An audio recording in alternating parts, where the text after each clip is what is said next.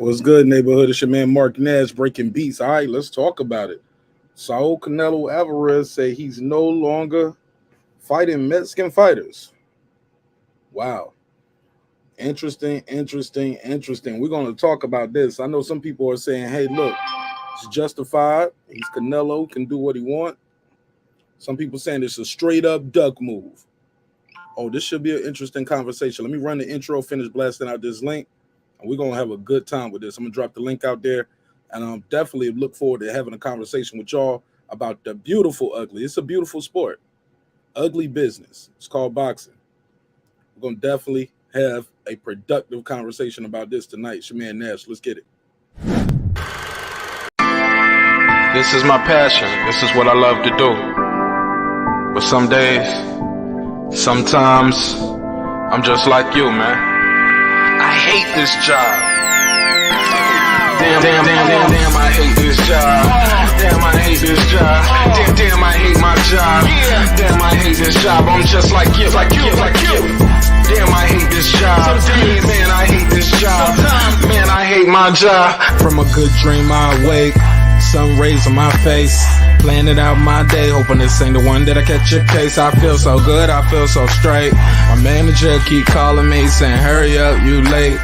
Hurry up, you lay off. Y'all, man, I hate this job. Man, I hate this job. Been trying to play it cool, but it's hard to play it off. I've been hanging on to this bullshit, cause my car still ain't paid off. I know I'm on my way up. My boy just got laid off, so y'all, man, I hate this job. Man, I hate this job. These hoes is so ratchet. These niggas is so sneaky. Y'all don't even really pay enough for y'all to only pay bi-weekly. I'm trying to double up my cash. Take this job, shove it up your ass. Yo, man, I hate this job. Sometimes I wanna say, walk in and slap my boss. This shit is getting hard. Damn, I hate this job. Gotta make it out of this struggle, bruh. And I don't really mean to take it out on you. You just a customer, but damn, I hate this job.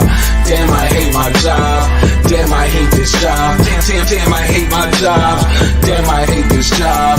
Damn, I hate this job. Damn, I hate my job. Damn, I hate this job. We're the reason why your stockholders always stay afloat. Yet I'm asking, are they hiring? Like everywhere I go, schedule will say 9, but I think it's fine if I clock in at 9:04. I work 40 hours a week plus overtime just to be bro. So y'all, man, I hate this job. Hate that I applied. So much has transpired since the day that I was high. Told me I could advance, but you were telling me lies. Gotta give your notice before I quit, but you don't say shit right before I'm fired. Damn, man, I hate this job. Sometimes I wanna say, walk in and slap my boss. This shit is getting hard. Damn, I hate this job. Gotta make it out of this struggle, bruh. And I don't really mean to take it out on you. You just a customer, but damn, I hate this job. Damn, I hate my job. Damn, I hate this job. Damn, I hate my job. Damn, I hate this job. Damn, I hate this job. Damn, I hate my job. Damn, I hate this job. You and your procedures, you and your protocol, you and your policies, none of that shit don't apply to me. You and your quotas, you and your standards, you and your 2 sick days a year. Y'all niggas bananas. Wonder why the postman's posted with hammers, going postal with Popo on camera. His wage got him enraged, stressed out, it's hard to maintain. He flips the middle, grabs his.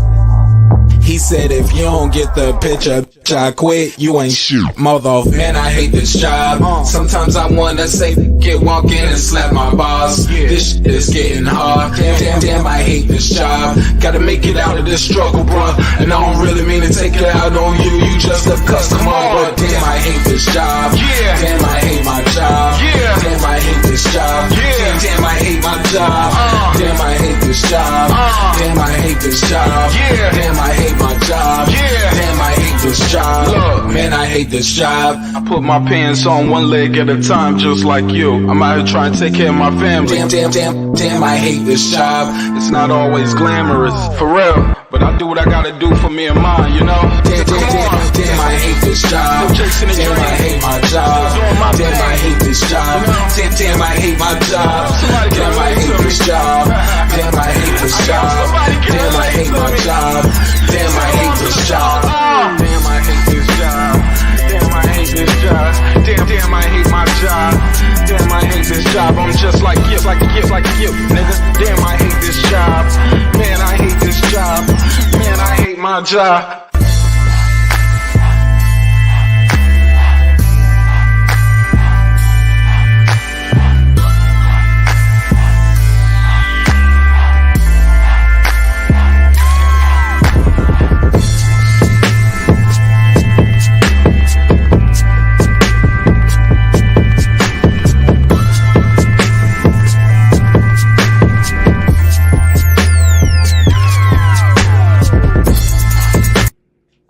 The views and opinions expressed in this program are those of the speakers, commentators, experts, and or the host.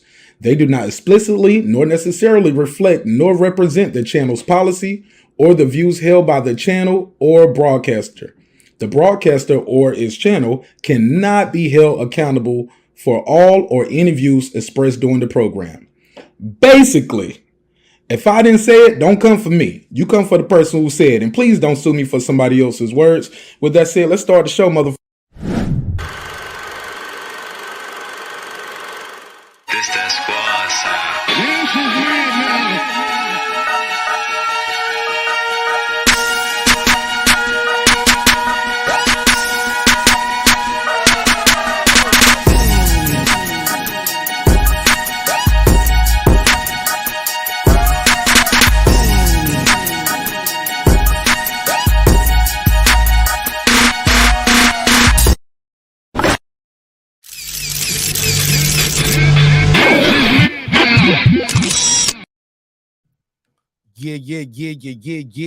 Yeah. What up, though? What's popping? What's happening? What's going on? You're back in the lab with your favorite neighbor, your man, Mark Nash. He is I am he. Another great episode of Breaking Beats. How y'all feel? What's the deal? Make some noise.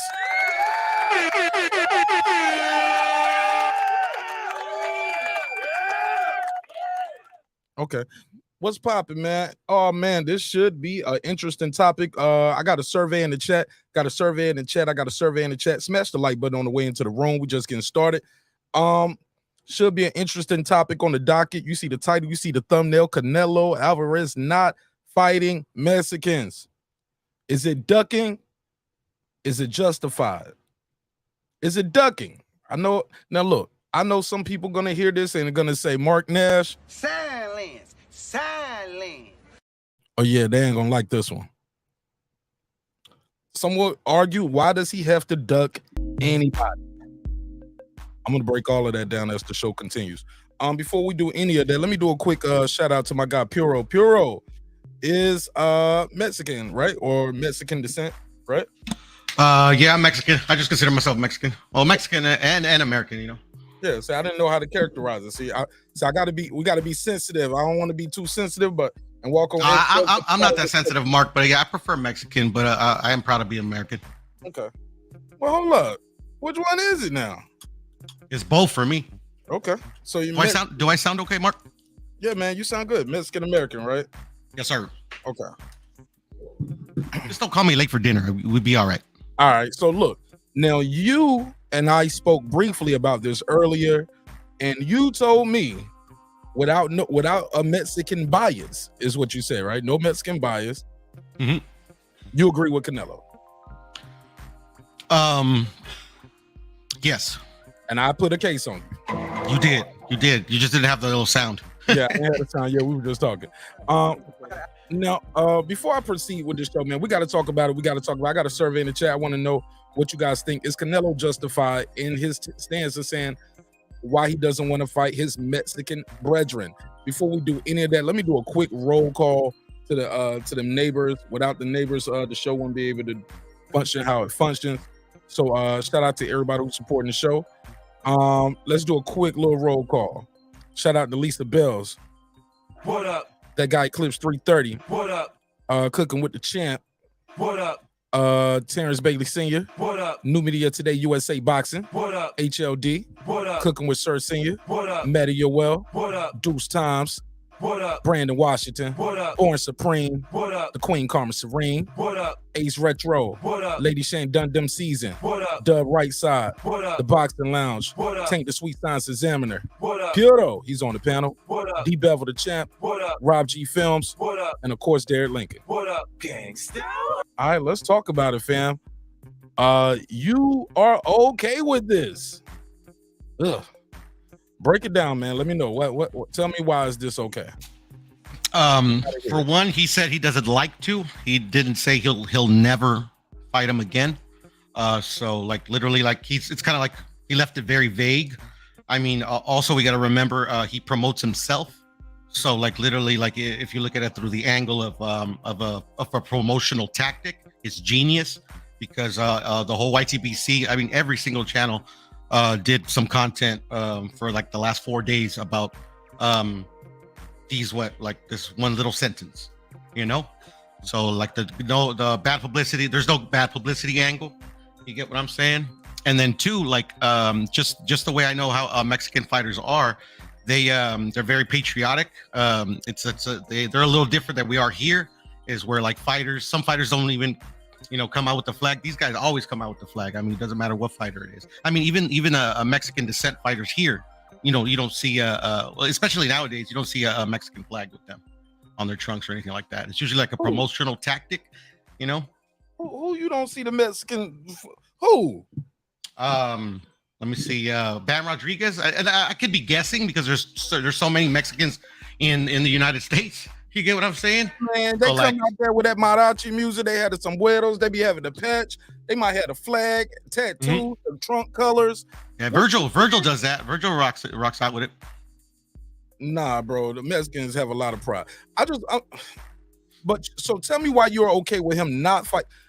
I mean, why now? Because he's fought Mexicans in the past. He built his career fighting the Mexicans in his country. If you want to help your country, get money with your country. Like everybody in boxing around his weight division, of course, get their biggest payday fighting him. Why would he not help them? If it's all love. Remember, Mike? I mean, he never said he wouldn't help them, Mark. Yeah. But he just said he doesn't like fighting them. Which makes sense, especially and he's rooting for Zurdo, by the way. To win this fight, I would say he sees it kind of like I see it. Like if Zurdo wins this title from Bivol, there's another Mexican champion. Did you say Andy or and he? I think I said and he. Okay, I thought you said like Andy Ruiz. No, I didn't say Andy. No, I said and he. Okay, so he is rooting for his countryman. Yeah, he said it from the get, and actually Zurdo when he first lost to Bivol, Zurdo, the first thing out of his mouth said, "I'm going to avenge this loss for Canelo and Mexico." Shout out to Oza. Hey, look, Viva la Mexico. Let me start off by saying that this is not going to be a Mexican hate episode. I got a lot of love for the country of Mexico and a lot of love for my Latino brothers and sisters, my Latin brothers and sisters. But this right here, it makes no sense when we're talking about the sport of boxing. I mean, I kind of get where you're coming from, Mark, because like how could it make sense? If you were Canelo, would you do this? Would you say this? Hell no. I mean, are you overly patriotic though? I was in the army. I served the country. No. I'm not denying. I'm not denying that you would spill your own blood for the country. But I mean, like, would you always be USA if you were a boxer? This is a hypothetical, obviously. Oh yeah. Yeah, I'll be rooting for USA. I mean, I'm American, right? No, I feel you. So literally, you would come out with the American flag, just like most of the Mexicans do. Probably not, though. I ain't gonna lie. Probably not. Probably not. And I think that's the difference, Mark. To be honest, I think if I was fighting in another country, I might do that. You know what I'm saying? If I was fighting in another country, I would rep my country and wear the flag or have the red, white, and blue on. But just fighting in America all the time against other Americans, I don't feel like I have to. Both of us have to wear red, white, and blue. No, that's facts, and I just kind of made that example just to kind of like maybe we could see the mindset of a Mexican fighter. You get what I'm saying? Where they don't believe like they're the key, they're the number one. Like they believe their patriotism is above themselves. If I'm explaining myself correctly. But he fought Mexicans before. But that's because it's required of you, right? I would assume. You know, when you're on the come up, you know, to if there's a Mexican that's like one of the best in or around your weight class, like you got to fight him, right? Mexican though. Hmm? He's never fought the best Mexican in or around his weight. But he's fought the one of the most hyped up Mexicans of the last, I don't know, maybe 30 years. What you say? Key word was hype. Oh no, but see, at the time we didn't know it was hype. Man, we all knew Chavez was hype. I mean, I would say the casual fan, you can make a case that they don't know it's hype. You know, they would come with the mindset like, okay, he's just beating the guys they put in front of him. Okay, all right. Well, we just getting started. Opening statement. All right, round one. How y'all score that round right there? HLD, talk to me, man. You said you two are okay with Canelo saying, no Mexicans. You okay with that? Tell me why. Well, when I heard, hey, what's going on, Mark? Who's gonna put up? What's up, bro? What's up, brother? When I first heard the comment on face value, I was like, what the hell? But you do have to start thinking a little bit deeper than just what you're hearing on over the surface.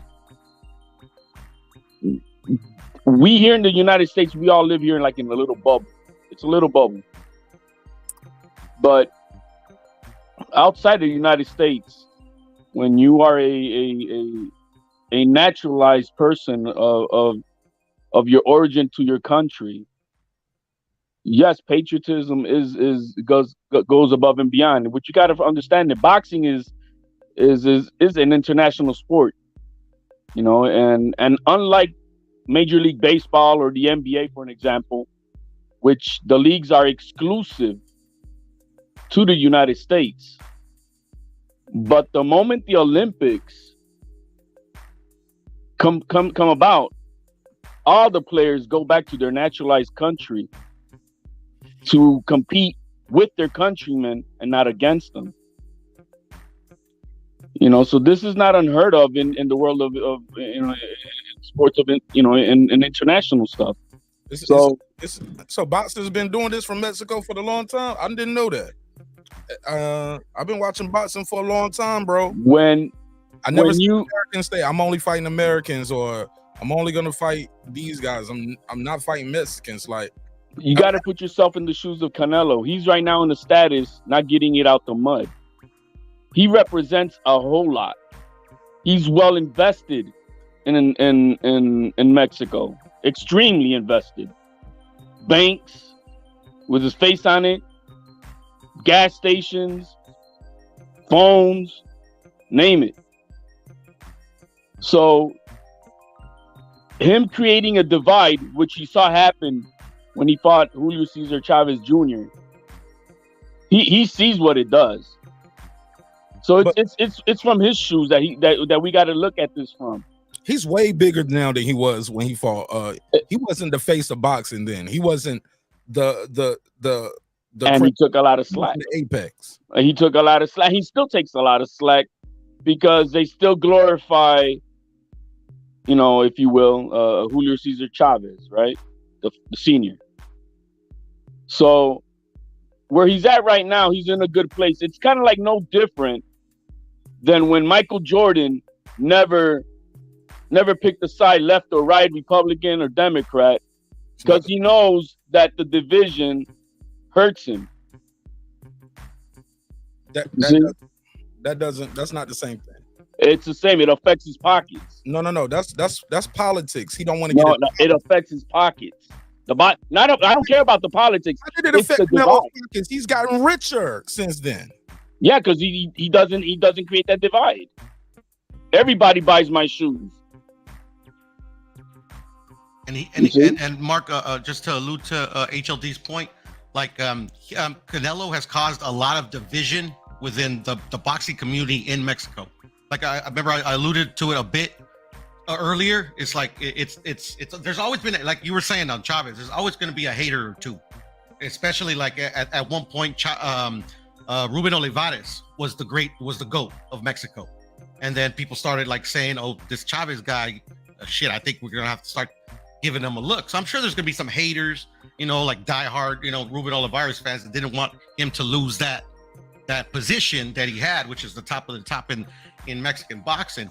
But the thing is like literally it's he's like polarizing in Mexico, and that hasn't happened since like the 30s. What? Man. Chavez was polarizing. He was Chavez. Everybody knew him and loved him. Yeah, no. I mean, I'm just saying that there was a few haters out there. Everybody's gonna have a hater. Everybody's trying to, when you're at the top, everybody's trying to maybe knock you down, to do whatever. But I mean, like, especially in Mexico, where the boxer is never above what he brings to the sport or to Mexico through the sport. You get what I'm saying? Nah. It's hard for me to maybe I'll put it into bad words, but like literally like Canelo is supposed to fight for every single Mexican, and every single Mexican is supposed to recognize that, and especially since he's winning and he's accomplishing things unheard of by a Mexican, like he still gets hate for accomplishing history, which is weird. My brother, but what I'm trying to say is this: I've heard that reasoning, right? I don't want to use the word excuse. I'll try to be respectful here. But I've heard that reasoning and that logic that you and HOD presented. What I've also heard is if he beats them, he'll hurt their career. So he don't want to fight them because he know I'll beat them and I'll hurt their career. But he took a loss and his career got better after that. Sometimes you can learn from a loss. Is it possible that he's being selfish? He doesn't want to share the spotlight with another Mexican fighter. Is that possible? That's inconceivable. No, I could say that could be possible to a certain point. There's, like I said, he has businesses also. You know what I mean? So he the only person come on, bro. He's the only person in boxing that has a business in Mexico. No, I'm just saying in period. No, man, it's different. See, that's the thing. Americans shouldn't fight other Americans. It's not the same thing. The United States is a melting pot, and like the only real people from this area are the Native Americans. When you're fighting from the country of origin, for an example, Kamaru Usman and Israel Adesanya, two Nigerians. They were both, until last week, you had two champions. And they are both on the record saying we would not fight each other. They stablemates too, though, and they're a different weight. No. Their words: we will not fight another fellow Nigerian. And Canelo just said he didn't like to. He never said we won't. Like I said, he's on a status that is different than everybody else. Everybody else needs that paycheck. Ain't no other reason why they want to fight him. They just, it's the paycheck. But look at Caleb Plant from $10 million like $1 million, maybe. Say that again. Like Caleb Plant, for an example, he fought for $10 million with Canelo, and look at him now. He's probably barely making $1 million. So why not do that for a guy like Zurdo, a guy like David Benavidez? You love your country. Like, I'm sure it's not no rivalry like that between him. It'll help those guys individually. Yes, this is not this. Him fighting Chavez Jr. is not the same as him fighting David, Zurdo. No, David is not a naturalized Mexican. He's an American Mexican. No, beyond that, they don't have the Chavez name. The name Chavez rings bells in boxing in Mexico, shit, in America too. It's different. But he will fight the Benavidez. That's not an issue. Oh, okay. But Jose is making it an issue. Well, yeah, because they need that payday. I mean, hello. And there's a lot of casuals out there that actually believe what he says. I haven't heard Canelo say anything to diffuse that though. Dude, man, when you got that much money, you don't give a shit. Look, for an example, you think that Canelo said this with he knows what he's saying. He don't give a fuck. I'm in my yacht. I'm gonna do and walk my way I want, and that's it. You don't have to refute anything. You don't have to answer to anybody. You don't care if the whole world. Dude, the guy's got millions on top of millions, and then he's well connected in Mexico, and I'm talking about the bosses who run the government. So you don't give a fuck. Mark, every interview I've seen, when they ask him about the Benavidez fight, he brushes it off, and when they ask him about Zurdo, he always gives an answer. Okay, but here's the thing. So, but he didn't fight Andre neither. He was just like, you're horrible. So you're not. You see how he just limited his fight pool, and people And to me, I can make the narrative that he's like, how so many people have said, like the American fighter he doesn't want to fight. So there you go. So you don't want to fight any Mexicans. Then you got certain American fighters. I fight him, but not him. He fought Yildirim, but didn't fight Anthony Dirrell, who literally just beat Yildirim. Yildirim got a Canelo fight coming off a loss. But see, we keep saying that like he doesn't fight Mexicans and he won't that fight was a mandated Mexicans, fight, though. which is not correct. How though? He's coming off a loss. Because they made him a I think it was WBC owed him a mandate for the robbery of something other fight, and they gave him the #1 spot. It was like now we're going down the rabbit hole, fellas. I'm just saying he coming off a loss and fought Yildirim. But that's all I'm trying to say. Shout out to KP. By this logic, we wouldn't have any of these legendary fights. No Ali Frazier, no Ali Foreman, none of that shit. We ain't getting Tyson versus Holyfield. Nothing. Just think about that logic. This sets a dangerous precedent in the sport where people. It doesn't though. It doesn't. Why not? Because fighters cap all the time. Fighters cap all the time, and they cap all the time, and then they do the exact opposite of the statement that they make. Again, saying this and fans being okay with it sets a dangerous precedent. I mean, like an ugly precedent. It would be nice, but I mean, it's happened throughout the sport since its inception. So now, why is it now such a big deal? What you mean? These guys fought each other since their inception. Guys fought their own countrymen and fought guys from other countries. And there's also been other fighters that have not. That like literally when they've said, "I'm not going to fight you," they don't fight you. Not because of the country though. But I mean, what does it matter the reason? We're talking about the country because we know how proud Mexicans are to be Mexican. But you get what I'm saying? Now we're just kind of arguing semantics a bit. Triple G has said the same statements. Oh yeah. Triple G will not. I mean, excuse me. Zanabek will not fight Triple G under no circumstances. I mean, who want to see that though? Too. A lot of people. Two champions. I do.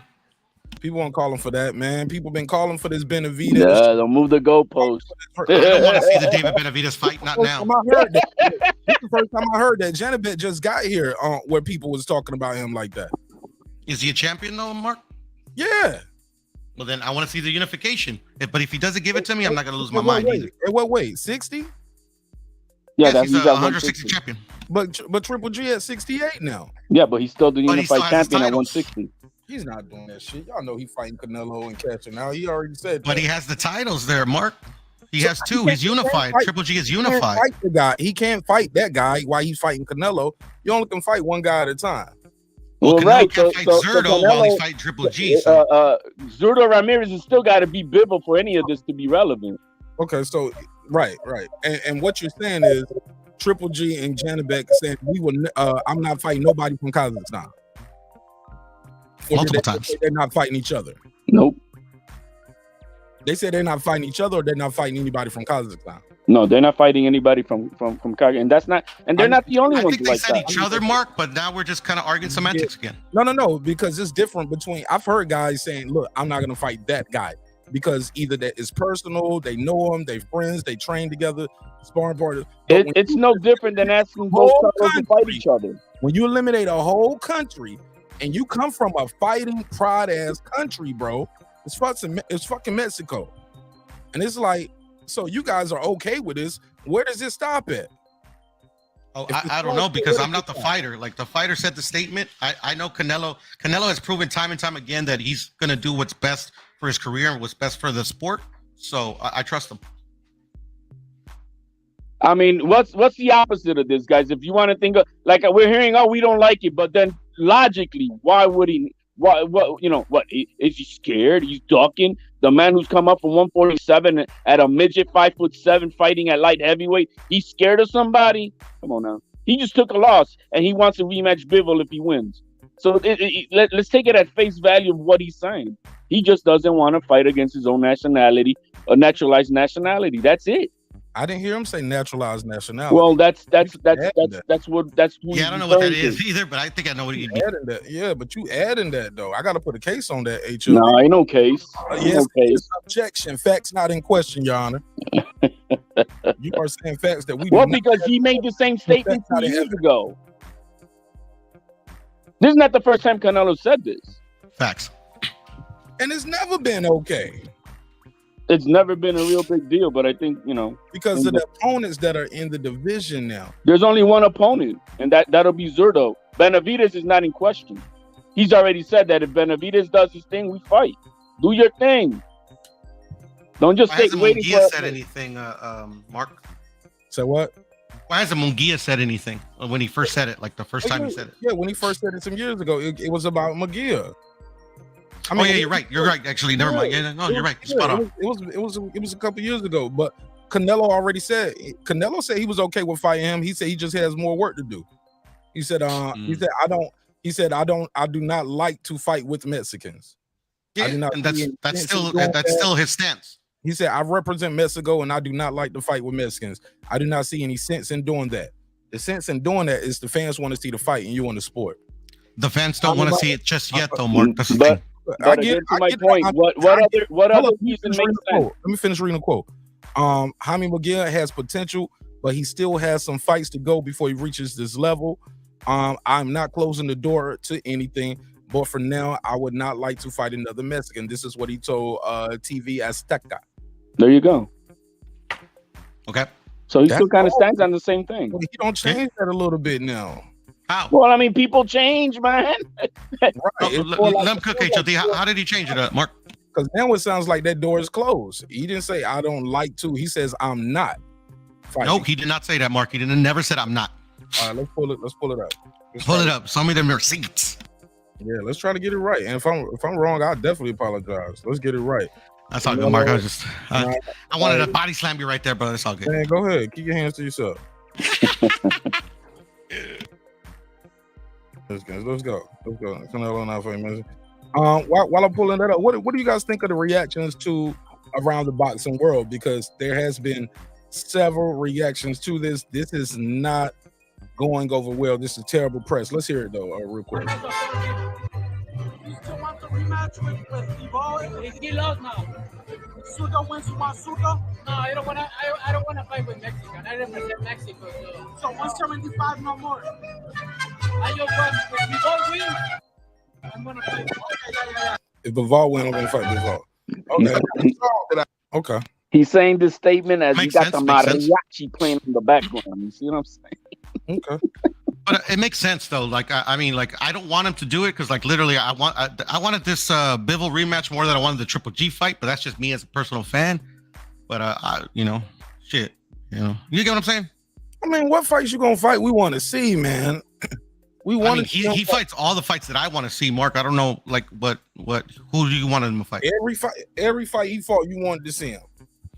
Except for like the Yildirim, obviously that was like that was the only thing that I Mexico didn't want to watch that fight. Hey, and mind you, let me just say this straight out. I'm as being a Canelo fan or I mean, I kind of started liking the guy probably in the last year, only when he started speaking English and his shit was funny, right? But I wasn't, oh my God, I gotta watch Canelo in his next fight and shit. I kind of started going more with joining here with the community with you guys here and the White TBC, and just to stay relevant in the topics. But I'm not a huge fan of the guy by such an imagination. But, I'm trying to go by objectively. If he doesn't want to fight Max, what's the reason? I mean, the man is ducking. Come on, the guy has proven to do from 147 to where he's at now, gone up, I think, way above his weight that he should even be trying at 175. I don't really even think that. I think that it was kind of crazy pushing the limit, but the capabilities of his size. But he's doing it. So I mean, there's no I'm afraid. I mean, he just lost. He still wants to fight Bivol again, which I think Bivol maybe still would be coming in as a favorite. So I don't see the any logic of ducking or whatever. It's just I'm taking that as face value until proven otherwise. And you know what's funny, Mark? I'm kind of like HLD. Like I was never like a huge Canelo fan. You know, I was actually more of a Chavez Jr. fan. You know, but like I defended both those dudes like hardcore for the longest, man. But it's never because like, oh my god, I was fanboying for them. It's just like, you know, it's like two Mexicans. I mean, somebody's got to defend them. I don't blame the Charlos not wanting to fight each other by no stretch of the imagination. Or the Klitschko's. Or the Klitsch. I mean, you're not going to. That's the same patriotism that you have when you live outside the United States, which this nation does not hold, you know, the nationalism to its heart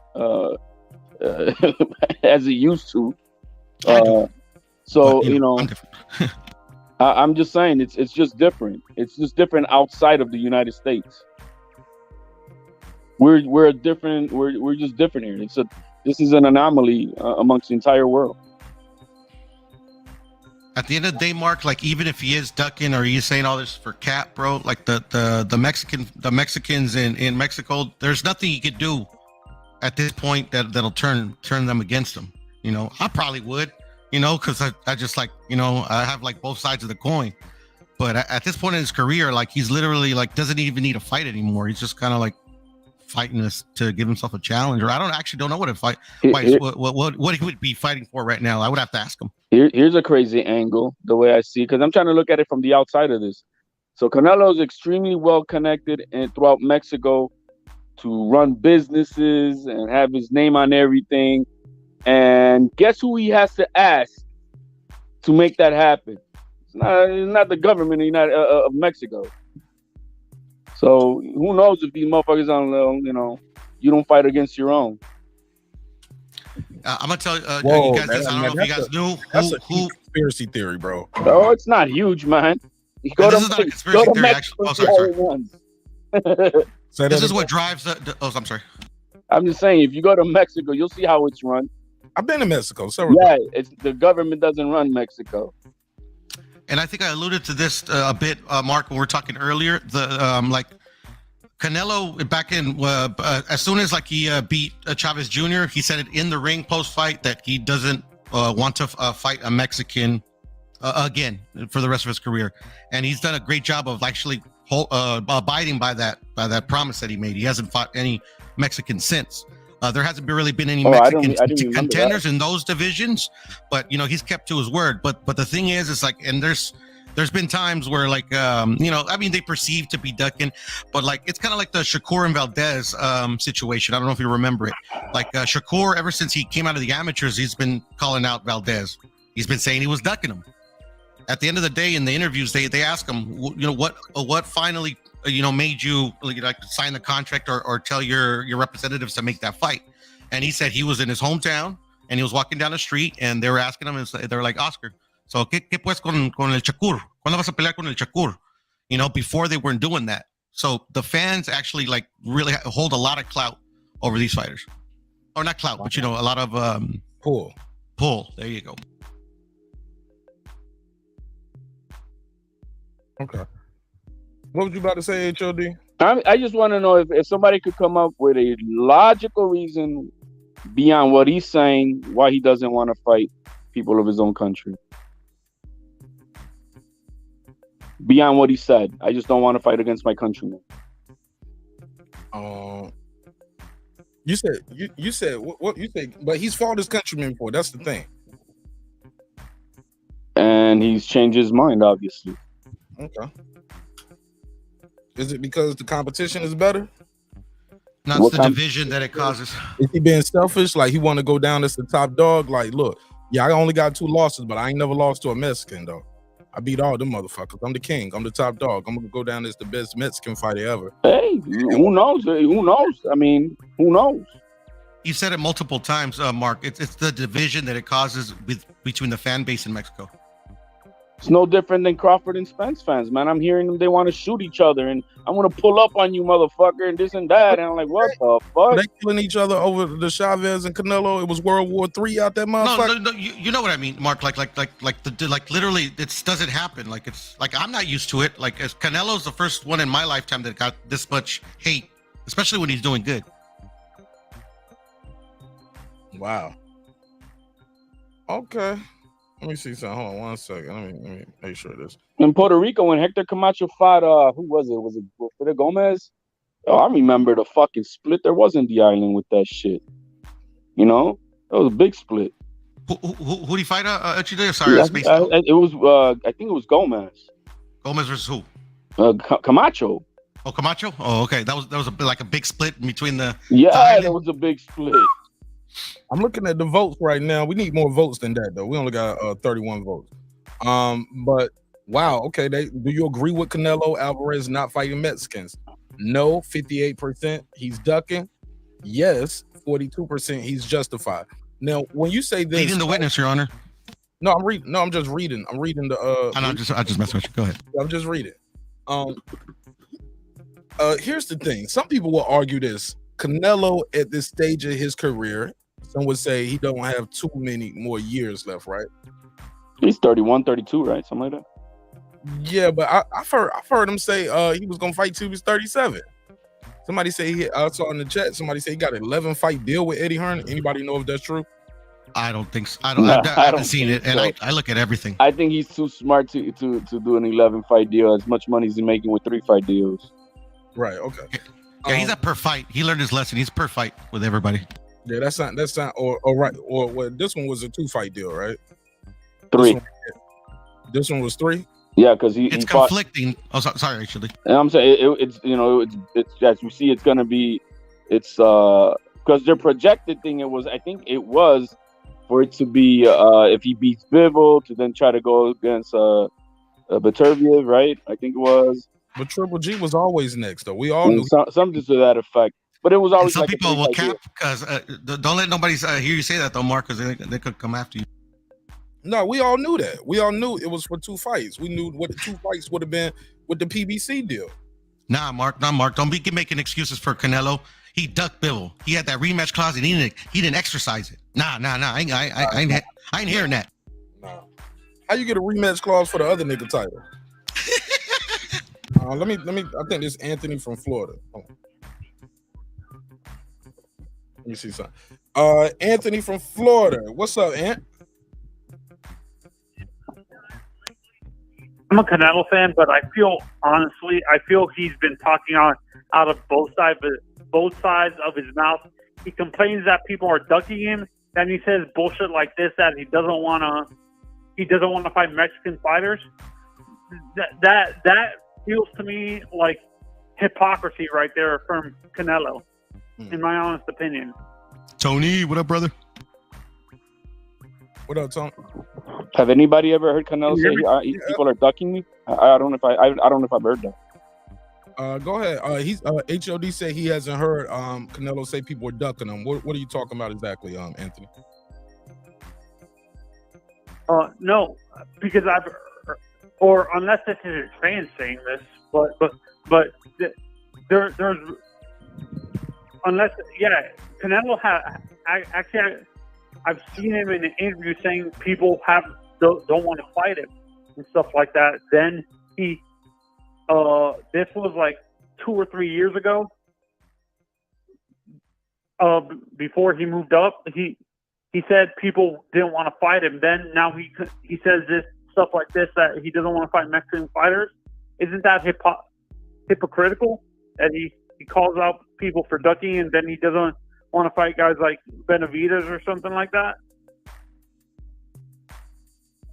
I don't know how people hold on to statements of years ago, man. Like, I don't get that part. I don't, because maybe 2 years ago or 3 years ago, oh man, I only want to eat pizza, right? And now I'm eating hamburgers. Like, I mean, that's like actually... people could. What the hell? I mean, like that. You're not. We're holding on to a statement of years ago like that. It doesn't. I'm gonna go with the now. No, but I'm bringing that's it actually up. the best argument, though. That statement from years ago. No, but then he says something like this, that he doesn't want to fight Mexican fighters. Isn't that hypocritical, though? Kind of hypocrisy right there. Hypocrisy is synonymous with boxing. Yeah, but also, I haven't heard him say that. Like I said, I've heard you say that. I've never heard Canelo say that. Other than probably with the Caleb Plant fight. I know Caleb Plant was a little difficult in negotiations, Maybe when he was trying to go get that undisputed, but I get it. Guys were just trying to get their biggest bag, get the most money for a fight with Canelo, right? So I get why he's saying, "Hey man, these dudes don't want to fight. I'm offering them more money than they ever had in their life." You know, he's still doing that, Mark, to this day. Not with no Mexicans though. My thing is that right? there's nobody at Canelo's level bitching about this. There's everybody who's trying to earn that fat check, and I get it. I mean, I don't blame them. I'll use if I'm in the position like Benavidez Senior, and I'll do whatever the hell. I mean, he said he's gonna buy a chain with balls on it so he could give it to Canelo. You know what I mean? So he's pushing all the limits and just to try to be. You know, and I get it. Hey, you're gonna do whatever the hell you got to do. Don't buy no damn balls on no chain, man. Don't buy no testicle chain, man. That's what he said that shit though, Mark. That shit was funny. That shit was hilarious. Funny, bro.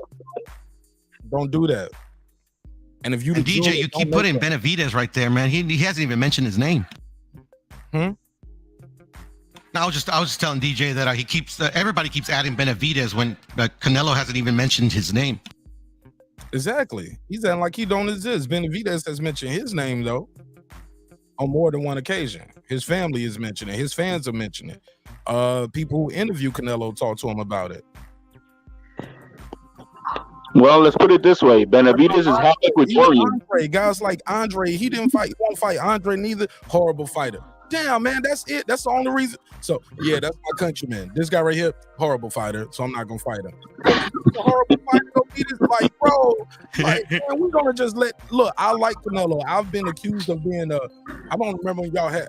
You remember this guy kept calling me a coon one night. He kept calling me the King Coon, and he was like, "I want to speak to the coon. I want to speak to you, Mark." I remember him. Like, yo. He's like, yeah, like whatever we was talking about, he will always bring up. So what about your boy Canelo? I was like, man, we talking about hip hop tonight. Well, what about your boy Canelo? You think he will win a rap battle? Like, my nigga, get off the line. Like, Martinez, we were talking about R. Kelly. He called in, hey man, what if Canelo called R. Kelly charges? Would you accept him? Would he still be your boy, your favorite fighter? I was like, I never said he was my favorite fighter. But I get it, man. He played you, Mark. Right, I guess he did. Like literally, you were talking about hip hop, and he came to talk about Canelo. He works for Team Canelo, just to let you know. Hey, look, somebody said David Benavidez never represented the Mexican culture or something. Look, you gotta look at this picture right here. You gotta what's those colors in his mouth? I thought those was the Mexican colors. Why they say he don't represent Mexico? People, and there's a rule: you're not supposed to put the flag in your mouth, bro. That's actually disrespectful. Chill, nigga. They be acting like David Benavidez. Now he's not Mexican enough. Well, Benavidez is the exception for Canelo, man, because he's half Ecuadorian. So since Benavidez is half Ecuadorian, Canelo agrees to fight him for 6 rounds. He was born in America, though. Last time I checked, he was born in America, right? Phoenix. Yeah, Phoenix. Yeah. Come on, man. From Arizona. I was born in Hollywood, California. You from America, bro. I've gotten into fights in Mexico for people telling me I'm not Mexican, Mark. Yeah, man. I mean, like, that's crazy, bro. I'm shocked. Motherfuckers on YouTube that tell you ain't Mexican. Shut up, bro. Shut up. You ain't Mexican. At least we got one caller that disagree with y'all, because I can't fight both of y'all by myself. I'm losing. Where's the competition? I guess y'all won tonight. Y'all won. I guess. Mark, I've never lost on the YTBC, but this one is just about getting that right information out there. It's not right information, man. It's bullshit. Still, I mean, did you know that about like the fans like demanding the fights? What you mean? Like that like literally most Mexican fighters only listen to Mexican fans. Did you know that? Nah, never heard of that. It never heard of it. Like Canelo don't listen to me, Mark. Unfortunately, thank God he's been fighting some good fighters and he's been created some history. But if I were to go to Canelo and be like, hey Canelo, you got to do this, he'd be like, hey, what? Were you from South Central? Get away from me. Right. So you're telling me the fans in Mexico are not asking for him to fight Zurdo or Benavidez or Munguia, none of that. That's what you're telling me. Does he have a title? No, I'm just saying in general. People don't want him to talk. People don't talk about because there's no reward for Mexico in those fights at this current moment. And the thing is, Canelo's is again in a different status. Regardless of who he fights, he's gonna make 50 million. So what? Canelo's in a different status. You know, he's at a different bracket. He's at a point where he could fight the janitor and make 50 million. And so he don't have to listen to nobody. He don't have to do whatever the fans want, what the critics say, whatever. He's gonna do what he feels is because he's at that position that he can do that. Now, if he was not at that position where he's still trying to earn that bread, yeah, he's gonna have to do what he's got to do. But he's no longer in that position, and so he's in control of his destiny as he sees fit, and nobody can do anything about it. Hey, look, my Key Boomerang right here said Bivol is gonna school Zurdo like he did Smith Jr. Bivol said he has no obligation for a second fight against Canelo. Canelo is suddenly silenced against Beterbiev. It's supposed to be easy. Canelo gave his enemies fuel by saying this out loud. What do you guys think of those? I like what Bivol said. I don't have. Yeah, he's doing what Benavidez ain't doing. What Charlo is, you know. I mean, look, man. He's like, I don't give a fuck about it. I'm gonna continue with my career, and I'm gonna then continue to kind of collect belts and the best fights that are for me. You know what I mean? Need to fight each other. How's that? I agree with Canelo on that part right there. Those guys should have fought each other a long time ago. Facts.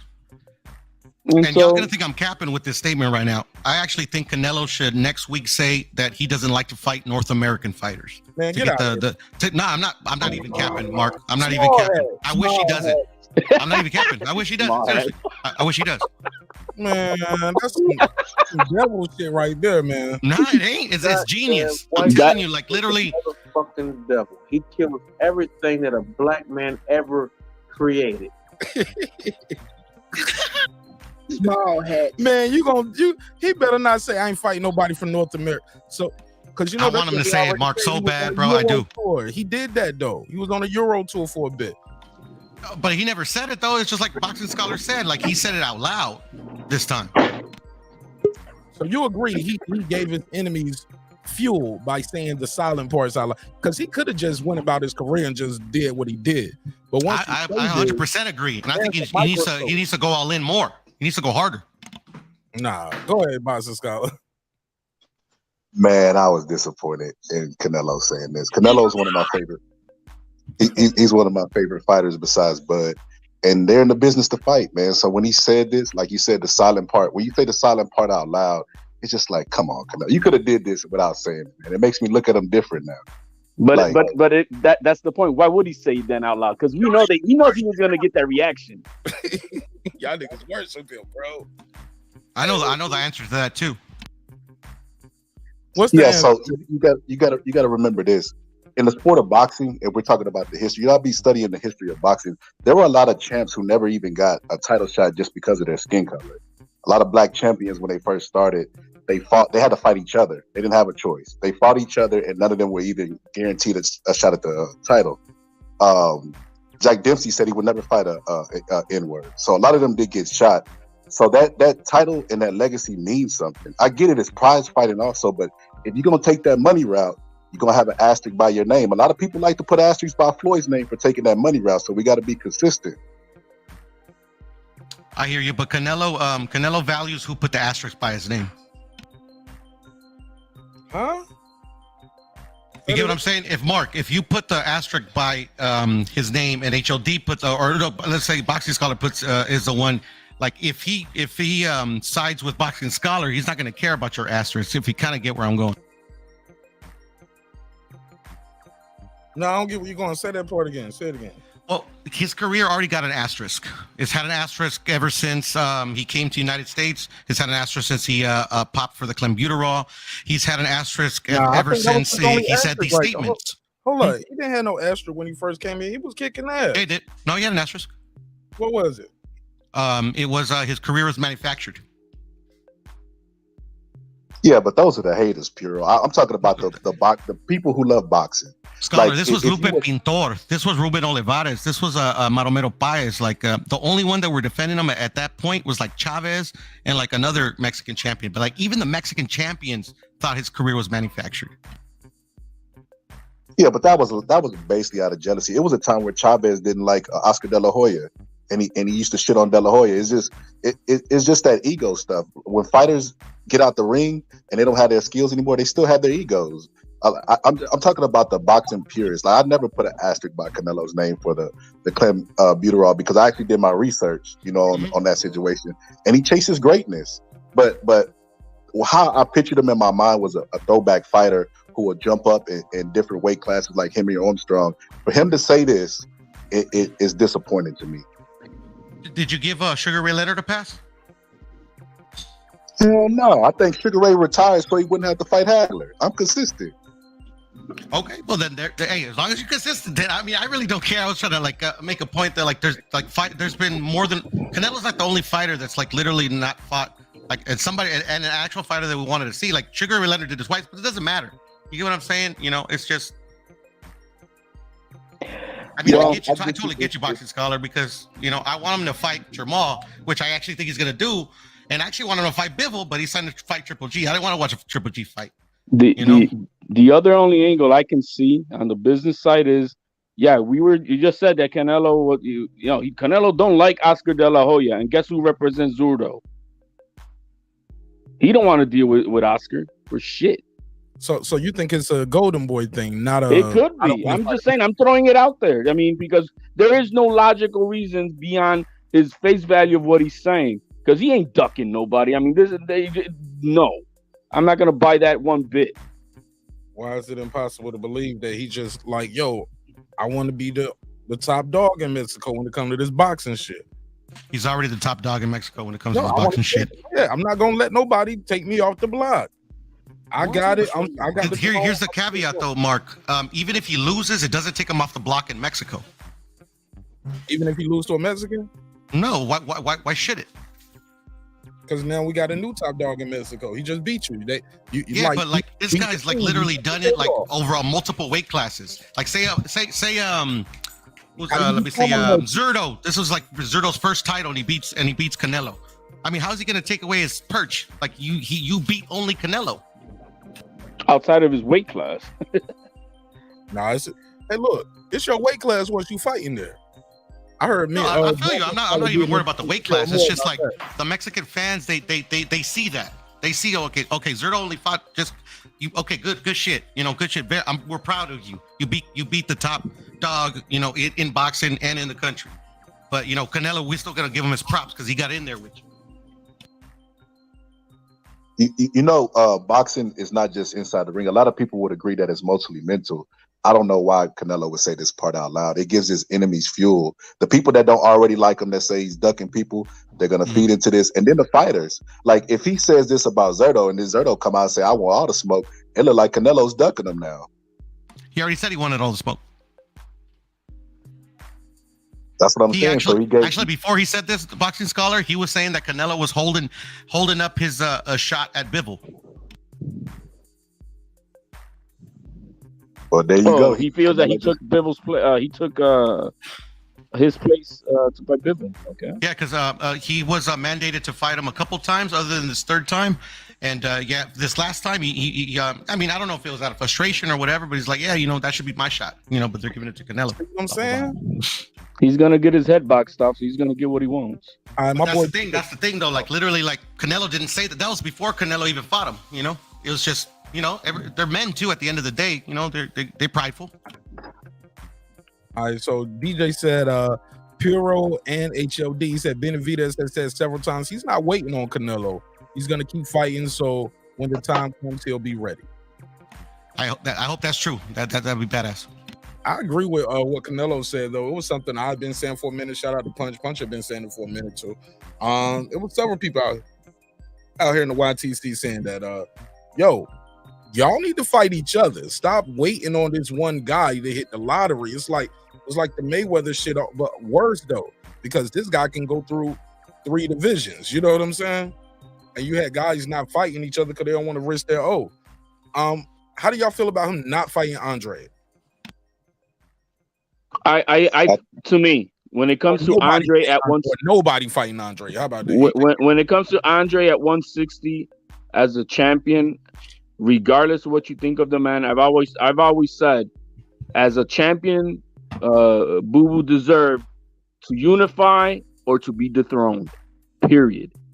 And regardless of what they think of him or whatever the hell it is, but as a champion, he's earned the right to unify or to be dethroned. And not wanting to fight him for what other reason, I didn't appreciate that. I don't think that's cool at all. It was the happiest day of my life when he said he would never fight Boo Boo. Oh my God. He lied. Y'all niggas worship him. Come on, Puro. Why you say that? At one point, obviously, I wanted to see him fight, and they try to make the fight. It's just, it didn't happen. But at one point, like literally, Boo Boo went to malls, to Mel's, like literally, he was calling all these dudes out, and he never fought them. I mean, like to me, like it's a stretch for me to say that everybody at between 154 and 160 was ducking you. I just can't. Yes, it's very easy to believe, bro. He got a title. Why they don't want to unify with him? Why? I mean, like literally in the history of boxing, he's the only one that one, at least one of the champions didn't want to fight. This is the dude we're gonna put that label on. Because they wanted. Munguia didn't want to fight him. Yeah, and they didn't and they didn't want to fight Triple G. Most of them either. They fight Canelo. They wanted. Payday. I mean, was it the boxers or was it their teams? Was it their promotions? Shit, your team will tell you to shut the hell up. Talking about that shit, you ain't about to get that. I mean, I have a contract, or not a contract, but a complaint from Boo Boo's camp that where Boo Boo's own promoter said you need to take this Mel fight. If not, this is going to hurt your career in the long run. Damn, this guy's calling Mark Nash and Boxing Scholar fanboys. He said, "Great show, but these guys are fanboys." Yeah, he's calling us fanboys, but it's all good. Bring it on. I put a stamp on it. Let me give Gabriel the gaming. I'll give you the $2. You give him the $2. All right, pay him the $2. Oh, pay the $2. Yeah, HLD trying to deflect that shit. He talking to you, the Boxing Scholar, and Puro. Gabriel Gaming, go cry in the car, bruh. Pull up. I don't know how he could be talking. I don't know how Gabriel could be talking to me. I clearly said this was disappointing. I didn't agree with it. Scholar went against HLD and Puro. I feel like in the sport of boxing, when you hear a fighter and it's their job to fight, say they don't want to fight somebody, it's gonna always be disappointing. The sport of boxing has robbed us of a couple fights with them being friends or training camp partners, et cetera. Like for instance, Ken Norton versus Joe Frazier. That fight never happened because they had Eddie Futch in their corner. Tyson Fury and Joseph Parker, that would be a pretty good fight, but it's not going to happen because they're friends. Like this is not uncommon to the sport of boxing, even sports in general. I don't know if you guys are UFC fans. My boy DJ in the chat, he gonna recognize this story right away.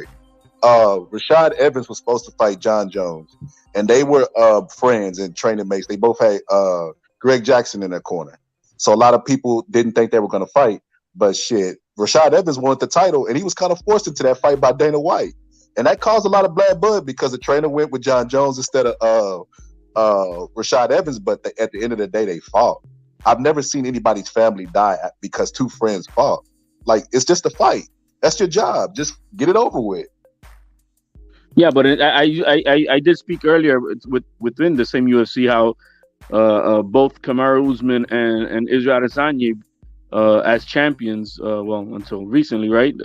They're on the record. They're not going to fight each other because they're not going to fight against their own countrymen. And so, I mean, it is not uncommon, as you say. But everybody outside of the United States does carry a different code when it comes to to nationalism. I mean, look how crazy these soccer games get. You know what I mean? Country against country, and it's for real.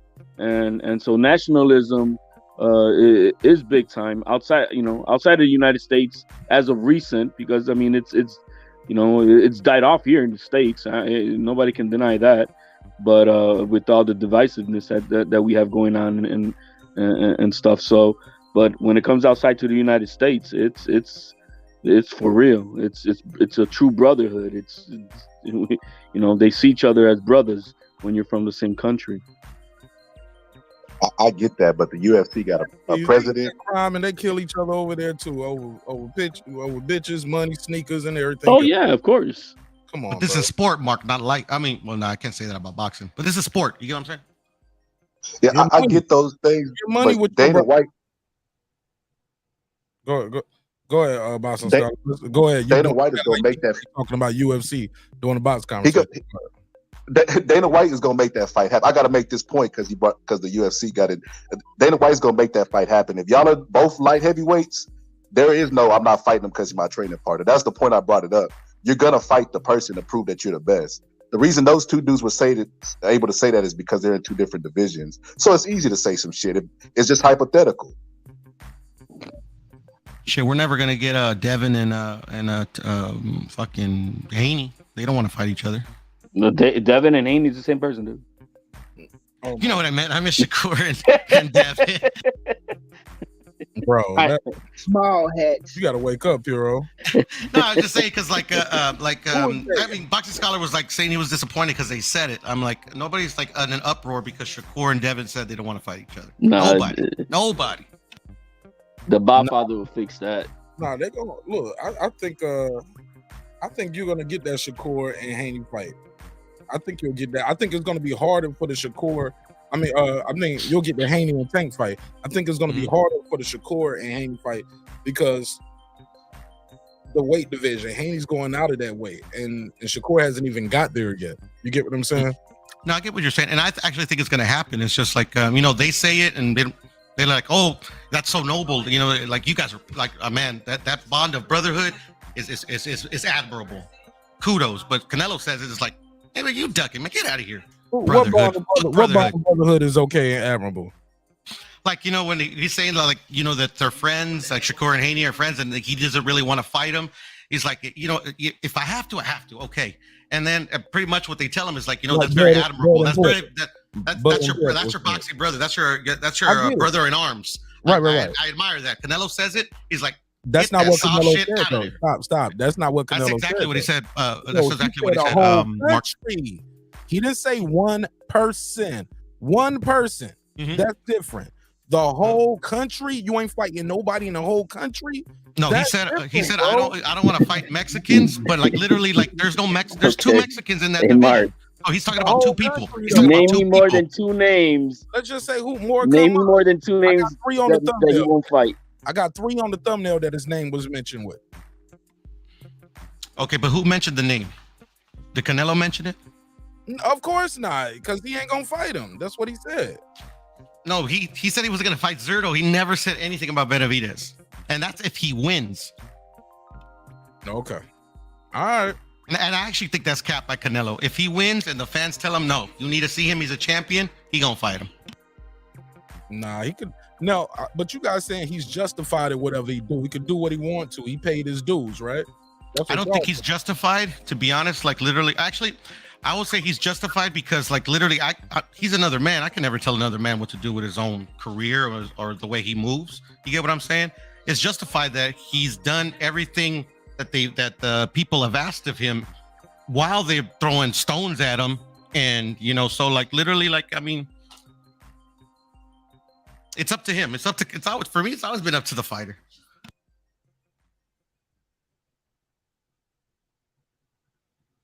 Go ahead. Well, I mean, I don't think I think we already beat it too. It is what it is, and there's only one name in that hat. Even regardless if it's a whole country, there's only one name that would be available that he's talking about. That's Zurdo, and so. It's still one person, and it's not a clamor fight, and I mean, I see Zurdo getting his head boxed off anyway, so it's gonna be a moot point here in another month or so, or whatever they fight. So now that's a debate because I got Zurdo all the way. He gonna kill that. Kill that what? You was about to say no. I mean, I wasn't gonna say you're gonna say the N-word. Hell no. He's Mexican. Come on, bro. He gonna kill that white. He ain't gonna get beat by a white boy. Is that what you about to say? I was gonna say I was gonna say like that. I don't know. I don't know what I was gonna say. To be honest. Korean and Canadian, ain't he? Who? I mean, Korean and Russian. You Russian? He's Kyrgyzstani and Russian, if I'm not mistaken. I thought he was from Korea. Lives from Russia. I think Kyrgyzstan is like a little, like it's got some Korean in it. I'm not sure. Kyrgyzstan. That's his mom, I believe, is from Kyrgyzstan. Yeah. Let me see Dmitry Bivol. It says Russian boxing when you pull him up. Let me see about his family. He speaks His Russian. dad is Russian, if I'm not mistaken. Early child. Let me see. He's Russian. What's up? Who's this? Right side. What up? What up, Mark? What up, Piro, HLD? Salute to y'all brothers, man. What's going on, My buddy? boy, right side. What up? What up, man? Man, y'all cooking tonight, man. I had to jump in. I've been listening for a minute, but man, it's crazy. If, like you said, Piro, if people aren't up in arms about Devin and Shakur, but I still think the Devin and Shakur fight happens. But I think it happens at like 47 or something like that, because I think both of them at one point in time will get there.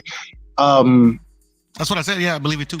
Yeah. And so I understand what Canelo is saying. You know what I mean? And I think HLD said it earlier, how in damn near everywhere else there are countrymen don't always want to fight each other once they get to the highest levels. You know what I'm saying? Because they're not trying to dethrone each other.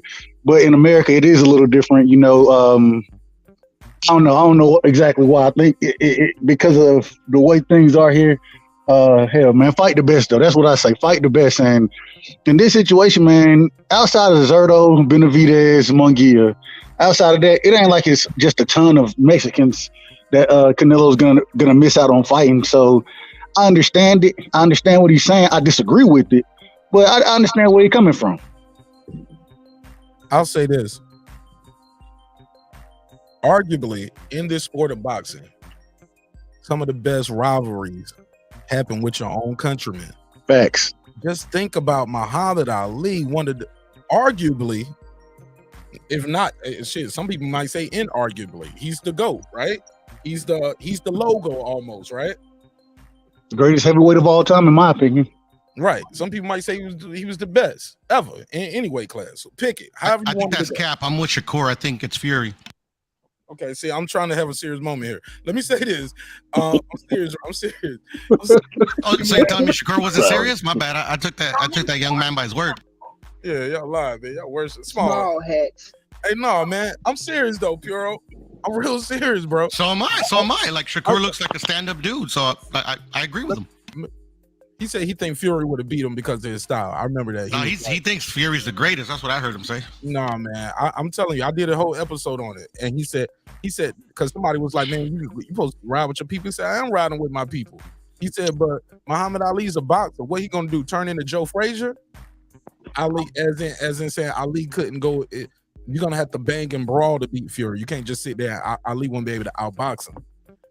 But my whole point to saying that is, I mean, that's debatable, but go ahead. Yeah. I ain't gonna never get defended. You got these little one-liners popping. Y'all niggas lying, man. He lied. Y'all niggas worship him. Look, all I'm trying to say is this, man.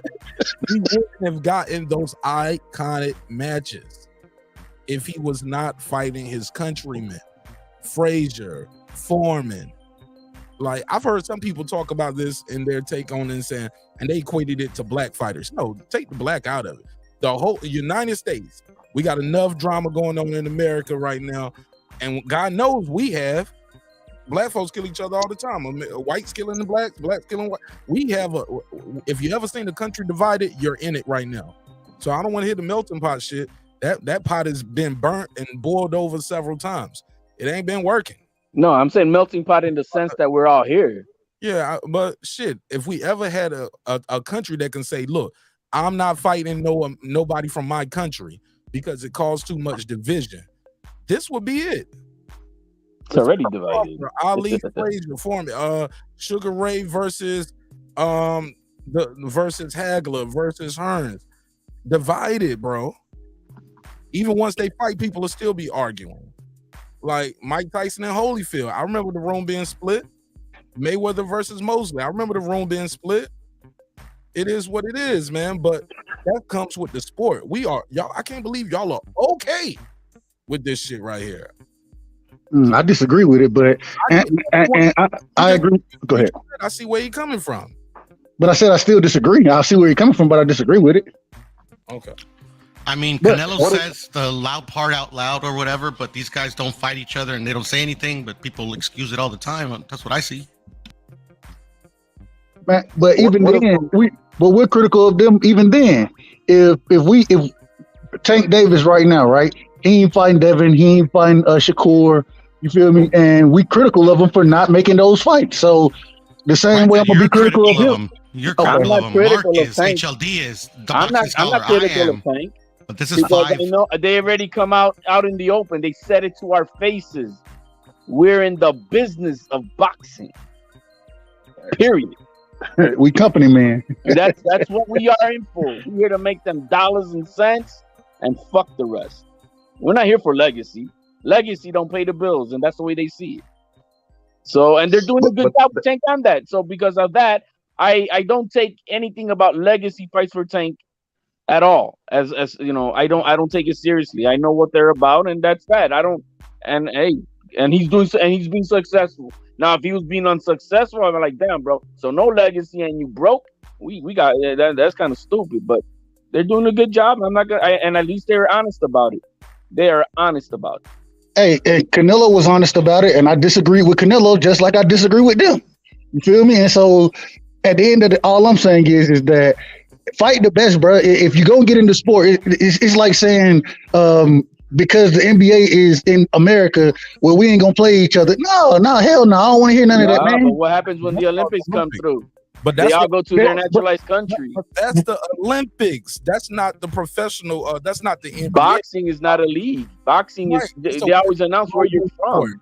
It's a Mexico doesn't really like have an Olympic team, to be honest. That's why you become the world champion, not the Mexican champion. Look, the boxing scientist just pulled up. Shout out to my guy, the boxing scientist. Thank you for your time. Thank you for your energy. How you feel? What's the deal? Talk to me. Oh, I feel blessed, man. I feel blessed. Thank God it's Friday. Anyways, thanks for having me, man. Yeah, Just man. You out of quick, California, right? Talk to me, man. What you guys think on over there about this whole situation? Oh, man. So, Canelo, first of all, this is not even the first time he has said something like this. It's just, for some reason, it's getting a lot of attention now. And it's because it's the haters, man. It's the haters look for anything to criticize whatever he says, whatever he wears. Oh, he looks like he's on steroids. Whatever, you know, any fucking thing they can fucking think of, they just blow it up because they have nothing better to do. But you know what? Canelo has never ducked anybody, man. Like, he's going up in weight. The guy's 5'7". He's shorter than most welterweights right now, man. And he's fighting giants. He's fighting fucking undefeated champion giants, man. But somehow he's scared and he's somehow ducking, man. Like the guys that he's supposedly ducking, Charlo. Who the hell has Charlo fought, man? Who has Charlo fought to make him some sort of boogeyman? Who has Andre Doodle fought to make him some sort of boogeyman? You know what I mean? Like, I'm listening. It's always if he fight. I'm sorry. If he fights Charlo, they're gonna be like, oh, he cherry picked him. He cherry picked him to avoid a rematch with bivol. You know, if he fights bivol, oh, he's fighting a Eurobum. He's fighting a Eurobum again. You know, it's always something, man. It's like this guy's fighting 2, 3, sometimes even 4 times a year. Well, meanwhile, the Canelo haters, they're praising guys that are fighting, if you're lucky, 1 time a year, and it's a tomato can. You know, it's like, what do you want to see as a real boxing fan? What do you want to see? What do you want to see? You want to see fucking Twitter wars? You want to see guys go, you know, like because Canelo's not on Twitter defending himself? That's what you want to see? You want to see someone be hard on Twitter? You know, I mean, I don't get it, man. I obviously Canelo's not perfect. He has his flaws, but he's obviously doing better than all these other motherfuckers, man. Excuse my language, but you know, it's just getting frustrating with these haters, man.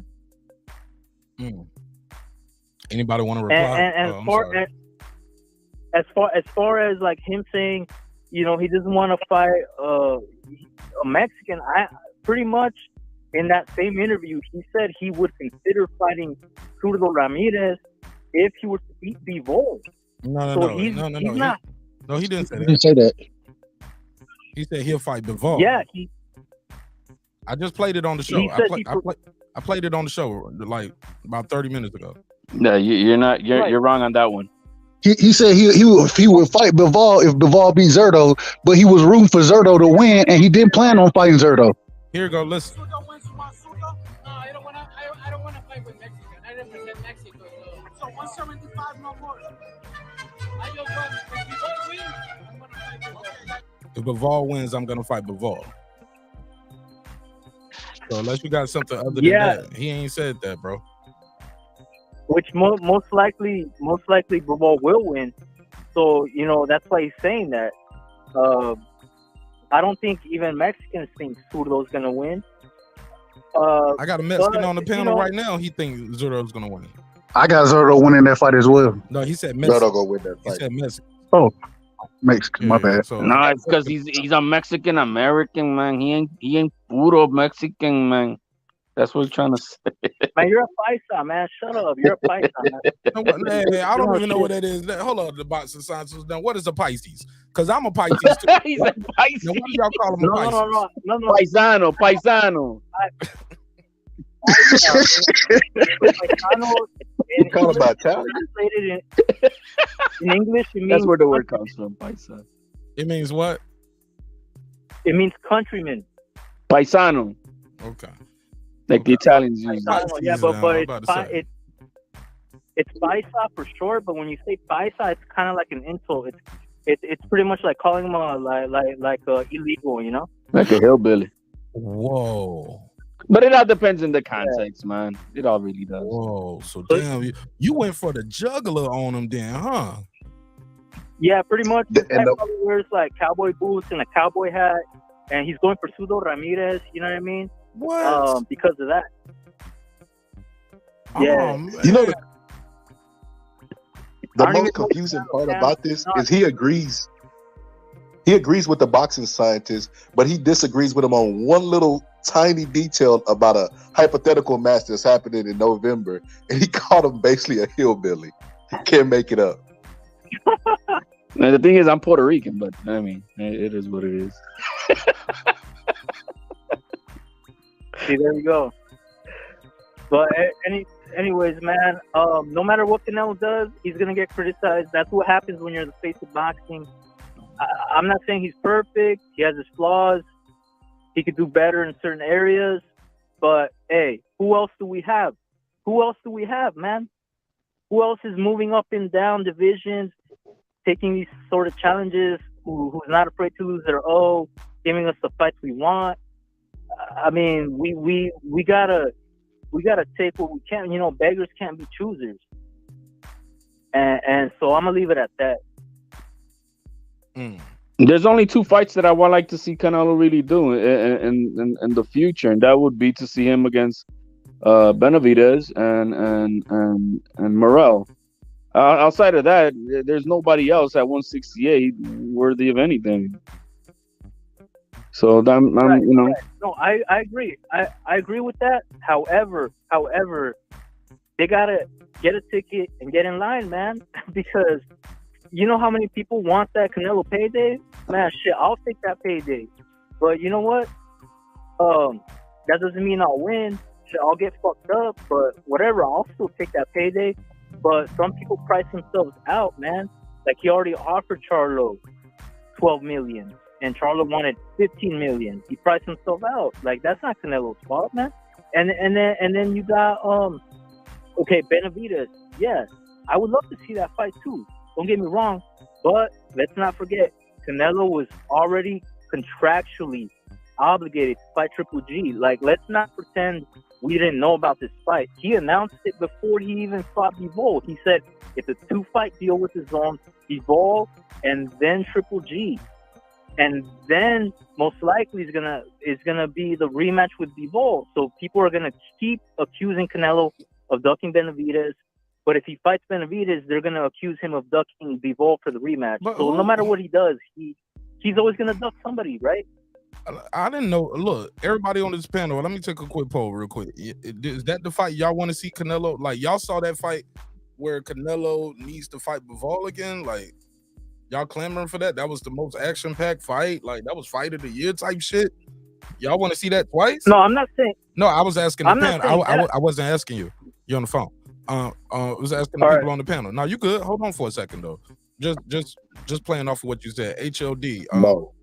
Okay, Boston Scholar said no. HLD. If Benavidez is not available for that next fight, and that's not what they're gonna do, then yeah, I want. Let's see if he's gonna get the get back. Who else is he gonna fight? Let's try. If he wins, what then? You know what I mean? So I mean, if that's what's available down the plate, then yeah, I don't have a problem with it. I'm not clamming for it, but okay. Piro, the right side. Yo, what up? Fight? Bivol versus Canelo rematch. Y'all want to see that twice?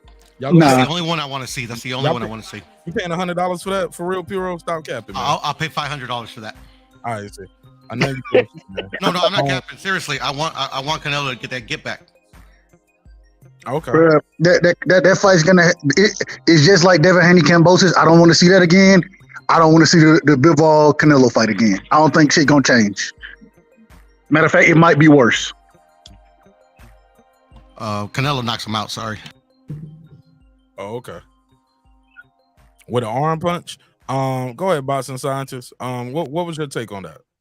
You said that was the panel right here. So you got one person and a possible. So I understand where everyone from the panel is coming from. I completely get it. You know, it was not. I'm not saying it was fight of the year, and I'd be thrilled to see it again. But legacy-wise, for Canelo, it is important that he get that payback. You know, and I do think that Canelo has shown resilience and the ability to bounce back from an L. So why would we doubt that he would just do the same thing? You know, when the first Triple G fight happened, he fought a certain style and it was a draw. He came back, fought a different style, and he got the W. So why, when he lost to Floyd, he improved from that too. Like, why would we doubt that it would be the same fight? He has not shown. He has shown resilience. Because it was so one-sided almost. He didn't show the ability to hurt the guy. There was times where he looked like he hurt Triple G. I didn't see him hurt Bivol once in that fight. I'm sorry. I do agree that he had the wrong game plan versus Bivol, though. Say that again? Oh, go ahead. I do agree that he did have the wrong game plan versus Bivol in that fight. He thought that he was able to match with power, and that was not that was not the way to fight Bivol. And I do believe that what is he gonna do different? Hey, that's what greatness is about. That's what greatness is about. He's gonna go prove his greatness. But I just think that guy just couldn't hurt that guy. His punches had no effect on him. So if he does go and beats him, what do that speaks to his greatness. Absolutely. That's what I'm saying. You know what I mean? So also, let me ask you this. Okay, you're saying Canelo didn't hurt him, but did Canelo get hurt in that fight? No. He got outpointed. He got out. So the other guy started landing more shots. That's all it was, man. Like, it's really closer than you guys think. It's just the haters make it seem like it was, Canelo got destroyed or something. No, he got man. embarrassed. Nah. I definitely think he got embarrassed. It was gassed out at times. Couldn't do nothing. He was just. It was times he wanted to lay on the ropes and get a breather, and Bivol was like, "Nah, I'm good right here in the center of the ring. Get your ass off that ropes, taking a breath." And Canelo had to get off the ropes and go out there and fight. That shit was demoralizing. You get the guy. You're proving my point though, because even when he was gassed out against the ropes, he couldn't really hurt him. He was landing, but Canelo never got wobbled. He never got dropped. You know what I mean? Like, all he has to do is work on his stamina, and he was winning the early rounds, man. So like, all he has to do is come up with a better game plan, work on his stamina, and he's got this, man. I think he really wins the rematch. I wouldn't say he got this, but I think he at the very least would have a more competitive fight. Can I ask how did if y'all remember, how did y'all score that fight? I don't remember. I know at one point I stopped scoring because I knew I had. I scored it 11-2. That's 13 rounds. He went teal. My boy Piro said he had it 8-4. 8-4. At some point I see a couple people say 8-4, 7-5. I had Bivol so far ahead that I was like, Canelo needs a knockout to win. Or knockdown, and I just didn't see that coming. I stopped scoring at the fight, and I just started halfway through, start cheering for Bivol. I was like, well, shit, you gonna kick his ass? Go on, kick his ass. Go on, put him down. You know what, Mark? I was in the same position like you. Like I started watching it, and I was like, damn, bro. You're like, okay, you know what I mean? So it was like there was no need to. Like, yeah, Canelo, you need to knock this motherfucker out.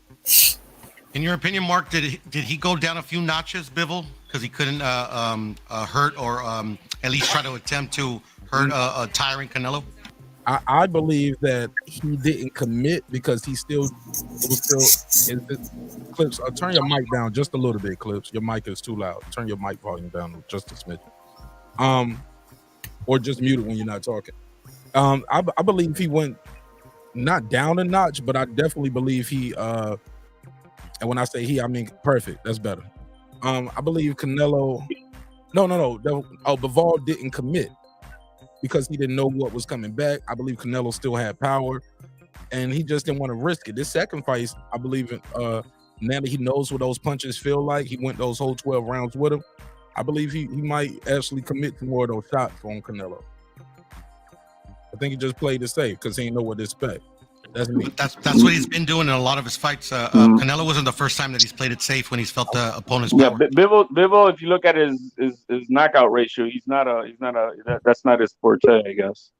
Yeah, so it don't go down in no notches for me because he didn't knock out Canelo, but the way he beat him though, obviously Canelo felt that shit and he just wasn't rushing through it.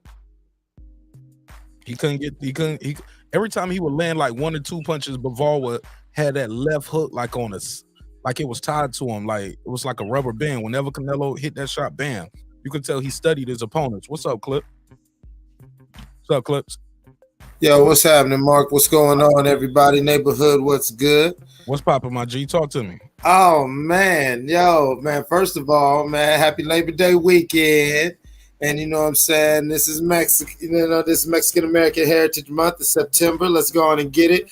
But, Puro, I'm not going to let you talk this shit. You have spun a thick, you lay down a thick layer of shit. He lied. For Canelo. Hey, Canelo got his monkey ass whooped. He got Sasson Chingon beat up out his ass.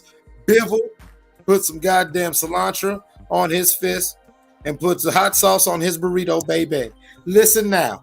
Well, that sounds good, but that's not what happened. You know? Listen now. You said, well, he didn't. Yeah. You can just hit my profile. Anyway, but yeah, he said that he didn't knock him out. Bivol was playing with him. Me and Mark watched this fight together. By the 4th, 5th round, what were we saying, Mark? He playing with this boy. He said, "Get in the center ring, Canelo."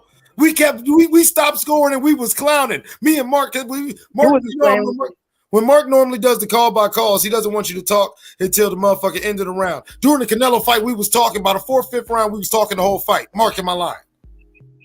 Yeah. I 100% believe you guys. The thing is that what you guys are saying and what actually happened are two different things. It's clear as day that he did not get his ass kicked. No, not only did he get his ass kicked, there was nothing redeeming. He looked stupid. He should have not have went up in weight. And it made it actually look like some of his wins in his original weight classes is him being a weight bully. Because when he actually fought about somebody who had enough size to really take that, it didn't seem like much. He was actually giving his best work to Bivol, Bivol was barely reacting. And Bivol was hitting him with arm punches that Canelo was blocking and prepared for, that you seen Canelo was clearly reacting to. And those punches don't score either. No, they don't score. But you know what they did? All that shit that Canelo been getting off for years, he couldn't do that shit because you know what? His arms hurt. them arms hurt. You can't go doing all that shit when your arm's on fire because Bivol was tearing his ass up because he actually fought for the first time in front of cameras and on, you know what I'm saying, for the, you know, for real fighting somebody who could deal with his bigger size. But he wasn't the bigger man in there though. That's my point. And so it made you think that maybe he's been a weight bully because when he finally tried to step up in weight, nah. I finally step up the weight though. Come on. But Canelo being a weight bully at 168, still at 5'7", when he's doing. Oh, yeah, he's short and stout. Yeah, he's a short and stout dude, kind of like how Tank is. You don't really appreciate how Tank's this little ball of muscle because he's this little dude. Yeah, I don't buy the weight bully Fights part. eerily similar like Canelo. But I do think he overextended maybe the capabilities of his right. size. He reached over. Thank you. That's my point. That I can say. But that's cap too. That's cap too by HD. He reached too. He reached too far. He reached too far. Don't give him no. And you know what? Canelo's great. We love Canelo. But listen, let's keep it real. He reached too far. No, he didn't reach too far. He gassed out, and he didn't have enough to win that last round. And that would have been a tie if he would have won that last round. You really think this man's gonna beat Bivol if they fight again? Bivol's gonna beat his ass, and I think if Bivol fights him again, Bivol won't be merciful, and Bivol will go in for the kill. Name one time during that fight Bivol tried to end him. That's the key word, merciful. He was being merciful. You ain't supposed to be merciful in there. When you got because Bivol never felt threatened by Canelo. You take him out. But he was being cautious, man. At the end of the day, when you fighting the number one guy in the sport, bro, you're gonna be cautious. Canelo is always a live dog. You feel me? And so, what did Bivol do? He said, instead of me going into and fighting a style that I'm not used to fighting, I'm gonna do what I do and outbox your ass and punish your ass while I'm outboxing you. I ain't trying to knock you out. I'm just gonna beat the shit out you, bro. And that's what he did. And no, he didn't. Though he did a piss poor job of boxing that man. A piss poor job. And did that very comfortably. And matter of fact, gave a master class of doing that. Made one of the greatest fighters of a couple generations look quite fucking human. He lost 2 rounds, but he master classed him. I don't get it. He lost 2 rounds.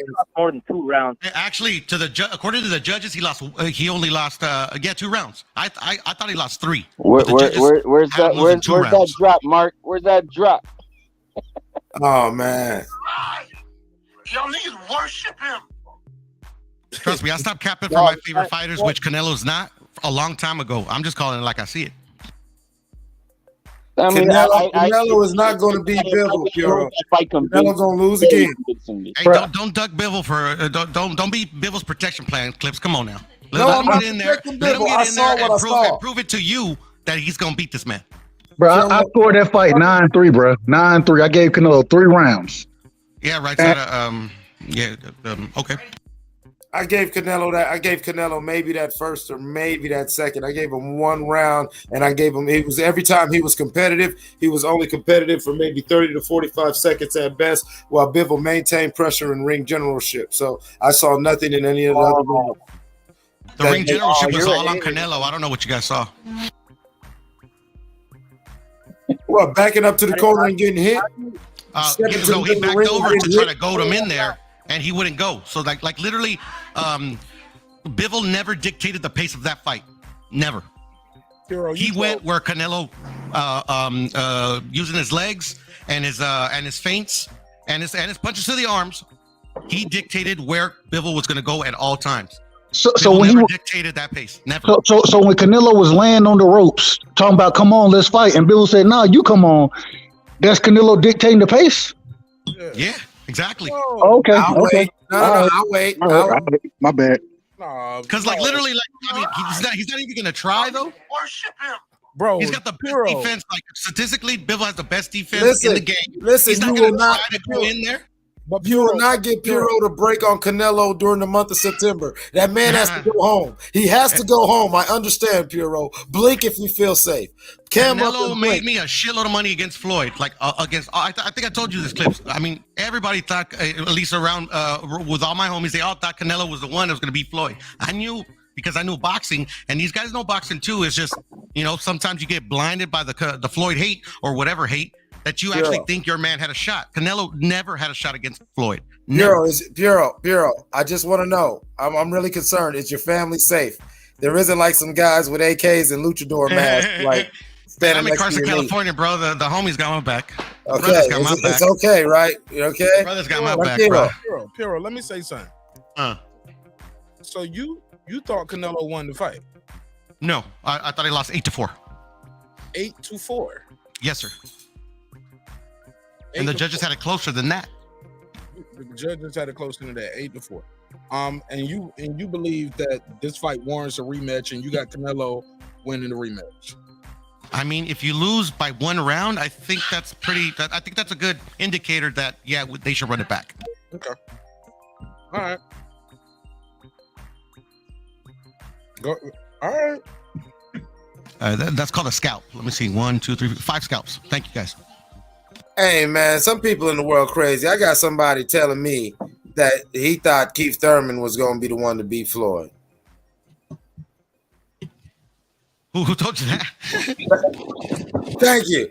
Oh man, just made my homeboy Troy, man. He tripping. He drunk right now. Don't listen to him. I mean, he did.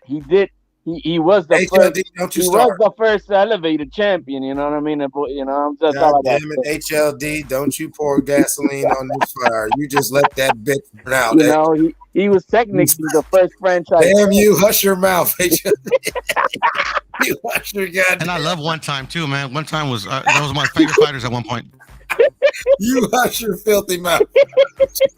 Don't you Remember dare. what I do, man.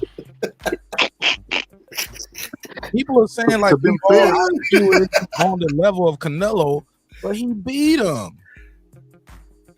But why did he beat him, Mark? Why did he beat him? Do you think he beat him because he had a better IQ? Yeah, and that night, that fight, also the height and the weight matters. The weight matters. Yeah, I would say it has to matter, right? It has to matter. Right? Counterpunching, like he didn't have no fear of Canelo. Canelo couldn't hurt him. And Canelo had no fear of him, and he made him look silly that whole fight. He made him look very tentative to try to actually do something. He made Bivol look silly. I mean, yeah. I mean, like literally, when a tired fighter is goading you to the ropes, like, and then you don't even try to throw a shot. He did the same thing Caleb Plant did. No. He knew. He literally had his hands down at his waists and told him, "Hit me if you can." And he said, "Nah, I can't hit you. You come to me." No, he studied Canelo and realized Canelo is trying to take a breather and sit on the ropes, punch, trade, hug, try to catch you with something. He was like, "No, I'm in good shape. I'm good in the middle of the ring. I don't have to just let you sit on the rope and catch no break. I'm gonna step back out here, and either one, you're gonna lay on the ropes, and everybody gonna realize you trying to take a breather, or your pride, that Mexican pride, kicked in as it did, and then you got to get off those ropes and fight that man. You can't just get no breather." How do you know he was trying to take a breather though, Mark? Because that's what Canelo does. You study him. I know you study him, but I've never seen him go to the ropes to take a breather. Absolutely, he's done it several fights. No, but that's what they say. But I've never, in my opinion, that's not the truth. Bureau, are you safe? Taking the Bureau, are you safe? Have they sent you a picture in the last hour confirming the safety? It's just literally, I don't understand why people see something that didn't happen. Okay, so what do you think he's going to the ropes for out right there? To be honest, it's a strategy because he wants he likes to use the ropes to bend like Floyd did it. He learned a lot from Floyd. He likes to use the ropes to help him lean back and then make the dude miss and counter. But I think the fighters are really smart. Obviously, Bivol smart and Triple G was smart. Is that they're like, okay, I've seen this before. I ain't falling for it. That's called IQ, though, right? Yeah, that's what I said. I mean, I agree with you that he has got IQ, but I mean, Canelo's is I mean, Bureau.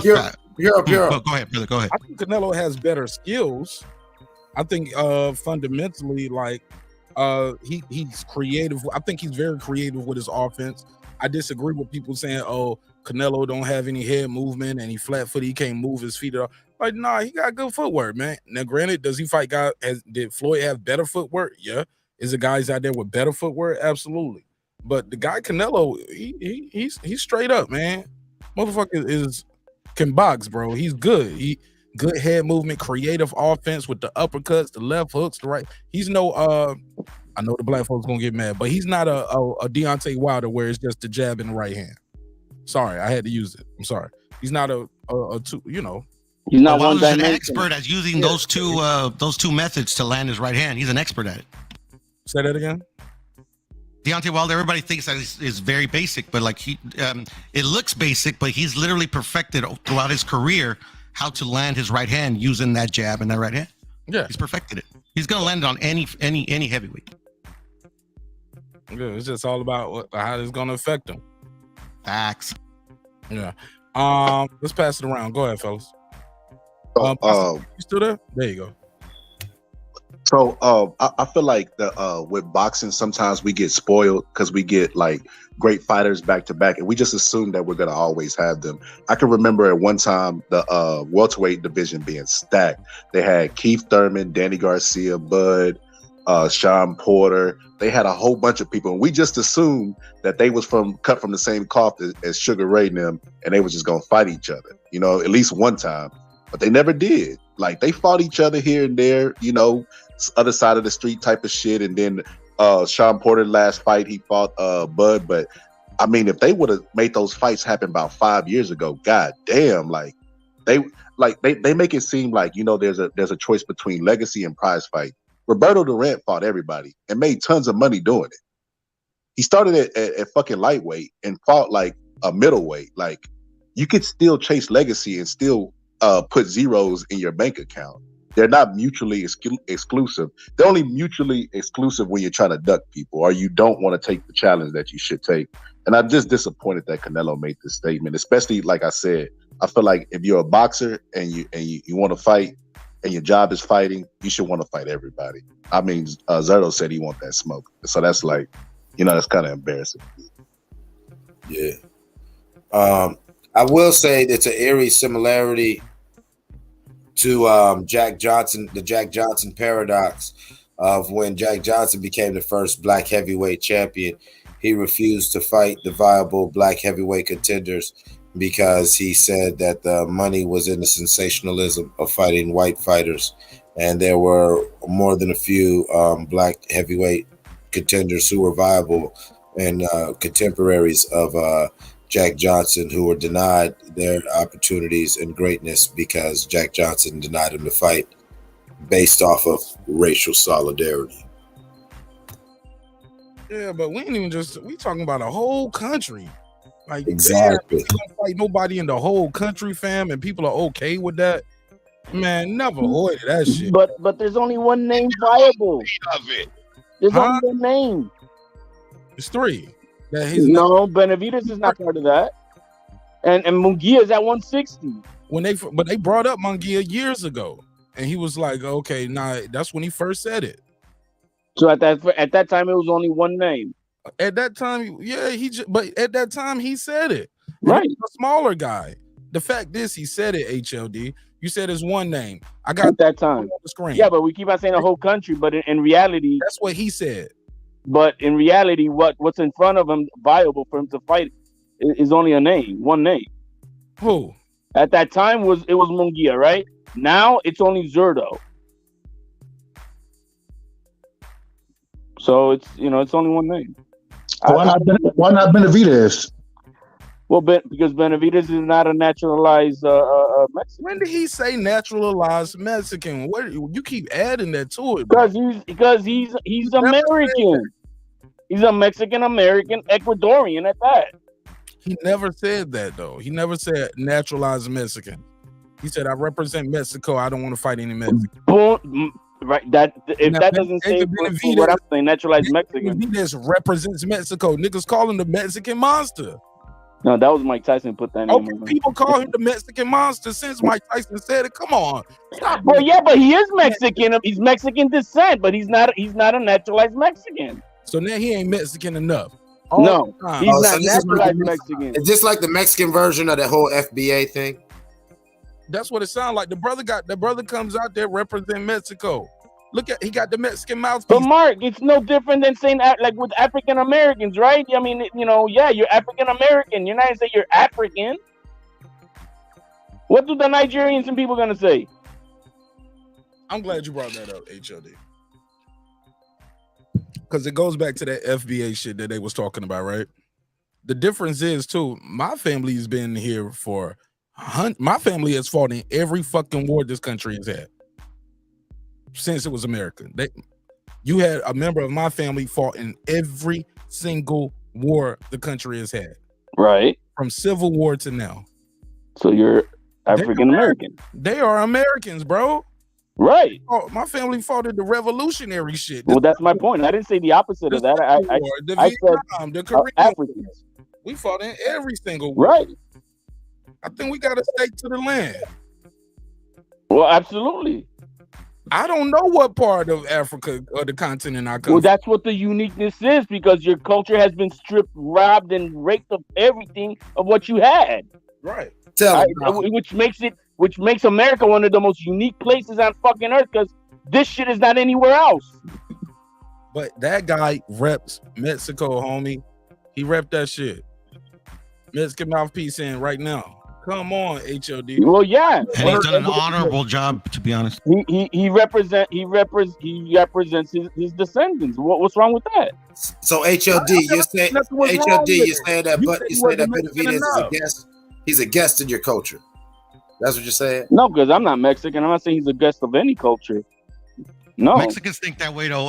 Clips like Some we gave Oscar we assimilated Oscar for that Tito fight, and then he started running. Mexicans don't like that. Look, when Shakur came out saying that he's Puerto Rican, right, or half Puerto Rican, I guess. I mean, yeah, he is. Is he Boricua? That's different. But he is Puerto Rican, and he has every right to rep the flag, as he does. There's nothing wrong with that. Talk your shit. Let these people know. Would you be okay with him saying, I'm not fighting any Puerto Ricans? If he doesn't want to, I mean, no, I don't have a problem with it. But he's at this point in the sport, man, I wouldn't care either. But he's not at the level of Canelo, like y'all said, where he can pick and choose whoever you want to fight. Well, he doesn't, because he's not at the position of Canelo to own what he wants to do. Great point, Mark. And this is the thing, though. If the Puerto Rican fans don't hold Shakur accountable, he'll be able to get away with it. Oh, so and what you're saying is the Mexican fans, they don't give a damn. Like, that's our guy. We riding with our guy. Yeah, you got to do what we say. Go ahead, Clips. Jump in. I can't hear you. Oh no, man. I just we was talking about what y'all was talking about. You know what I'm saying? And but somebody brought up Bud, and I just said, yeah, that's the only. I was telling them like, yeah, that's something that we do over here. We ain't gonna get too into that because we talking about Canelo right now, and we talking about how Latin Americans and other races they have their inner classisms, just like we do as Black Americans. Why so many of us say statements like Black people aren't a monolith. And you see this right now with HLD and Puro's thinking on this. Like, I'm not mad at them. I don't agree or disagree with them, but you see that there's a certain bias that they won't budge from. And I ain't mad at them for taking that stance, but come on, let's go on and acknowledge it. Because some of this shit you're pouring down, Puro's a little thick. I'm just saying. Nah, man, it's just the way I am. You know, like literally, if Canelo loses, all of his next 10 fights, I'm gonna be cool with it because he represented Mexico very well. You know, nobody retires undefeated. Nobody we're all human, so he's gonna lose eventually. But the thing is that there's gonna be similar thinking fighters right behind him that's gonna represent Mexico to the fullest as well. Puro, see what you just did right there? He's gonna lose eventually. That nigga lost several times before. Yeah, and I still rock with him because he exactly. Even in a loss, if you do it the correct way, you give honor to the flag, to the country. Oh yeah, man, rep your country, man. And I love the nationalism. You know what I'm saying? That's one of the beautiful things about your people and culture. I really respect it. I hate it sometimes though. You know, like I was telling Mark earlier, man, I used to get in fights when because people telling me I ain't Mexican. So that's why like where some people saying, no, David's not Mexican. He's not Mexican. I'm like, nah, he Mexican. I'm a die on that sword for that because I know how that feels. But he is Mexican. Yeah, I know, but in this situation, there's people that are like, he's not even Mexican. What are we talking about? Like, nah, he's Mexican. If you're not able then to differentiate when somebody's saying what I've been saying, naturalized Mexican nationalist versus Mexican descendant, there's two different things, and they are. And if you can't separate the two to understand it, that's not my problem. I hear you on that. But it's a little tough when it's like, you know, it's But to with say your that own he's life not Mexican, no, experiences. It's like, you know, nah, I'm gonna fight this. I'm gonna fight a this. nationalist. He's an American Mexican / Ecuadorian too. I mean, because he is Ecuadorian. So he ain't Mexican enough then. No, Hey, man, that's how it is for us Mexicans, man. Especially Mexican Americans. We ain't from over there. We ain't from over here, man. They don't like us over there. They don't like us over here, man. I say fuck them both. There's Puerto Ricans. Ride with the people where y'all live at then. Where you pay your taxes. Where you got your home at. You in California. Ride with them motherfuckers then. At least that's where you went to high school at and shit, right? Right. I know that's the beauty of like being like from over here or over there. So like I rock Ryan hard. You know, he's from California, Mexican American. Oh man, I hope he does well. Pause. Yo, Puro, rewind, rephrase. He said I rock with him. I rock with him. Well, Tank and Ryan are my favorite fighters. You have mentioned that several times before. Yes, true. Yeah, man. Yeah. You're on the record. You're on the record for being Ryan and Tank, and you want that fight to happen. Hell yeah, man. This is boxing, bro. They gotta fight. As much as I love Tank, it really depends on how Tank's going to let that boy use that reach. If you let Ryan use that reach, that fight's going to be so gross from my perspective because I don't want to see that shit. The hand speed's a problem too, man. Well, the hand speed is. The hand speed's great, but it's going to be that reach because if he could maintain that reach on Tank, then the hand speed, that becomes the overwhelming X factor because not only can I touch you way before you can touch me, but this shit's coming fast. You ain't gonna see it, little boy. And that's the thing. That's what a lot of people don't realize that fight is so evenly matched, especially like because Tank's the more experienced fighter. And Ryan, you know, like he had a year off for whatever reason, you know, it's like if they both fight up to their capability, like you don't know who's gonna win. It's whoever executes their game plan the best. Hold on 1 second, y'all. I got a call real quick. Jerry from Baltimore. What up, though? What up, man? Best show on YouTube. Talk to me, man. Appreciate you, man. It's only the best show because people like you are supporting it in a major way. Talk to me, man. What you think of this topic? Thank you, brother. You know, I've been accused of being a Canelo dick rider because I've been a fan of his. I love his story. You know, he came from the mud, man, fighting for livestock to feed his family when he was just a kid. And I know he's got his detractors. Most great fighters do.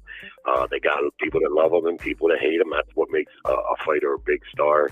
But he came from down low, man, down way, way low. So to be where he's at is a hell of a thing. You say he came from the bottom. Yeah, and I've been a fan of his, man. But I tell you what, I'm not a fan of this not fighting Mexican shit. To me, I've always said Canelo's not the type of fighter to duck fighters. But I'm starting to really think, man, that he does not want that Benavidez smoke. Even though Benavidez, like people have pointed out, I don't think he's Mexican, or maybe he's half Mexican. Really, he's American. He was born in America. He's a United States citizen, natural born United States citizen. He's Mexican descent, I guess, and part that and another something else. I don't know, but I don't know, man. I can't get behind Canelo on this one. I'm disgusted that he said that, really. How y'all feel about it? Shit, we've been talking about 2 hours. HOD, you want HOD? No, I mean, let me just clear it up. I mean, the statement does not apply to Benavidez, not because he's not, it's because Canelo has referred it in the 2 ways, in the 2 times that he's made these comments, were to 2 Mexican-born fighters. That was Munguia 2 years ago or so, and now for Zurdo specifically, he mentioned those were the 2 names at the time. So if Benavidez is not there, he said that as long as Benavidez wants to fight, they've asked him many times, well, he needs to do something because he hasn't done shit. So why would you say he wouldn't? He doesn't want to fight Zurdo. Chavez Senior never would have said he wasn't going to fight Mexican fighters. To each his own. He has a different pride for his nationalism. He doesn't want to fight against his country. Yeah, that don't cut it for me, man. And I'm sorry, I'm a Canelo fan, and to me, I don't think his countrymen need that big payday, just as anybody else. So you could easily make the argument, man, you ain't doing nothing but helping a fellow countryman out because you're the biggest payday in boxing. So what about that? Well, I just don't like it because Zurdo, if he should win that fight and there's heat for that fight, why not fight him? Just because I've explained this earlier, Jerry. I'm trying to look at it as the most logical way that I can see it, and Canelo is extremely invested in his country. His name is on everything. The divisiveness that Chavez Jr. when he fought him, it was real. He doesn't see no need to create that, and it affects him if he does. But look at the money he got for that. I read where Canelo made more money fighting Chavez Jr. than he did Golovkin. So the money took precedent, and he fought a fellow Mexican then, the son of a Mexican legend. At that, he had to know going into that fight, beating Chavez Jr. was going to make some Mexican fans not like him. Hell, there was a lot of Mexican fans that was rooting for Chavez Jr. in that fight. And I remember, but the money was big. The money was real big. Whereas fighting Benavidez is not that popular. So what kind of money are you going to be? The very most unfortunate thing is that we got a lot of, I'm going to say it as I see it, a lot of dumbasses as reporters out there who don't know how to ask the right questions and follow-up questions to get specifics for these things. I mean, it's just one-liners, and then we're all just running with it, right? And we have no context. We don't, what's the basis, Canelo? Why is it? Well, I get that, but let me ask you one question. Imagine if Tank Davis or Devin Haney said, I'm not going to fight any black fighters. No, American. Even though, let's just say American. Not a race or color, just the whole country. I'm not fighting. That would make it. Yeah, okay, yeah, country. Good point. Yeah, good point. That wouldn't be tolerated. Imagine if Lomachenko said, I'm not going to fight any Eastern European fighters. What could we make of that? You can't discriminate against a whole class of fighters. You should want to fight the best fighters that the fans want you to see. And I know that Benavidez hasn't really done a whole lot, but you and I both know not too many people stepping up wanting to fight Benavidez. I think he would have taken on and fought Charlo. But when you say the fights we want, when the fuck do we ever really get the fights that we want? That's what a champion should want. They should want to see the fights that the fans want. Okay, who really does that? What you mean? Y'all been getting fights y'all wanted to see. Y'all got Valdez and Shakur.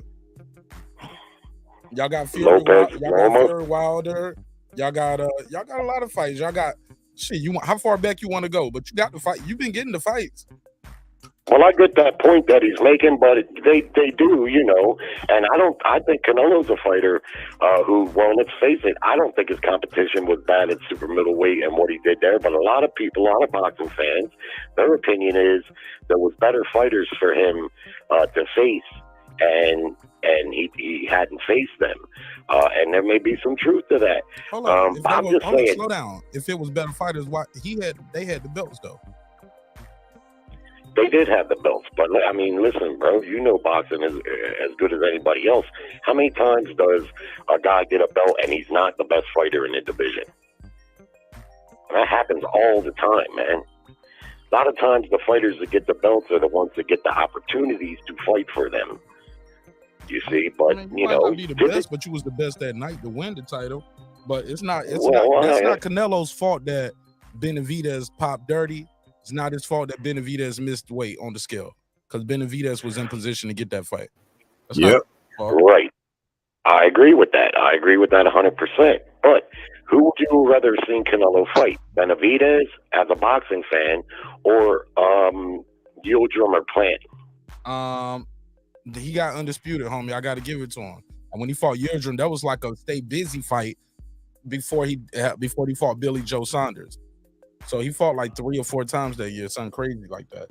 So I can respect the stay busy fight like a Yildirim, if right after that you turn around and you fighting like 3 months later, and then right after that you fight another 3 months later, then right after that you fight another 3 or 4 months later?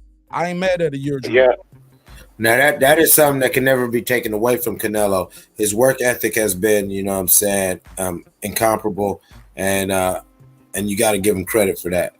But I don't care what you say, Pure. But if Canelo wasn't a cash cow, he wouldn't have had the opportunity to fight for those. Right. And if I was drinking water instead of liquor, I'd be sober. Like, I mean, we can what if all day. Yeah, damn it.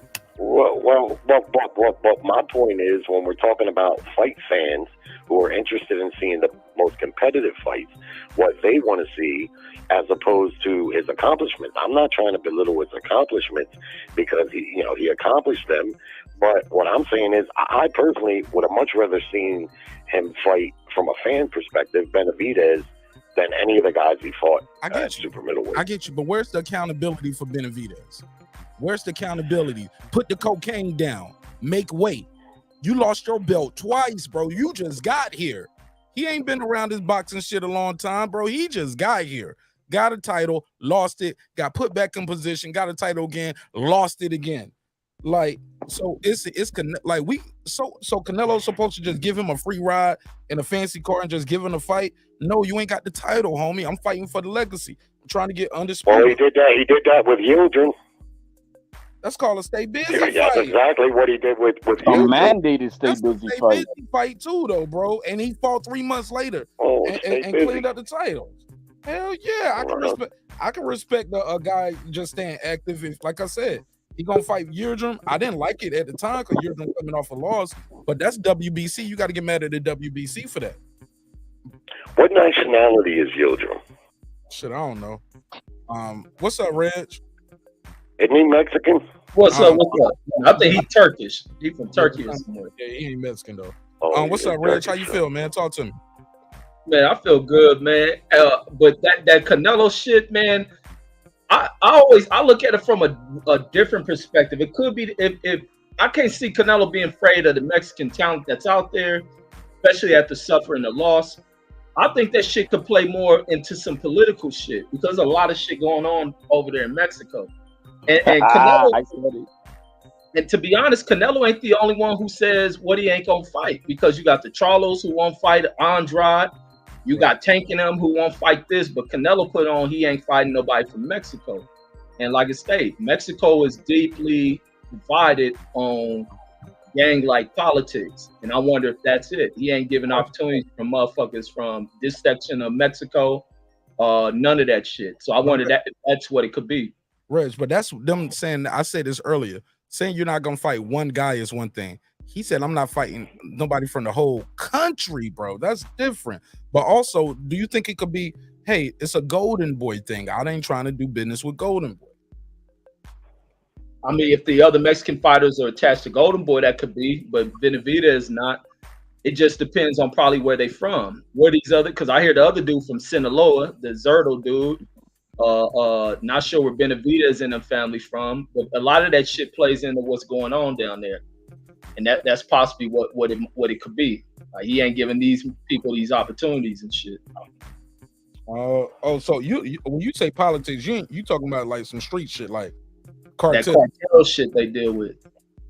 That's what I said earlier, Mark. That's exactly what I was talking about. There could be that too, because they're the ones who run the country. And he is well, I mean, when I'm talking about well connected, he is well. You got to see his entourage, bro.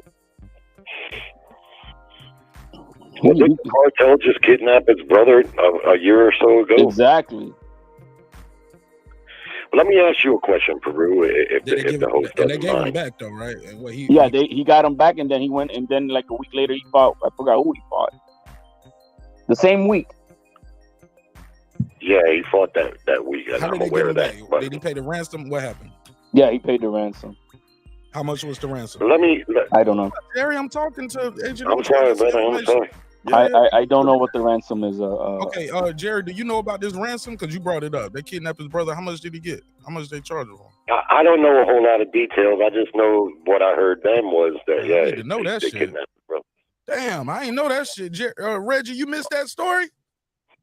No, I had heard it. I heard it before.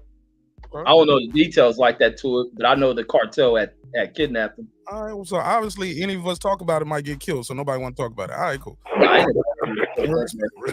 Jerry. What was you trying to say? Because kidnapping is a big thing over there too. I wanted to ask Peru about this perspective, and I know I've touched on this with you the other He's night. gone. His name Piro, not Peru, and he's gone. Oh, Peru. Oh, okay. Well, you tell me what you think. I think the reason Canelo doesn't want to fight other Mexicans is because, like I was telling you the other night, we all know Mexicans, they're not too fond of boxing. They really have a machismo thing where they want their fighters to stand and trade. And Canelo didn't do that with Golovkin. He lost a lot of fans for that because they don't really respect that type of boxing, all too tough. But that's what Canelo is. That's what he's always been. And so if he was to fight Benavidez, he's going to box him, which would be the smart thing. It wouldn't be smart for him to go toe-to-toe with Benavidez. He's going to box him, a power box, which is what I see him do. And I think he feels like if it's a no-win situation like that, if he fights another Mexican and he boxes like he typically does, power box, that he'll lose Mexican fans. What do you all think about that? I don't think it's a big enough reason. No. No, I don't think that's the case. Boston Scholar, right side, y'all still there? Right side, Boston Scholar. All right. Yeah, but I don't know, Jerry. I'm gonna be honest. I kind of got to go with the guys on the panel. I don't think that's big enough. Yeah, no, I agree. I don't think it's big enough, and no, I disagree. I don't think it's big enough either, as far as the style that he's gonna come with. Fan base. I'm sorry. The more now that I think about it, I totally forgot about Canelo's, was it his brother that got kidnapped?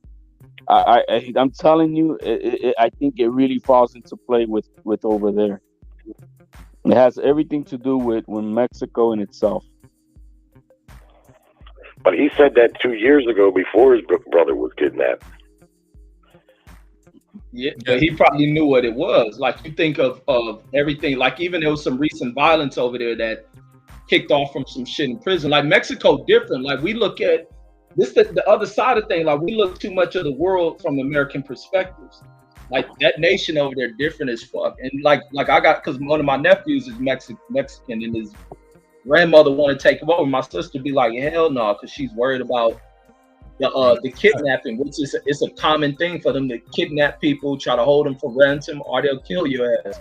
But you had over there where some dispute breaks out inside. Even their prisons are different, and I didn't understand. It's like the families going up in there, these fools in there stabbing folks in front of the families, these two different factions, and then they bring that shit to the outside where the cartels just killing people from one side of the town, and it spreads. You look at some of the vacation resorts, they shooting up in there. Like, when the cartels have whatever falling out that runs over there, they don't give a fuck who around. They gonna lay shit down. And maybe Canelo doesn't want to be part of that shit, or be brought in because this fighter from here and the people related to the streets tie into it. Do they see each other at the fight? You see, they had a soccer game at a Mexican game. I think that was in Mexico, where they start killing each other at the game. The two different sides meet. So Mexico is very violent ass city. It's a gang-like city, gang-like country, shall I say?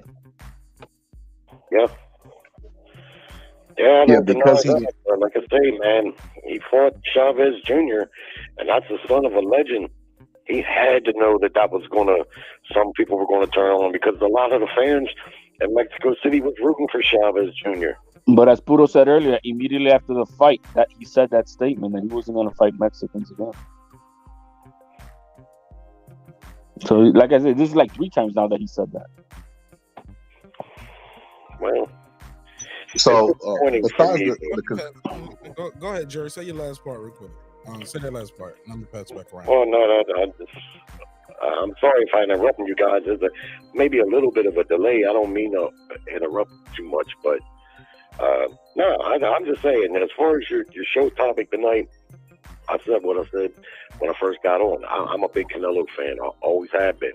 Not a fan of that statement. I mean, if there's some politics behind it, I can't rule that out. What do I know? I don't know. I do know his brother was kidnapped. I know that's what they reported. I think his brother was still kidnapped the night that Canelo fought.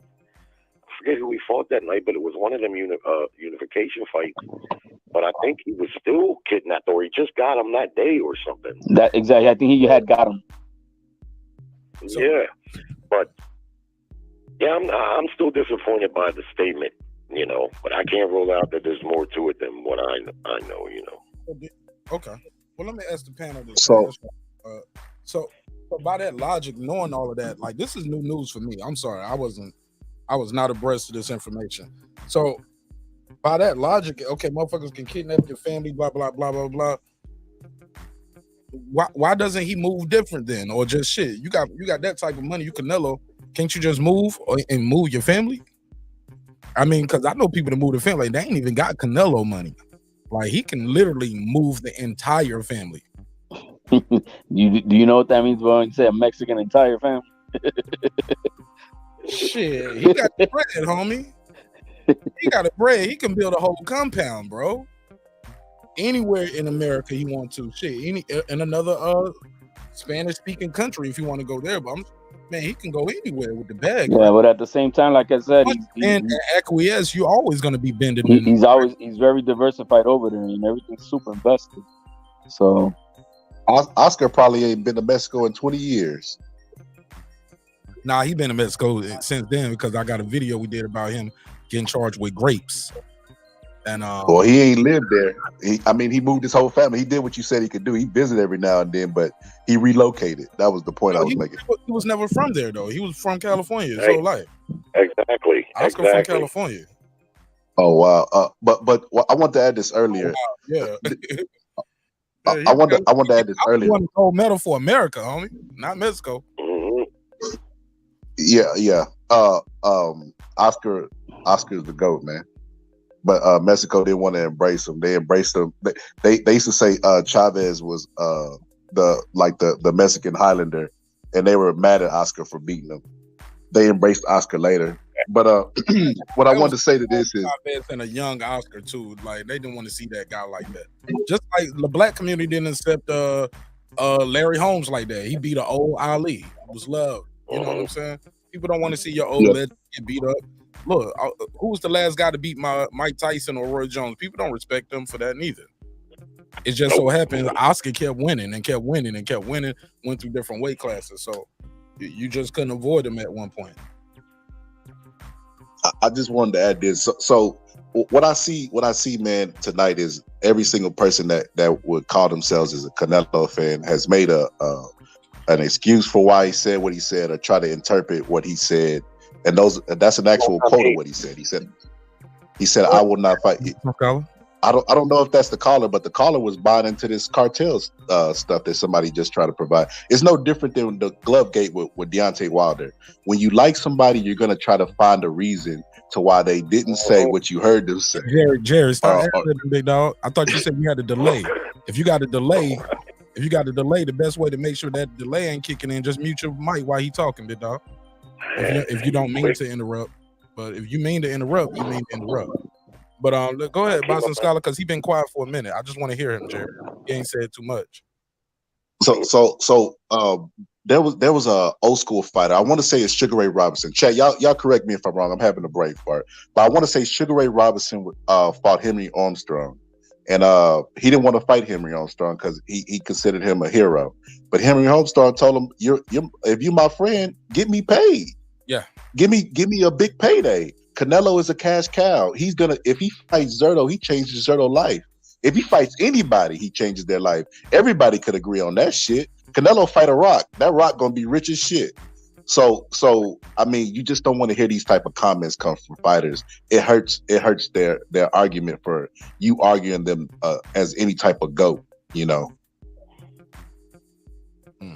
Go ahead, Jerry. You was trying to jump in early. Go ahead. Sorry. No, you ain't gotta apologize. Just be a little patient. Like it's not just you up here. Like yeah, it ain't just me and you right well, now. I'm not one of the Canelo fans that support the statement, but maybe the caller there didn't hear what I said. But yeah, I agree with what he's saying. When you're a fan of somebody, you're going to make excuses. You're going to look for things and give them allowances. And that's typical of a lot of boxing fans. But not necessarily with me. I know because, like I say, I don't like this. I'm not going to fight Mexicans. I think it's garbage. And I've been accused of being a Canelo dick rider and everything you can call a Canelo fan. Yeah, you know. You could just say fanboy. You don't have to emphasize the. You don't have to emphasize it like that. He said. Well, I'm just saying that's what they call it. Dig rider. You know.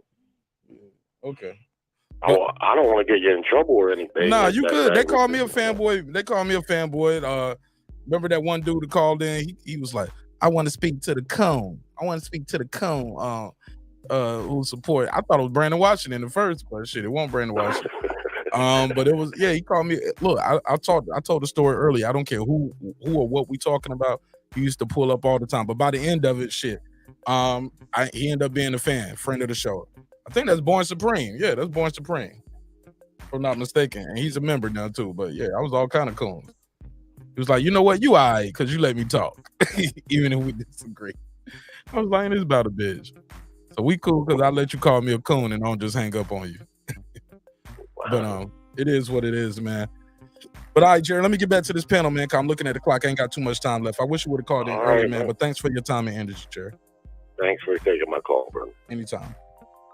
Shout out to my guy Jerry in Baltimore. Yeah, man. So just by a quick poll or a survey that we got here on the panel, right? Reg, you with the politics is like you think it's politics and maybe the cartel shit going on. Yeah. I definitely think it could be that, just based on the dynamics of Mexico. So you with the conspiracies now, Reggie? You on the conspiracy? No, not to run it like a conspiracy. I'm saying that could be one of the reasons. But if it's not that, then I guess it ain't no conspiracy if somebody kidnapped his damn brother, right? So I guess it ain't no. It's all in our mind. It's a conspiracy. But wouldn't it behoove the cartel to tell them if like it's more powerful to say, look, you need to fight in Mexico. Your fight's gonna be in Mexico. Or if they got him and control him like that, nah, you taking a dive and you're gonna lose to the guy we controlling. Like if it's like that, it's like that. You get what I mean? When it's like that, it's like that. But it ain't just one cartel. There's multiple cartels in Mexico. Shout out to my boy Frank Boy. Frank Boy, I've been seeing you in the chat for a minute. Talk to me, man. Hey, okay.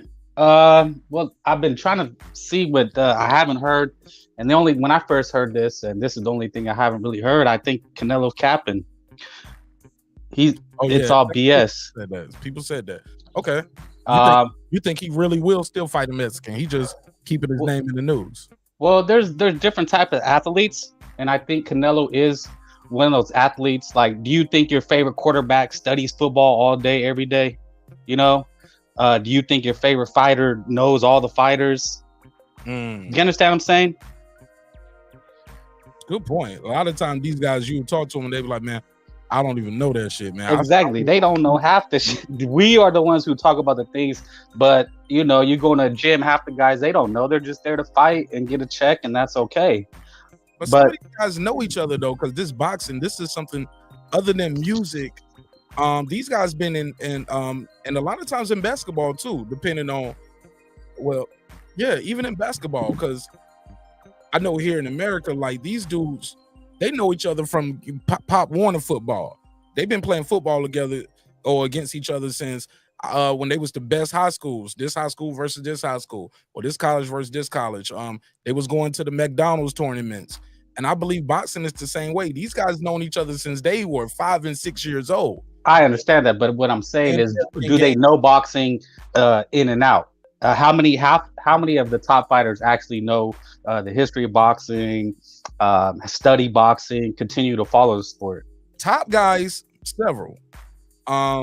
Low to mid tier, maybe not, but I know some low level mid tier guys that can tell you, they motherfuckers are like Rain Man. Sometimes people are like, I think that's an individual thing, but I'm sure when you talk to a Bernard Hopkins, he can give you some history. Oscar can give you some history.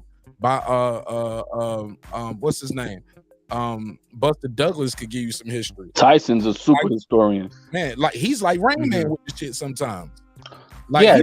he's freakishly weird with what he And remembers. the reason I say that is because I And he think be on Canelo. drugs. Well, yeah, I mean, I think we want to believe our favorite quarterback. He studies football all day, every day, and you know how many NFL busts? Yes. Johnny Manziel. Okay, Kobe. Kobe was the first one. Kobe studied this shit all day long. LeBron studies the shit. These guys work on this shit year round. Michael Jordan was another one. The best of the best, the creme de la creme, they are like that. They're kind of weird in other shit. Can't dance good, be trying to rap, can't rap on beat. Because they're introverted. They spend more time not giving a fuck what y'all niggas think about if they dress good or if they rap good or what his hairline look like.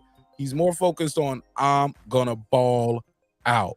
I can't wait till next season. I've been working hard all year long. I don't put on some muscle. Blah blah blah. Like some people are like that.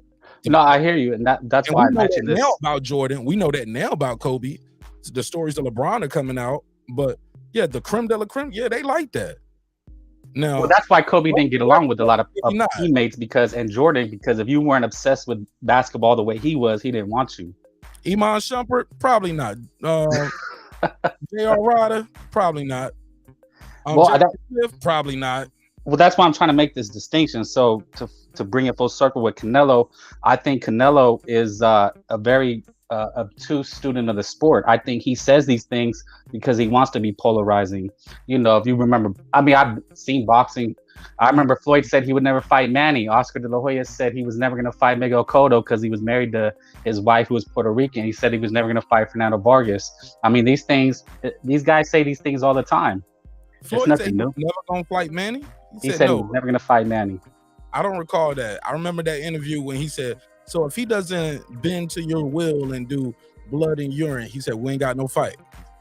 But Manny took the random blood and urine and we got the fight. It took some years. Manny took a knockout loss and lost to Tim Bradley, but we got the fight. Well, yeah, after he called him, he talked bad, said Manny eats dogs and cats. I mean, he went on some really bad tirades. You know, at least Canelo hasn't done that. But I never heard him say, I'm not going to fight Manny. It's the same thing. It's the same thing. If you're going to fight him or you're not. But what I'm saying is Canelo is taking the drug test. That's not the same thing. Take the drug test. But I get your point. You lost me on a couple of these things where you were trying to substantiate your point, but I get where you're coming from. He might end up still fighting a Mexican fighter, right? Canelo, in my opinion, he's going to fight whoever pays him the most. That's what he's going to do. He's going to take the best deal. It looks like he'll probably stay with DAZN. That's what's going to happen, because why would he want to go over to PBC and pay them when DAZN will pay who he wants? I think the PBC will pay who he wants. Why do you think he has to pay?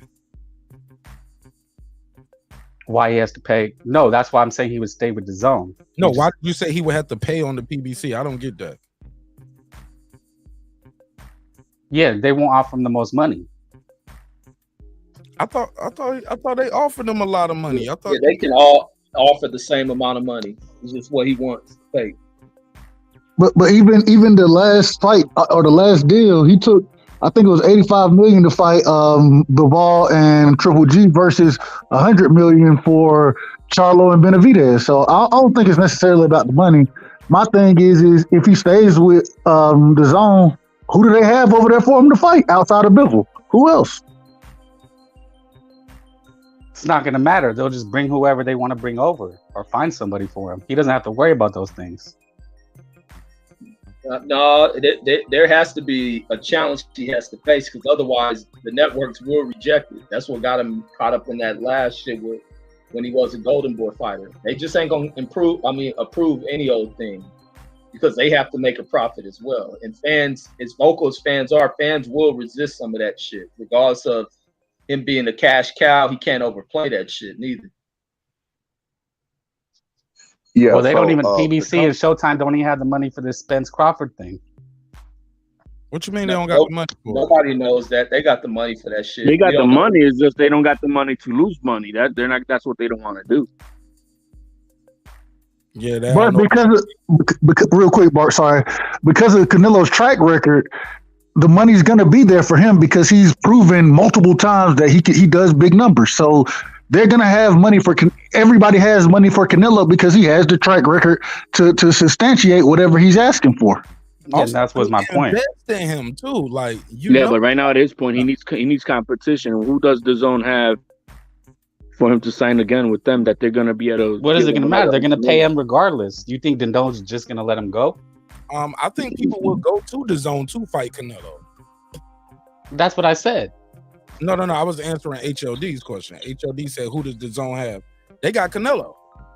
But I believe Eddie Hearn already said this after the Triple G fight. If the Zurdo fight, if the Bivol rematch don't happen, then they don't have anybody. They don't really plan to do business with him again until they can get some fighters built up over there. They tried to build John Ryder for him, but it looked like they about to sacrifice John Ryder to Jaime Munguia. So I don't know outside of that who they don't have anybody, and that was what Eddie Hearn said. Right. I mean, that's the thing. I mean, he's no longer gonna. Oh, you're just gonna put him with the janitor. That's just not gonna happen. That's what I said, bro. For the people who's like, well, he can fight anybody he wants, or he can have 10. I think my boy Piotr said he could have the next 10 losses, and I'm like, bro, and he can still make money. Nah, man, that well ain't gonna run. That well gonna run dry real quick, and it runs dry real quick in boxing, especially if you have back-to-back losses. Especially back-to-back losses against guys we thought you was gonna beat. Because I'm sure a lot of people thought he was gonna beat Bivol, right? So maybe he does go to PBC. Because I don't see PBC making a deal with anybody. I don't see them wanting to do any of that shit. But the PBC they already offered the Charlo Benavidez fight. They offered $100 million for that fight for those two fights combined. You know what I'm saying? So. Shit, man, make those. If the money gonna be there, make those fights happen. I think he did like a round robin. He said, "Look, let me take this supposedly easier money here with the zone real quick, and then let me go back to PBC and we'll clean up over there." And when he signed that deal, HLD, I agree with you because I said, hell, even with him signing it, he could still circle back around and go make the same deal that the PBC was offering before. He could still circle back around and get both bags. So I think that's what he'll do. And at the same time, he ends up avoiding then all that, well, I mean, I can't fight with Zurdo because I'm with PBC now, right? And regardless, right? He can't fight him. Well, the fight that I predict that I think is going to happen is going to be him and Jaime Munguia. That's what I heard. Him and Munguia is what's going to happen next year because Munguia is moving up to 168 and fighting the Ryder guy. Jerry, shout out Jerry. He said the zone deal, 3 fights, 160. That's what I heard too. It was a 3-fight deal. It was, yeah.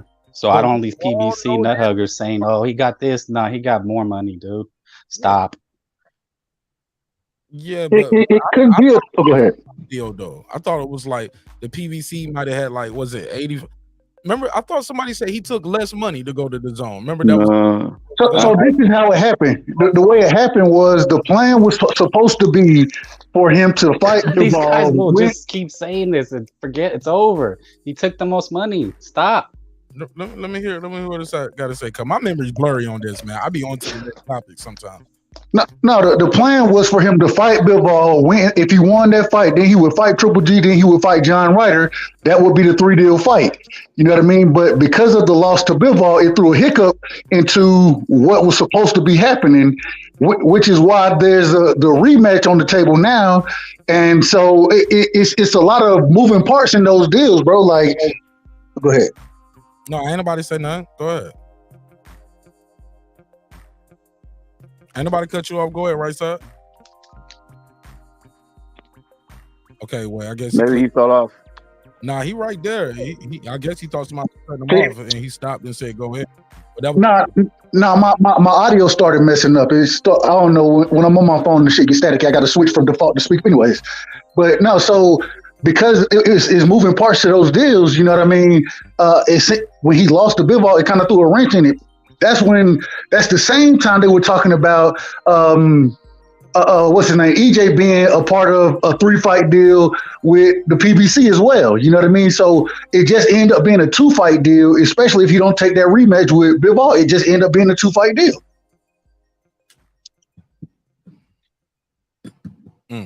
Go ahead, Reggie. You still there? You got anything to add to the topic?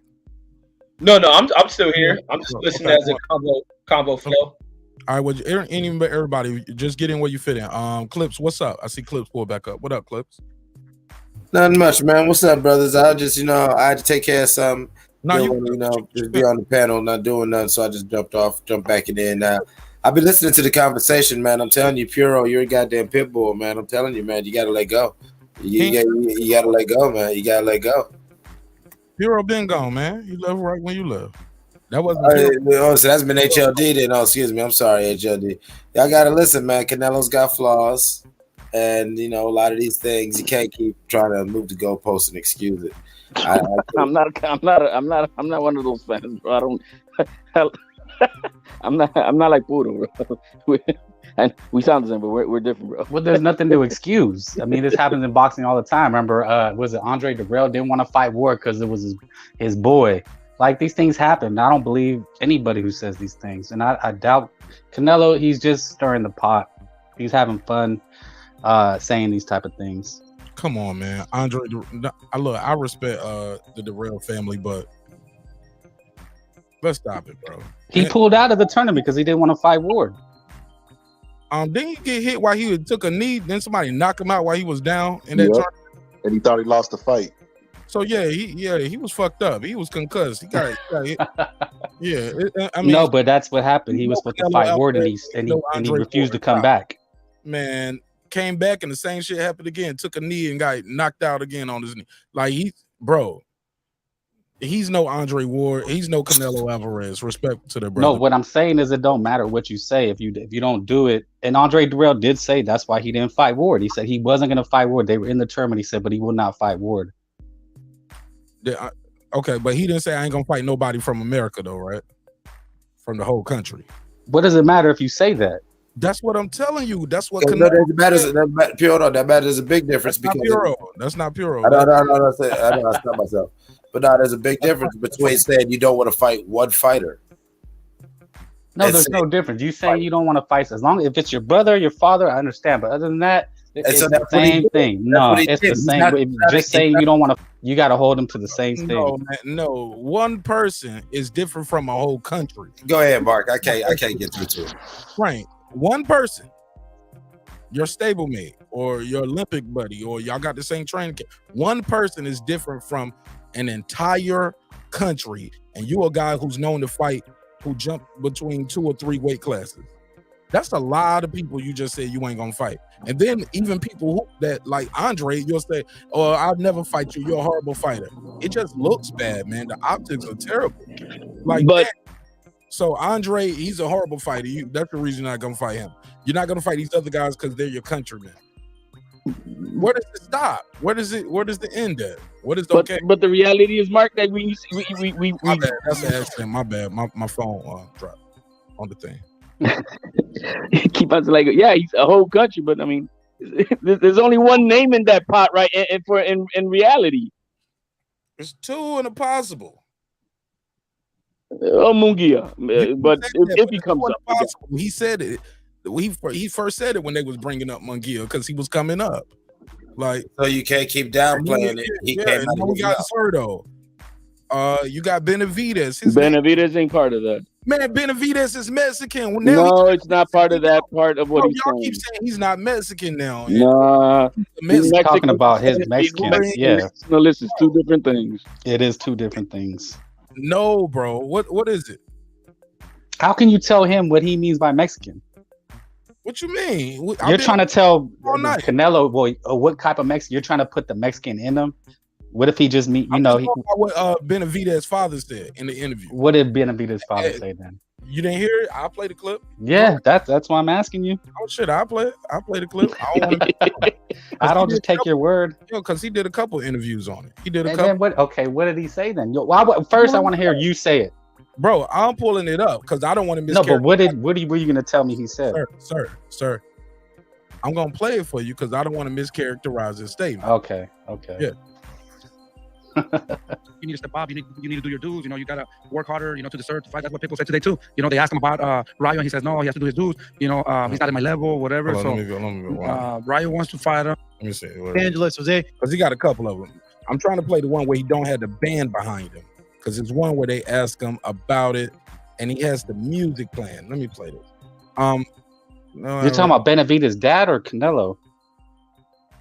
Benavidez Senior. Yeah, because they obviously they identify as Mexican because he took it personally, as in like he's not fighting us. So when you say what Canelo decides and what he says is Mexican, or what is Benavidez, what is he, and how can I tell him what he is and not? He isn't. I'm not saying what he is and not. He identifies as Mexican, homie. Hay que seguir cambiar un oponente. Ahora vamos con alguien que tiene 14 para subir en los rankings. They changed you guys' opponent last minute. Sí, parece que ayer me hablaron. Parece que peleara quien sea, ¿no? They both represent Mexico. The only way he'll fight the Bivol rematch is if Bivol wins, but he doesn't want to really step into the ring with Mexicans. What do you think about Well, you got to understand the reason he doesn't want to fight any Mexicans because, you know, he lost to Bivol. He doesn't really lose. Now, losing to a Mexican, that would take all his legacy away, you know? That's in his mind. That's what he thinks.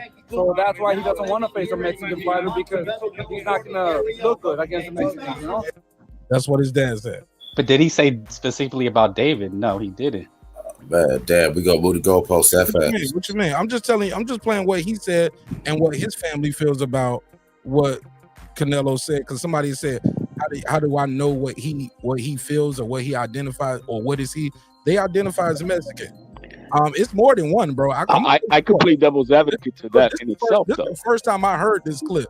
This ain't even. That's what I'm trying to tell this guy. He's kept trying to tell me he knows what a Mexican is. Oh, who said that? Who said I know what a Mexican is? You're trying to say what Canelo meant by a Mexican. No. I never said I know what I'm saying. I said that in reply to people who all night on the panel been saying David Benavidez isn't Mexican. He's American. Or he's Mexican American. Well, nationalized, yeah, he's American. He's American. Hold up. Or he's Mexican American and Ecuadorian. That's what, hold up, homie. Frank, that's what everybody else been saying. What I'm saying is this guy and his family represent Mexico. You see the mouthpiece in? You see, do you see his trunks? Do you see his garb? Do you hear the music that they play? Are you familiar with him? I interviewed David Benavidez before. A good dude. I want to play the role of Canelo Alvarez. I'm gonna play this double advocate. If that man say he identifies as Mexican, who is anybody on the panel to say he's not? Well, said that. Well, let me. I want Frank to reply to that because I think he said I've been saying the guy is not Mexican, or who am I to say he's not Mexican? I never said that, Frank. Maybe you misheard me, but no. And it just goes back to when Canelo said a Mexican, he means an actual national Mexican, not a Mexican like David. Said that. David is not Mexican. Now how do you know what Canelo means? Hold up. So now but that's what I'm trying to say. How do you know? How does this guy know? Whether he's trying to classify all Mexicans of descent and nationality. No. Now you're telling me that I don't know because I can't say. No. That Frank, that man he says he's a Mexican. Like he identifies as Mexican. Canelo said I ain't fighting no Mexican. It's like you trying to spin me right here. No, you're trying to spin it. I never said David's dad never talked about David. He never said he's ducking David. Come on. When he was lumped in the Mexican part. Because David's not Mexican. I didn't even play that whole clip yet. I stopped to give us a reaction to. That's what I thought you were gonna do. Please. Do man, I'm running the show. I got time to go back and forth on this shit because Mark Nash have never. You just said he's not Mexican. You literally just said that. But on the same time, you just told me how are you gonna tell him what he is and what he isn't. Oh, how can you tell him what he is and what? No, I said how are you gonna tell Canelo what he meant when he was talking about Mexican? Never said what he meant. HLD said what he meant. Well, you're trying to lump David in with what Canelo said, and HLD was trying to tell you, no, David is not Mexican. He is Mexican. He's not a naturalized Mexican. That's what I've been exactly. Canelo, you won't listen. Let HLD. He's Mexican, but he ain't Mexican. Well, you saying? Well, here, that's why I want to play the Canelo role, and I'm going to show you how different David Benavidez is from me, Canelo, the real Mexican. I grew up in the streets of Mexico, in the shit, in the poor, in the streets, in the ghetto of Mexico, with nothing, starving, while you were born in the United States of America with a silver spoon in your mouth. I grew up in this shit. I'm from this shit.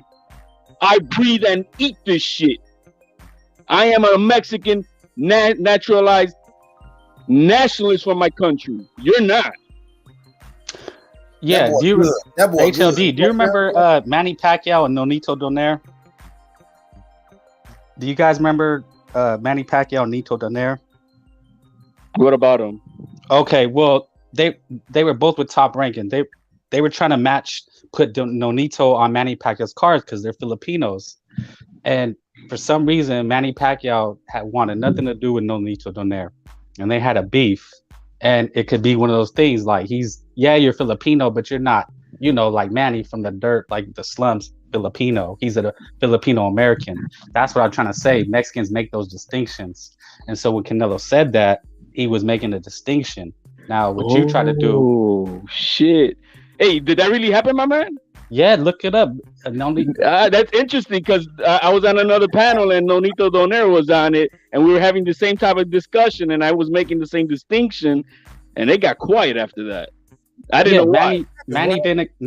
I don't know. I don't know the reason he didn't accept Nonito Donaire, but they had a beef, and that's why he was never put on Manny Pacquiao's cards because it's a no-brainer, right? Young Filipino American coming up, Manny wanted nothing to do with them. Oh shit. I gotta look into that because I said, yo, when was the last time Manny Pacquiao fought a top level competition with another Filipino? And Nonito Donaire was on the panel, and it got quiet. I didn't know this stuff happened though. Yeah, they were both top rank. But we don't even know if the reason that happened was because of the way Manny Pacquiao looked at. Like we're making these assumptions, saying that this could possibly be the reason when we have no idea what that didn't happen. Wasn't that what you're doing now with Canelo in his statement? You're trying to. I hadn't made any assumption of anything. That's all this is assuming what he meant. No, sir. We're taking the man at his word, and we have an opinion about it. That's all it is. It's an opinion-based show. He can go back. I know some people that went vegan. And within a week, they was eating a burger. I think somebody brought that up earlier. I know people that went on diets and went off the diet. Like it happens all the time. You go to church, you backslide. You say you're gonna be faithful, then you cheat on your wife. No. I'm joking. It's a joke. But I said all that to say this. Who knows what happens? But in the meantime, this shit is a hot topic that he said that. Yes or no? Like. Well, yeah, and that's why I told you he's very astute. He's a student of boxing. He probably reads all these articles, knows what strings to pull, and he's doing it. So Frank, you saying Canelo is out here trolling? Exactly. He's big time trolling, and I think he gets a kick out of it. Okay, let's pass it around. So Frank is saying two different things. On one hand, he's saying Canelo is trolling. On the other, he's saying he's arguing semantics. He's saying, oh, he didn't mean Mexican. He meant pure Mexican. Like Mark not assuming that he knows what a Mexican is. He's taking the literal quote. Well, he's taking the literal quote that Canelo said, and we're analyzing the quote that he said. He didn't add anything else before Mexican. He said Mexican. So we have to take him at face value and analyze what he says. Y'all are fans. There's fans and then there's fans. Y'all are so much fans that you said, I'm gonna tell you what Canelo really said. I'm from the streets of Mexico. So you're in the mind of Canelo now? You're trying to be in the mind of I live in that same type of world where there's a distinction of being a Boricua and being a New Yorican. There's a big distinction. And I know that for a fact because I'm Boricua. You see? And so, there's a distinction to me. Oh, hold on. I thought you was black. Well, I am too sometimes, you know what I mean? I thought that nigga was Lithuanian.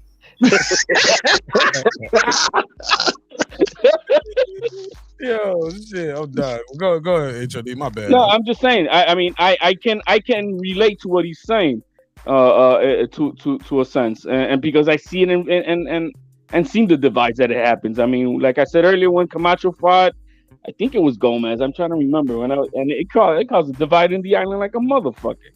You know, so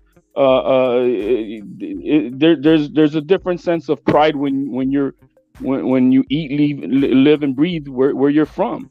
And I went through the struggles of what my island goes through, and for you to come and say, "Oh yeah, I'm the same," no, motherfucker, you didn't go through what I went through in my life. You know, it's very different, and it's beyond. You know, oh, you're more Puerto Rican. No, you're Puerto Rican, of course you are by blood, but there's a difference when you're from there, and it's not saying that you're not Puerto Rican, but you know, there's a difference in life. But you don't choose where you're born at. Your parents do that, and right. And we blame people for parents trying to. And there's no blame. I don't shame the person that's not from my island when they say they're Puerto Rican. I mean, not you personally, but you just said it's a stigma of that, right? That's there is a stigma. Not even a stigma. It's a reality. You said that's what's happening. Well, yeah, because I mean, if I had, you know, shit, so if I'm shitting in an outhouse and I didn't have no light, no water, carrying buckets of water and shit, and had to live out of a cooler with ice that I had to go get, and the electricity in my house is from a car battery. I mean, yeah, motherfucker, there's a difference. No, there's a huge difference. But that's you and your family and just that's poverty. Everybody in on the island isn't poor. Well, yeah, but it's still the level of quality of life when you live in the island is different than the United States, with Mexico and the United States. Yeah, but it's poverty though. Still, you're talking about poverty. You're not talking about bloodline and lineage. I'm just talking about the struggle. No, it's not about it. It's just the struggle of life that what I live as a Boricua, you didn't have to live. You don't know that. We're not the same. Back home, HOD, it's not their fault that their parents. Nobody's saying that is their fault. I'm just saying there's a distinction. That's all. So what we're saying is, if because David Benavidez didn't struggle the way Canelo did, then he's not Mexican like Canelo is Mexican. That's what we're saying. He's not a Mexican naturalized nationalist. No, he's not. That's how they looked at Oscar de la Hoya, and it was the same thing. If you want to act like that wasn't a reality, then I can't help you. No, I'm asking. I'm asking a pure question. Just a question. Hell, we have it here. We have those type of distinctions here. Oh yeah, I'm from New York, and then but now, motherfucker, are you from the Bronx? No, I'm from upstate New York, motherfucker. You ain't the same shit as me, right? We got those distinctions here. No, we can't say, I'm from the city and you're from the suburb. Nah, motherfucker, you not hood, motherfucker. If you from the suburb, you don't know my shit. Get the fuck out of here. But what does that have to do with boxing? So you telling me because we're going back to just relating to this topic. What does Canelo mean? So a lot of people give Floyd flack for ducking Antonio Margarito. What if Floyd would have said, "I don't want to fight him because he's not a true Mexican because he wasn't born in Mexico"? Everybody would give Floyd, like, where do we draw the line? Like the people on this panel that give Canelo the pass for this. What if Anthony Joshua would have said, "I don't want to fight Usyk because of the war that's going on with his country. I want to show solidarity," and everybody came out and make excuses. Y'all would flame their asses up, right? Well, I mean, there were against those a lot of Russians in many sports. What you say, Reg? I would say he still can get flamed off shit. It could be some legit shit if he says some shit. I think everything factors in. It ain't like Canelo's getting a pass for saying he ain't fighting Mexicans and possibility of politics playing into it. The politics theory ain't a proven theory, but it's one to understand with what goes on in Mexico. But shit, is Canelo getting a get back? Or the fighter? This is the power of Canelo. Are the Mexican fighters even making that much of a fuss? And then the other thing, they want to fight him, Reggie. They are talking about it. They moving on with their careers. They ain't kicking up that much dust. But how many Mexican fighters has Canelo really fought? If any of these fighters are offended, right? Then maybe they should say, "Fuck that! I don't want to fight you, Canelo. Fuck you, man." Caller, turn your turn the YouTube down. Yeah, go ahead. Y'all continue. Let me correct this because I know he had those Mexican fights, but I'm talking about as a star. How many Mexican fighters has he really fought? he has branched off to fighting these other individuals. He's kind of left Mexico in the dust when it comes down to that. Well, he's not in a division with a lot of Mexicans. If he was at 122, it'd be different. So we got to understand where he's at and weight. Great point. Great point. Fought Angulo. Man, that was a tune up to beat Angulo motherfucking ass. And Chavez was the springboard. Like, it's never been a real threat to him. But Benavidez is a threat. Zurdo is a threat. Why not create a rivalry with your countrymen and have a good fight? Because I get it was some drama with the Chavez shit, but that is Chavez. That's a legacy act. But anybody who really followed the sport, in my opinion, had him losing it, had Chavez, knew Chavez was going to lose. I'm going to take this call and then I'm going to go to Troy Graham.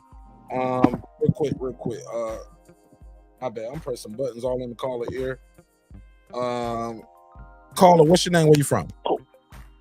Josue. Josue. Yeah, I'm from Brownsville, Texas. Brownsville, Texas. Go ahead. Okay. Yeah, what I was gonna say. So you guys are talking about Mexicans and stuff.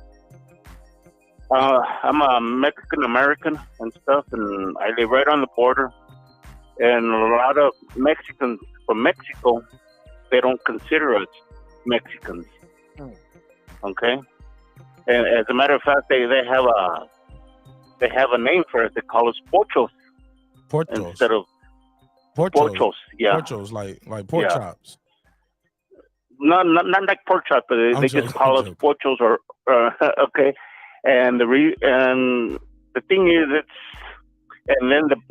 us Mexican Americans over here, we call them the natives because they come from our native land, right? And stuff. And there's always a difference, and a lot of people from Mexico just don't accept us as true Mexicans and stuff. So it's a little difficult, because like I live in Brownsville, and I live right on the border. Before I used to live up in Colorado, born and raised, and it's just different. And basically, like where I live, everybody's Mexican down here. But you go further up north, and you're not Mexican. Especially if you can't speak the language, forget it. If your Spanish is bad, they don't consider you Mexican. Somebody said, but you are what your father is, right? I've heard people say you are what vagina. I've heard people say you are what your father is. You are what vagina you came out. However it goes, right? I've heard. I heard my guy right here, Jerry from Baltimore. He said, "That's bullshit." Chavez Sr. came up the same way, tough and rugged, and he fought plenty of Mexicans. Why is this guy getting the pass and I ain't fighting no Mexicans? Well, that's just it. A lot of people from Mexico don't like him for that. For not fighting Mexicans? For not fighting Mexicans. I got an example. You'll see this happen. Hold on, Frank. Go ahead, caller. This is first time calling in, Frank. Yeah, it's my first time calling in and everything. But a lot of Mexican people do not like Canelo. One of my best friends is from Mexico, and he can't stand Canelo. He thinks Canelo is just a poser. He's not a Chavez.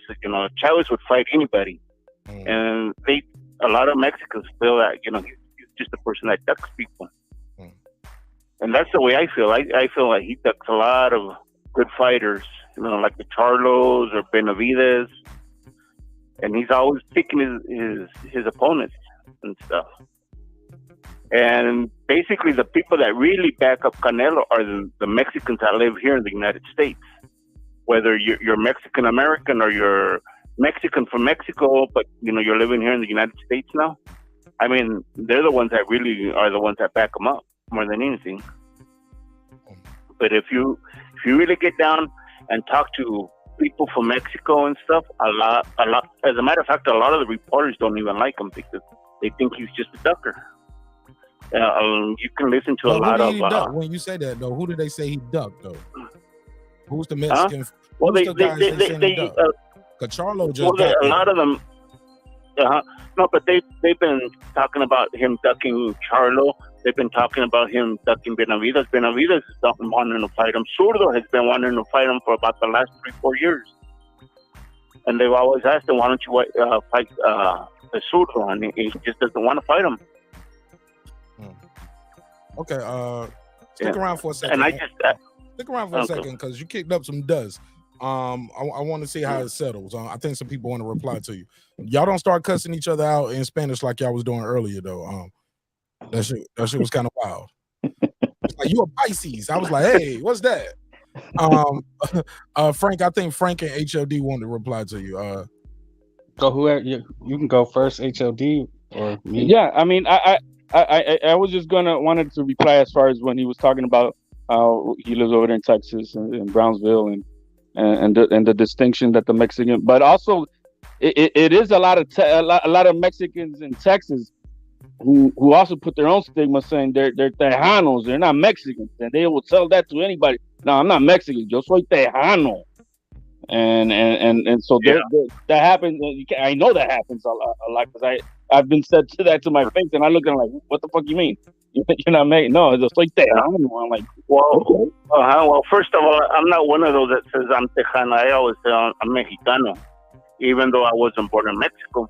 But I consider myself a Mexican American. But I'm saying that stigma of Mexicans calling themselves Tejanos also breeds into that back and forth distinction. Yeah, but you see a lot of that. You know, like I was saying earlier, I was born and raised in Colorado, and you even see that in Colorado. I mean, you go out to the like, let's say where there's like at the workplace, right? And you have a lot of people that are from Mexico that are working there, and you have a lot of people that are born in the United States, Mexicanos, and they will not sit together to have lunch. And you go any place and you see that a lot. I mean, I've seen it when I was growing up in Colorado. I've seen it here in Texas, and it's just completely different. And a lot of it, has to do with that mentality of that a lot of people that are born here in the United States that come from Mexican descent, sometimes they think they're better than them, and then there's a lot of people from Mexico that put you down just because of the way you talk, the way you express yourself and stuff. I mean, and it's just two different cultures. And that's, pardon? I was saying Mexicans are real divisive. Like I was saying, with that cartel shit can be at play with Canelo. Yeah. Well, I think that with that cartel shit that happened with Canelo, I think more than anything it was just somebody that wanted to make money. I don't think it was really a cartel that was after him. They just seen an opportunity to make money more than anything.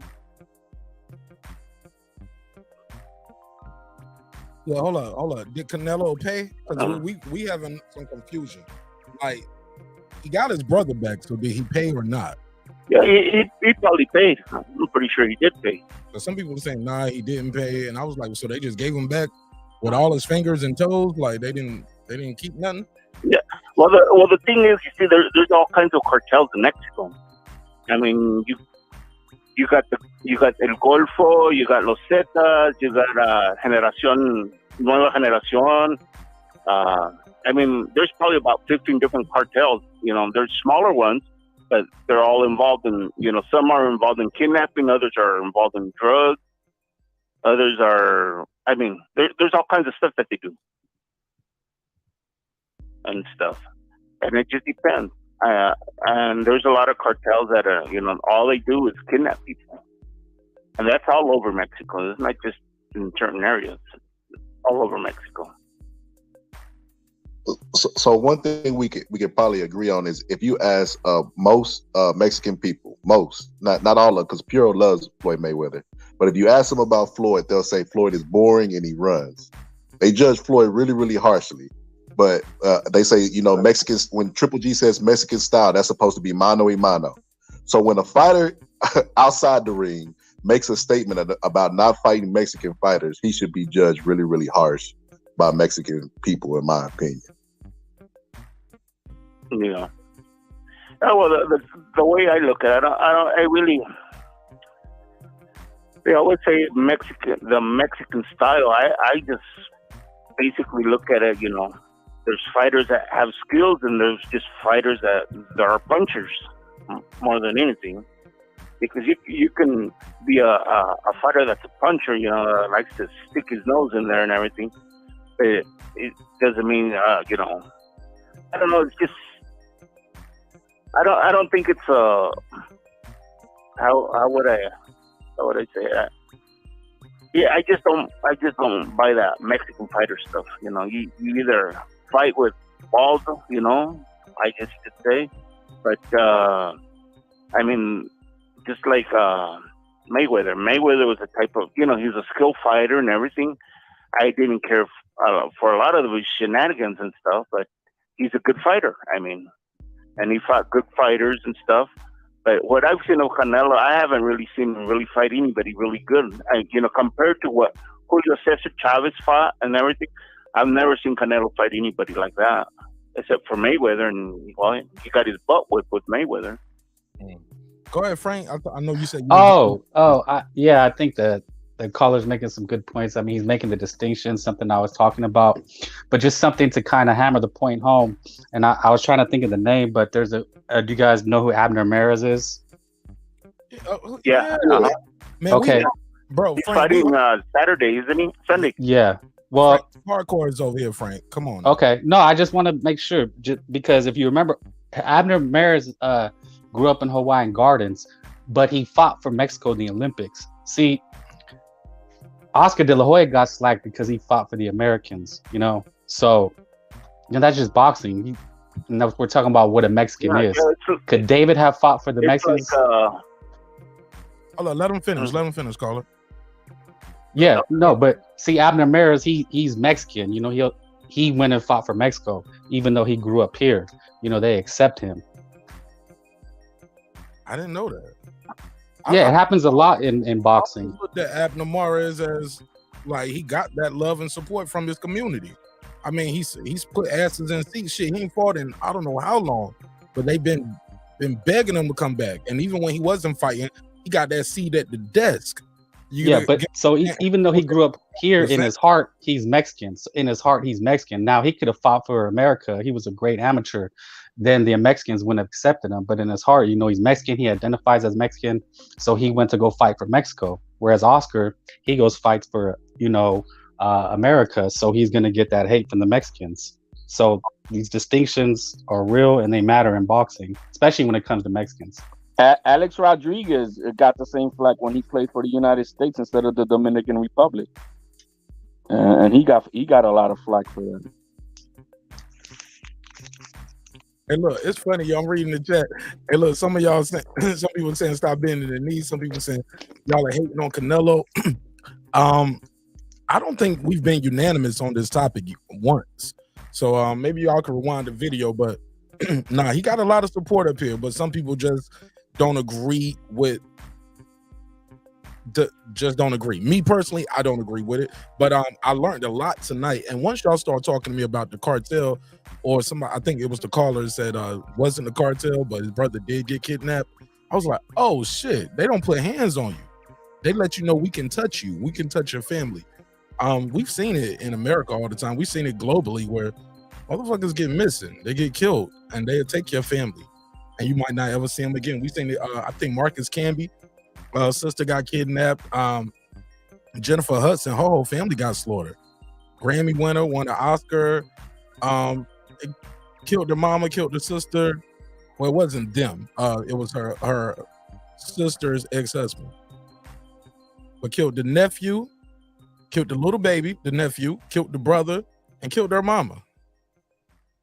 You get what I'm saying? So motherfuckers reach to you and do some crazy shit when you got some paper.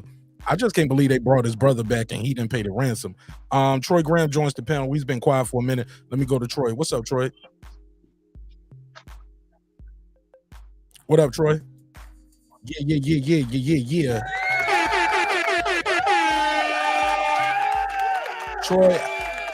Troy, I don't give a damn. Graham, talk to me, family. How you feel? What's the deal? All right. He got a train driving through that tunnel in his mouth.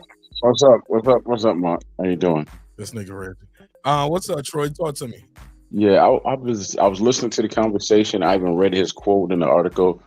But there's two ways to look at this. One, you could believe his statement that he's doing it out of respect. I don't really care for it. Then the flip side to that is he should be happy that he had someone from his country who's doing well, that's in his weight class. Because, that'll be a great fight for Cinco de Mayo and all that. Whether it's David Benavidez or this other cat that y'all talking about, right? He should hope and pray that there's another Mexican on there, because that builds up, the challenge thing to say, who's the best Mexican, and that could be promoted like that, and that'll benefit both fighters. So this whole thing about I'm doing it for the love of my country, you didn't feel the love of your country when you fought Angulo, and and you got to understand. I think he turned pro at 15 or 16. He was in Mexico. All he fought was Mexicans. Right. So I don't really buy into it, man. I mean, this is the game where you fight to make money. So why is it all these excuses? Oh, he's my friend and da da da da da. No, he's my countryman. Fight and shut up. I mean, just fight and stop with all this nonsense about why you can't fight. Just fight. That's it. Yeah, another thing I was gonna say, some of these great Mexican fighters, they've always fought in other Mexican fighters, and I mean, you get like Eric Morales when he fought, like his trilogies. What's his name? Marquez. I mean, he fought a lot of Mexicans, and they were great fights. I mean, but none of those guys are making the payday that Canelo makes. That he doesn't have to. He has the power of choice that those guys don't have to make a payday.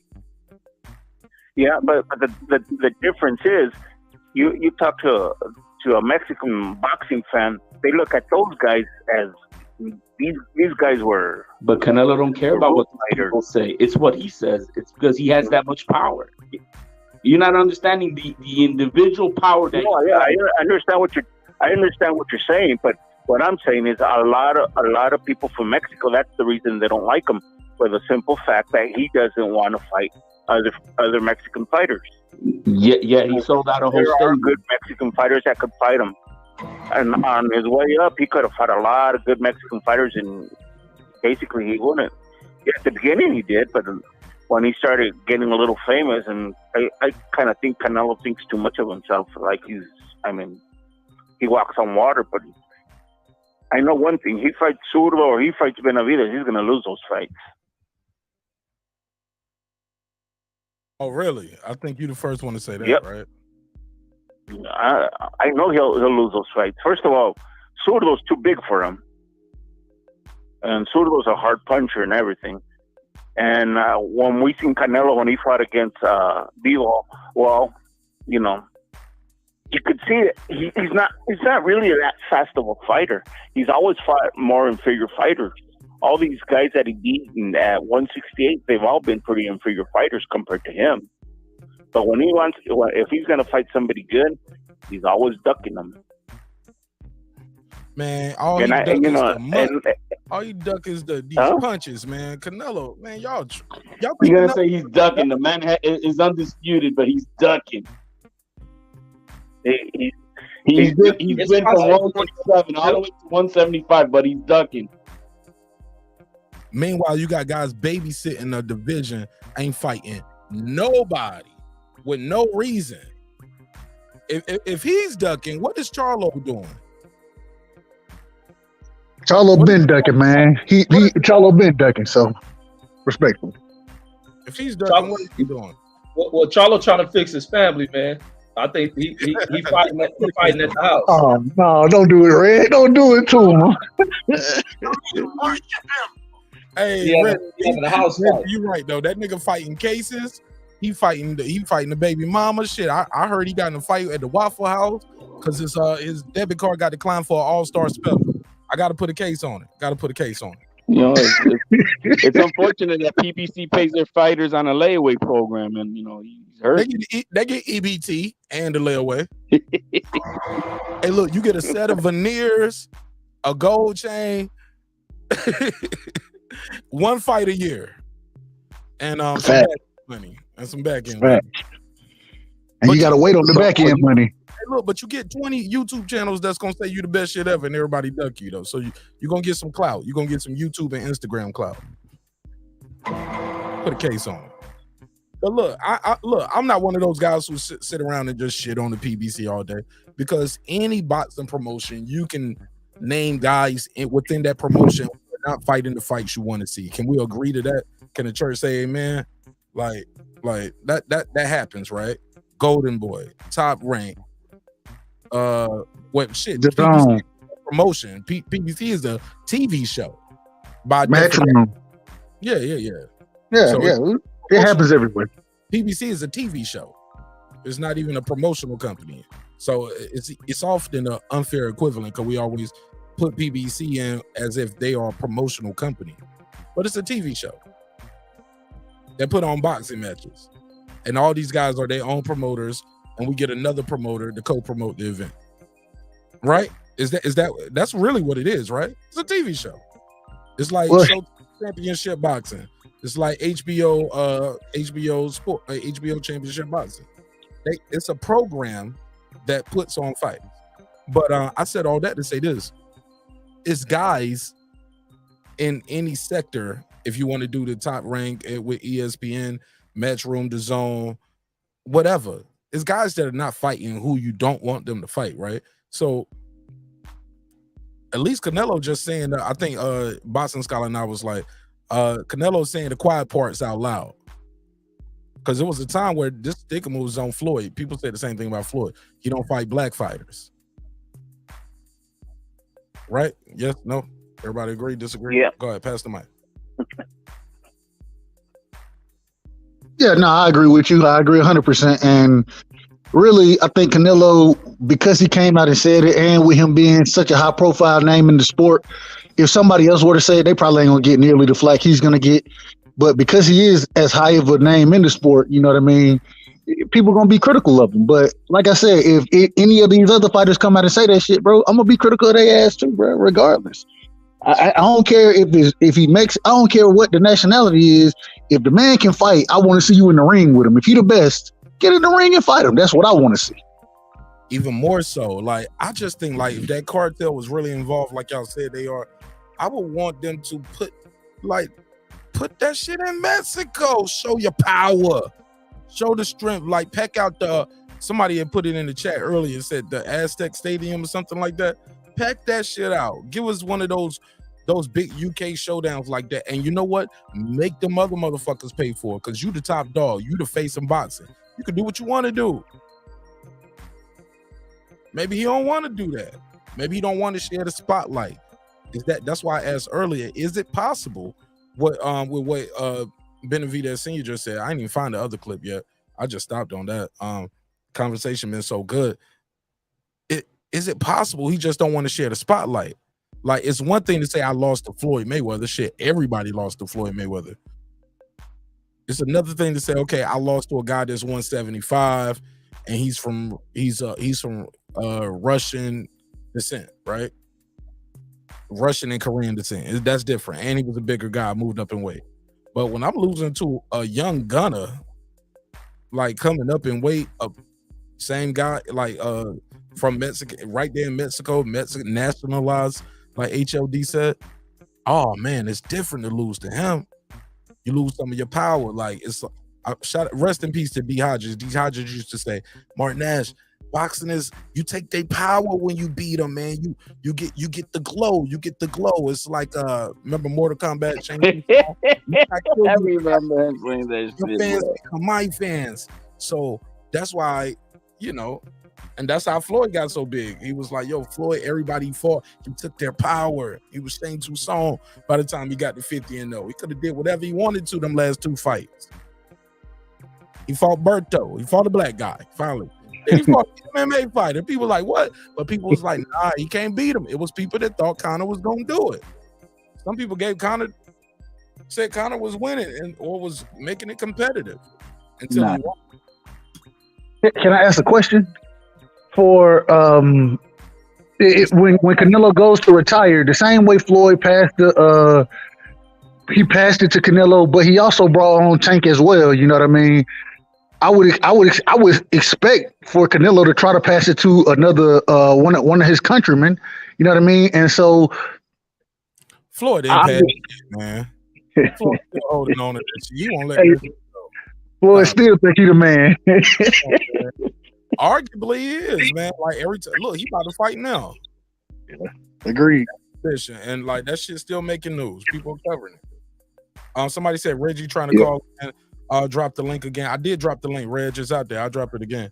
But it's out there. I don't know if he said I agree with you, Marky. My bad.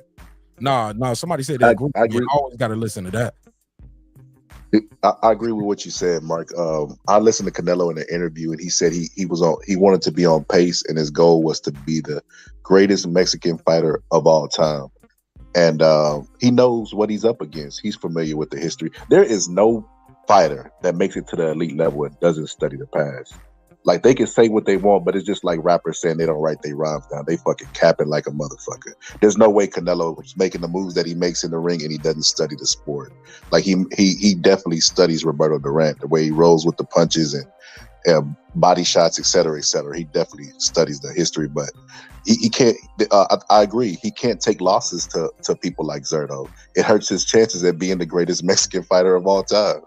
I agree with you. That's a good point that you made. And I think Andy Ruiz has said it too. He said, like, fighting a Mexican is just nonstop. It's not like fighting nobody else.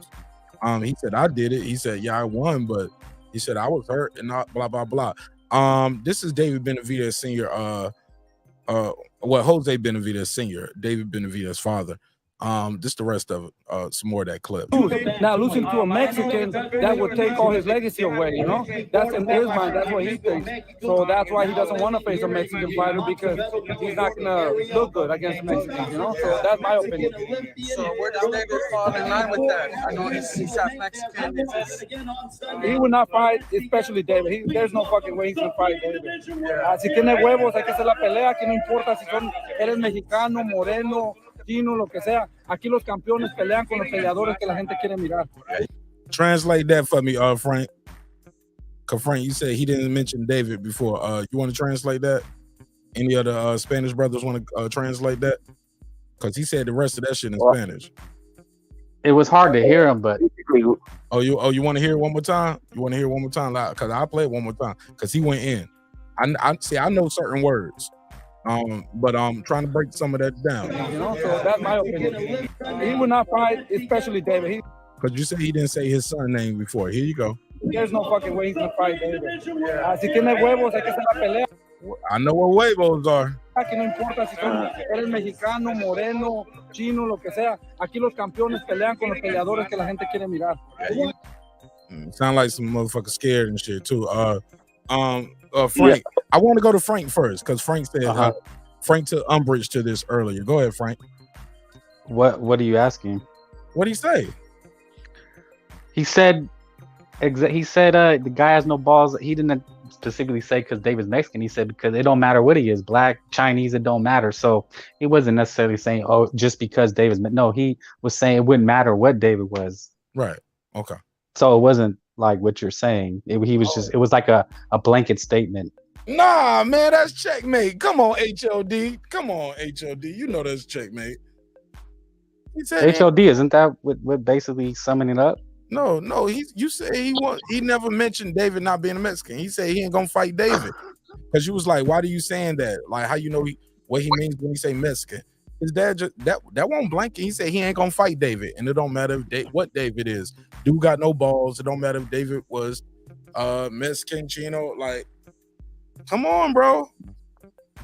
HLD. What? Not speaking English.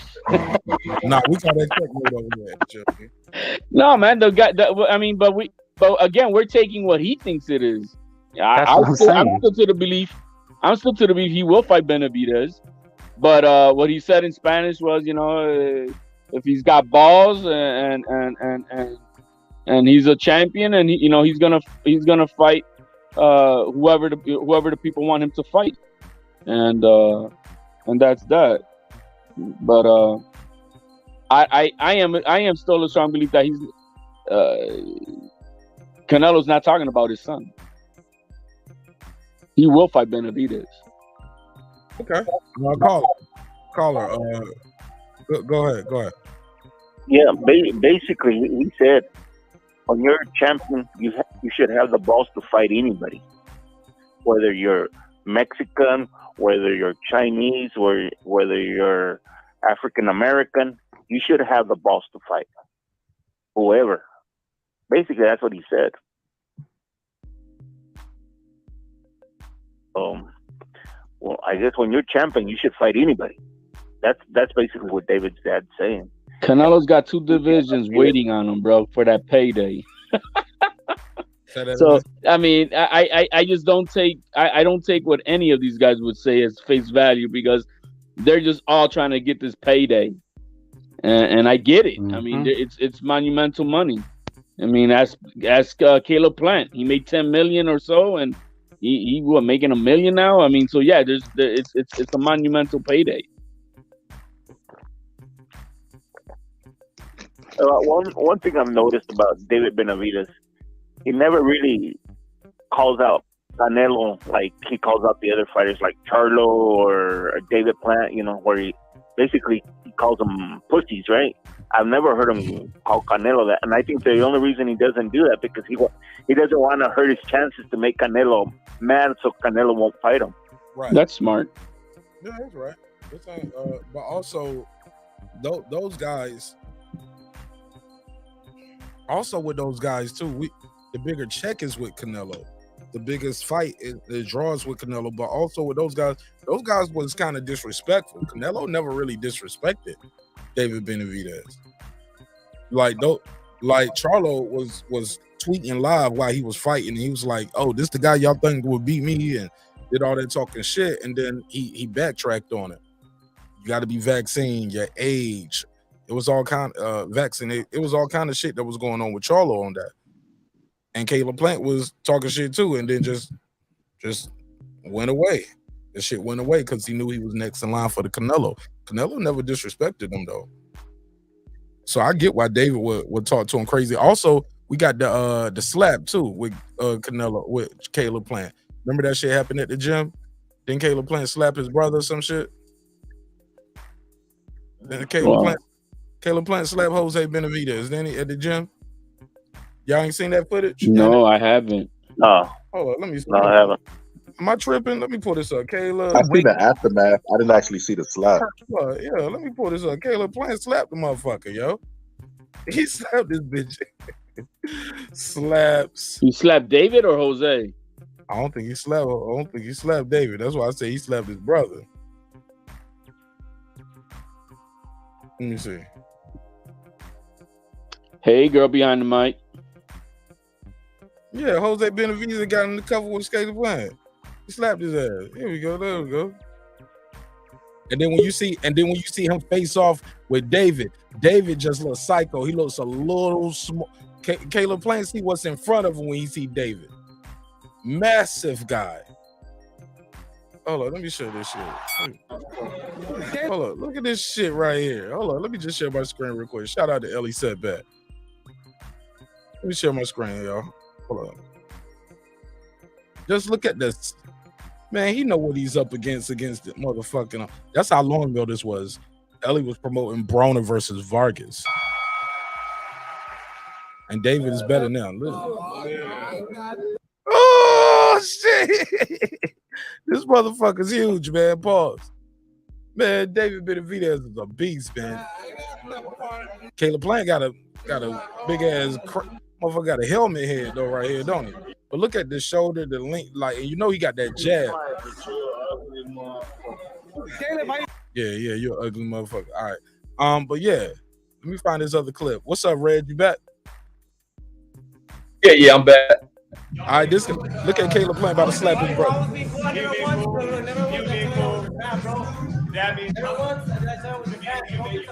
Yeah, he was like, everybody was being. He said everybody been cool with me.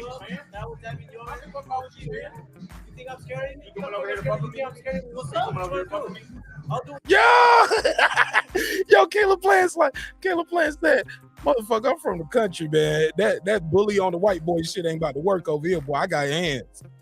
I'll slap the shit out your ass. Watch Caleb Plant slap him, respectfully. He said you were being cool. You being cool. That being cool. He said Dad was being cool. He said maybe you being you and maybe you don't know me. Look at him looking at the camera. Caleb Plant said, I grew up in this world star era. I'm about to slap them glasses off your face. Motherfucker been being cool with me. He said, Don't be saying that shit. I was that. Look, I didn't even realize this. Caleb Plant still on this shit right here. I'm thinking about his Anthony Durrell press conference, talking about people not being cool with him. What you saying? That was that in your life. What you saying? You think I'm scared of you? He said, you came over here to fuck with me? What's up? Look at him. Look at him. Yeah, look at John B. Look at John B. Let's go. You came over to fuck with me? You came over to fuck with me? Whatever you want to do. I do whatever you want to do. When you told him that, that's when it was on. Bitch. I'm right here. He said, you think I'm acting like a bitch? You better take your ass on that side. What's up? What's up? He said, you better take your ass on that side. Now he pushed him. Hey. Look at Caleb Plant. Look at Caleb Plant. Caleb Plant grew up in the hood. He didn't look away like, you know what? Bam. Watch this shit. Caleb Plant ain't fucking around. Watch this shit. Hey, man, hold up. He's like, no. Hey, y'all coming over here. Hey, y'all coming over here. What are you talking about? What is that coming? No. Hey. Lopez. See, he realized, okay, these niggas might like be trying to jump me. Lopez. If you come over here, my coach is gonna say to run down, right? Right? For me, so. Don't get mad at him for saying that. Don't get mad at him. Yeah, don't get mad at him. He said he telling us to calm the fuck down. Chill the fuck out. Ass back over there. Let's just go ass back. Finish your workout. Or what? Hey, take your ass back over there. He walked up, and then he don't walk towards Jose. Take your ass back over there. What's up? You don't want to fucking beat your ass? You don't want to beat your ass?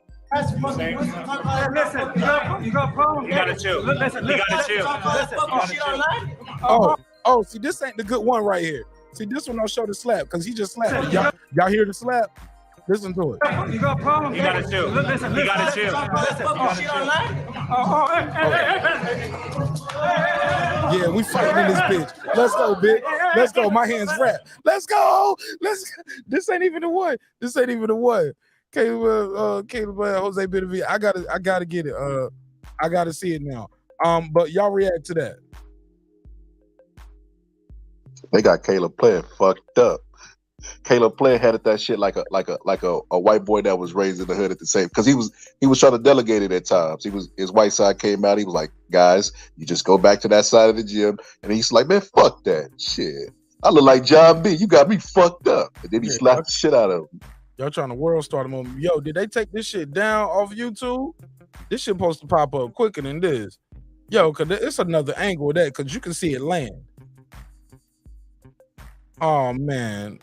Don't tell me they don't take this shit down. But Jose Benavidez. But yeah. Pass the mic around real quick while I try to find this shit. And shout out to everybody in the chat. Yeah, no, he definitely a hood ass white dude, man. You can tell. But I used to always trip before he start to blow up when he used to be on those videos with Marcellus Wiley and shit. I'd be like, man, this white kid always looking mean. Anytime like Dante Boxing Nation or Jeff Mayweather and had him on the channel, he always seemed like he had a chip on his shoulder, like mad. He didn't seem like the regular little silver spoon type white dude and shit. Always like he in the black gyms proving himself and shit. So he wasn't. You can tell he wasn't a dude that was just gonna be fucked over. And I think that's why a lot of the black cats fucked with him out the gym, especially when he was with Marcellus Wiley. I can't think of that heavyweight dude he used to always be in, but I know his name Marcellus and shit. But like dealing with that motherfucker Jose Benavidez, because he come off as a gangster motherfucker who try to intimidate people, and I think that's just the way you gotta address him. Even like he does that shit with his brother, with David. You always hear about they say with the sparring and shit, and they shit get heated. But he the type of person to push you. But Caleb could have also put themselves in a bad situation to get jumped if that was a Benavidez gym and it was deeper than him. Because Benavidez, Jose gonna always come with some ignorant ass shit. Go ahead, pass it around. What's up, Puro? Puro. All right, your mic muted. We'll come back to him. Shout out to deeply goated girl behind the mic in the building. The kid is back. Appreciate y'all. Hello.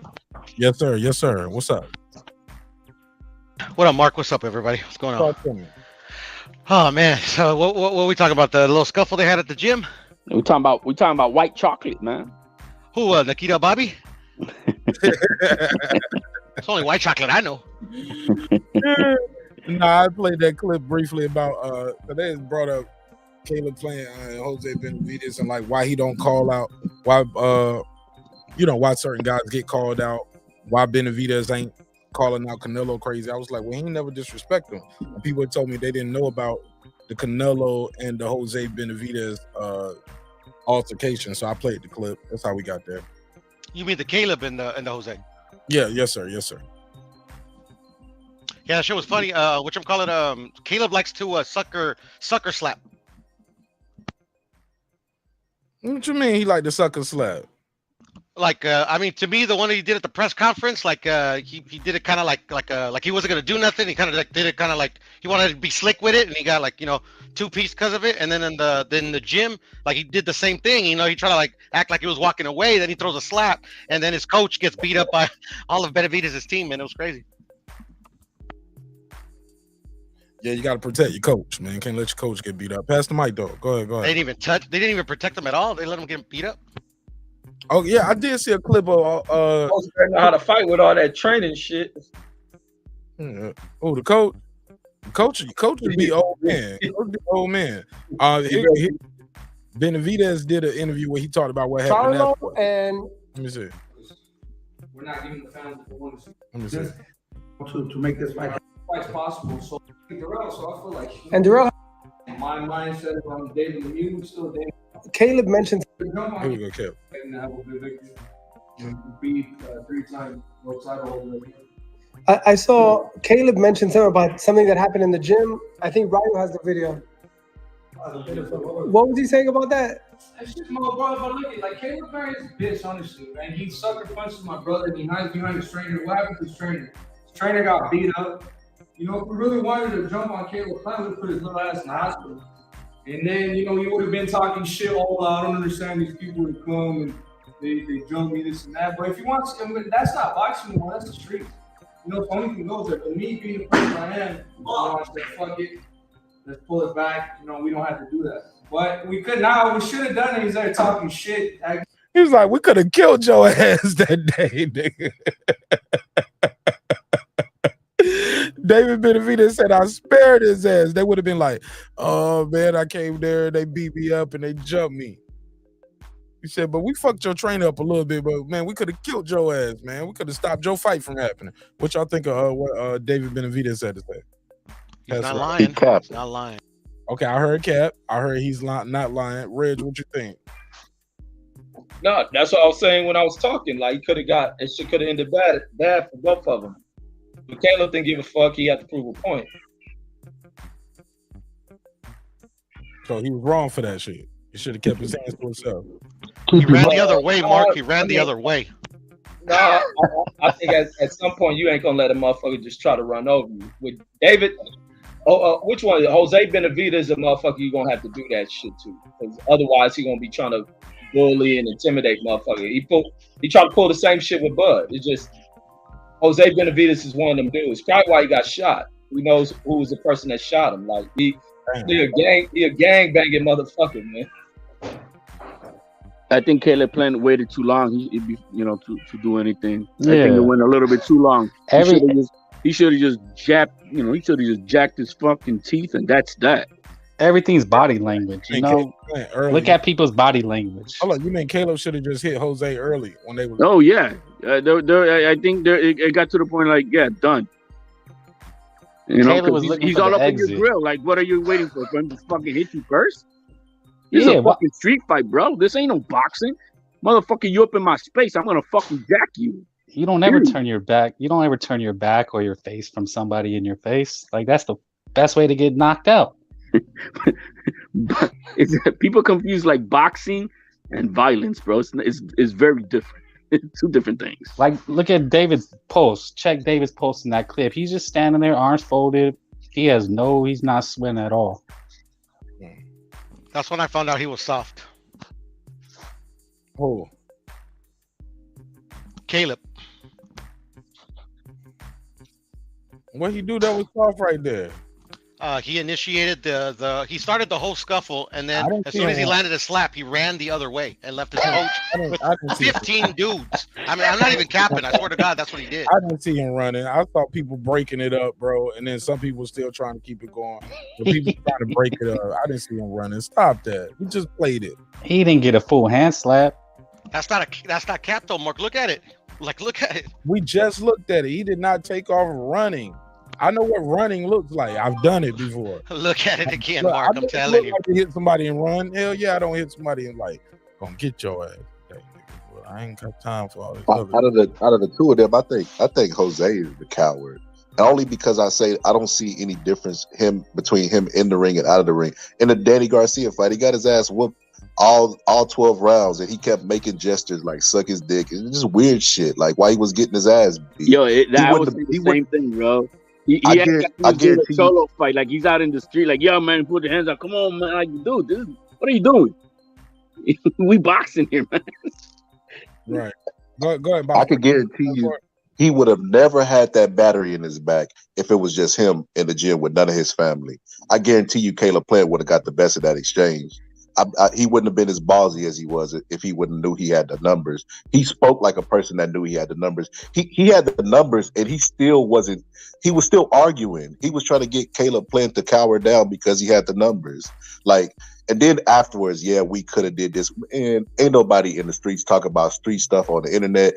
And there ain't no coulda, shoulda, woulda. They doing it. If they gonna do something, it's getting done. Period. I mean, respectfully to Jose and to the coach and to Caleb, like Caleb says he's like from the streets of I forgot where he grew up. Like where I come from, like 15 against 1. I mean, we fighting, man. I don't care if I get sent to the hospital.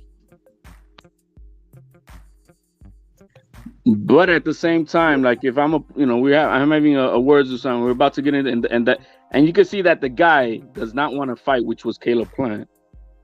You know what? All right, man. So just shut your mouth and don't be talking your yak. And that's it. You back. I mean, what's the point? This guy, obviously doesn't want to fight. You already smelled the pussy on him. He don't want to fight. So all right, then just keep your fucking yak shut, and that's it. You keep it moving. My brother, nigga. He wants something to happen. Y'all in the boxing gym. We ain't got to break it all the way up. Put the gloves on. Get in there now. You fight him now, or you about to fight us all? You in the fucking gym, man. Right. I mean, well, hold on. I guess that's kidnapping too, though. I guess, huh? I guess the crowd was kidnapping. About to catch a case for real. Be like, you put me in the gym and they told me I couldn't leave unless I fought them. Then I had to fight them all. Yeah, that can be bad. My bad, yo. So I guess Reg was right. That shit was crazy. Like, who knows? Like, shit could have got real bad, but sounds like David and them spared him though. Sound like they spared him. Shit, but somebody was trying to call right here. They got a blocked number. Hey, look, if you call him from a blocked number, that shit don't get through. No blocked numbers. I got that already set up. So too many trolls. So yeah, no blocked numbers. But that's what happened with that. Yeah, I can pass the mic around. I'll be right back. I need to run into the kitchen real quick.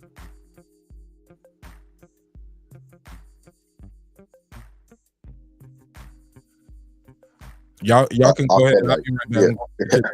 I feel like Canelo's the cash cow, man, and this just comes with when you're the cash cow. The spotlight is on you, so everybody's gonna nitpick at what you say. But I'm always one that's arguing that Canelo's not ducking anybody. I don't think he's scared of any fighters, but this just doesn't help the argument. Like, it's disappointing that he came out publicly and said this. I'm on the belief there's obviously some trolling to it because he knows what he's saying, and he knows what he's saying is gonna cause a ruckus. But at the same time, I do know that there's other things more than boxing, especially with this man at the status of where he's at in his life. There's many other things that he's invested in his country and whatnot, and so I think there's a little bit of both. because he didn't have to say anything about it like that. And he knows he's saying it, so he knows he's gonna. So I think there's a little bit of both going on. Man, what do y'all think about this now? So now that he said this, that he don't want to fight any Mexican fighters, combined with Eddie Reynoso saying that the certain style of fighters, you know what I'm saying, that are more difficult. When you combine those two statements, right? But is that a fact? Are some fighters more difficult than others? No, I'm not saying that it's not a fact. What I'm saying though, when I combine those two statements from Canelo and his trainer, and him saying that, you know, we're not always trying to fight those guys because of the difficult style that they bring. I mean, it paints a certain picture when you saying you're not gonna fight Mexican fighters, right? And then this difficult style, we're not really trying to get in the ring with them either. I mean, what do you make of that? Well, he didn't say that, so I don't make much of it. Break it down, Puro. What do you say? He said traditionally Mexican and American fighters, the American style gives the Mexican style the most trouble, but he never said that they don't want to fight it. Yeah, and Reynoso's not responsible for any of Canelo's business. He's just a trainer, so I wouldn't give that any merit. He's actually his manager, Scholar. I was going to. No, he picked a lot of the fights. Canelo, don't he? He might be his manager, but I think it's more so like when Tim Bradley made his wife his manager to try to keep the money in house. I think all decisions go through Canelo. I think if Eddie Reynoso brought him a fight and wanted him to take it, if Canelo said no, ultimately it would be Canelo. That's what I mean when I say that. Oh, I still don't agree, but I get you. Hey, real quick, let me do this cash out real quick. Shout out to my sister girl behind the mic. He said, for keeping up the great work, great show. It's your sister Memory. Thank you so much for the love and support. Let me give it a drop. It's 50, 50, 50, 50. One more time. It's 50, 50, 50, 50. Thanks again, girl behind the mic, for all the support. Go ahead, man. Ay, mi amor.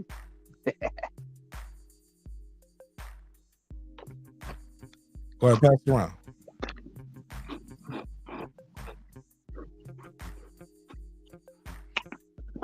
All right, well, shit, y'all ain't got nothing else. Shit, I can wrap the plane. I can land the plane real quick and start the members only. Y'all got anything else y'all want to add? Anybody want to speak on the Devin Haney versus Steven Espinoza and Tank? All the tweets that was going on yesterday. Anybody got any opinion on that other than HOD? Anybody other than HOD? I had a comment earlier. I wanted to address what I don't have about enough. HLD said something earlier, and somebody else said it earlier. They were saying, that they think Canelo's trolling, and my opinion on that is, when you see fighters trolling, they normally do it early in their career, like the rollies, etc. People, Customato got a saying, people born round don't die square. And I believe that. He's not going to all of a sudden, in his 30s, just all of a sudden hop out there and just start trolling the media. He's not known for doing that. I think Canelo said what was on his mind. And if you're a Canelo fan, you're going to dig deep into it and say why it didn't mean what he said. But what if he meant exactly what he said? What if he's literally said he's not going to fight Mexican fighters and he doesn't do it for the rest of his career? Will you criticize him? Well, I was trolling when I said that he should say he wouldn't fight North American fighters, and I actually do think he's serious, but he says that he doesn't like to. That doesn't mean he's not going to. What you mean? What you mean he's not going to? What was that, Mark? My bad. Yeah, he's not going to. What you mean? Matter of fact, go ahead, Reg. I think Reg was about to say. Yeah, I'm about to say, like, even with the Mexican comments, the comments about not fighting Mexican fighters, the Mexicans aren't the biggest pieces to the puzzle. They ain't the fights that people have been looking for. They're looking for the Charlo fight. David Benavidez is one of them. And he has Andrade. He has other fights that are the biggest draw to the puzzle for Canelo. Not these Mexican fighters. Not Jaime Munguia. Not Zurdo. Zurdo just comes up out the picture from nowhere, but they ain't the biggest pieces to the puzzle. Yeah, I mean, Canelo turned the game over. I don't think there is no more pieces. I mean, now it's just, just hopefully some of these guys can give him good fights. Piero, does he fight a Charlo? Does he fight a? Well, he already said he didn't fight Andrade. Who do you see him fighting after the Triple G fight, bro? Who do you want to see? Let me rephrase it. Who do you want to see him fight if he doesn't take the bivol shit going on? Bivol not available at that moment. Who you want to see him fight? Well, I mean, we can't discard Bivol. If he wins, I think that's the next fight. If Zurdo wins, I could see him fighting either David or Maul, or he could fight Better Beef. He ain't gonna fight Better Beef, bro. Why not? You don't want him to fight him? No, I don't mind it. I don't. Shit. Okay. Why are you giving him built-in excuses? Come on, Dub. We should be like, fight him. No, I want to see the fight. I'm just saying what I think will happen. I don't see that. I don't see him. If you had trouble with Bivol like that, yeah, Better Be. He hurting shit, bro. He hurting shit. So, just saying. But that was his goal. He's had trouble with a lot of his fights. He still fought him. Okay. Man, you know, fans, you can't win with them. They Go ahead, Boston Scholar. I'm just letting y'all know Troy on the phone. Okay, you can't win with these boxing fans. And I'll give you another example of another cash cow during this time. Anthony Joshua fight all his mandatories, all his title defenses, and they still criticize. They said Anthony Joshua should retire in his 30s after taking a loss, and it wasn't even a knockout loss. Like, fans are... You ain't been on the YouTube. You ain't been on YouTube. Everybody's been saying Anthony Joshua should retire. They were saying he should retire if he lose before the fight even happened. They said if he lose the Usyk this time, he should go ahead and retire and call it quits. So I give Canelo a little slack as far as I know that he's the cash cow, and his fight is like a lottery. It's like a lottery for a lot of fighters. So he's gonna navigate. And he's gonna look at he's aware that of fighters that are risk, but he's gonna examine, is the risk worth the reward? And I'm aware of that. Mayweather did it late in his career. Most fighters do it, but I give fighters a pass. I tend to give fighters a pass only because the fans, there's no winning with them. If they do what Anthony Joshua does, yet they're overly critical of him. They do what Canelo does, they're still criticizing him. So hey, do you? Go ahead, Troy. Hey, Mark, how you doing? I just got a quick question. Y'all cover, Deontay Wilder, any at all? I think he made a comment that he doesn't really love boxing or something like that, and they were taking him to tax on some show I was listening to last night. Go ahead. What's your opinion on it? Go ahead.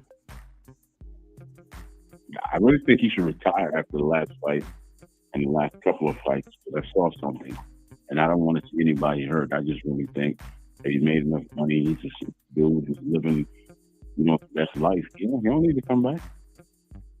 He really doesn't. He's fine. I don't think he wasted his money and all that. I don't see him, going to clubs and making it rain and all this other nonsense. So I think he should retire.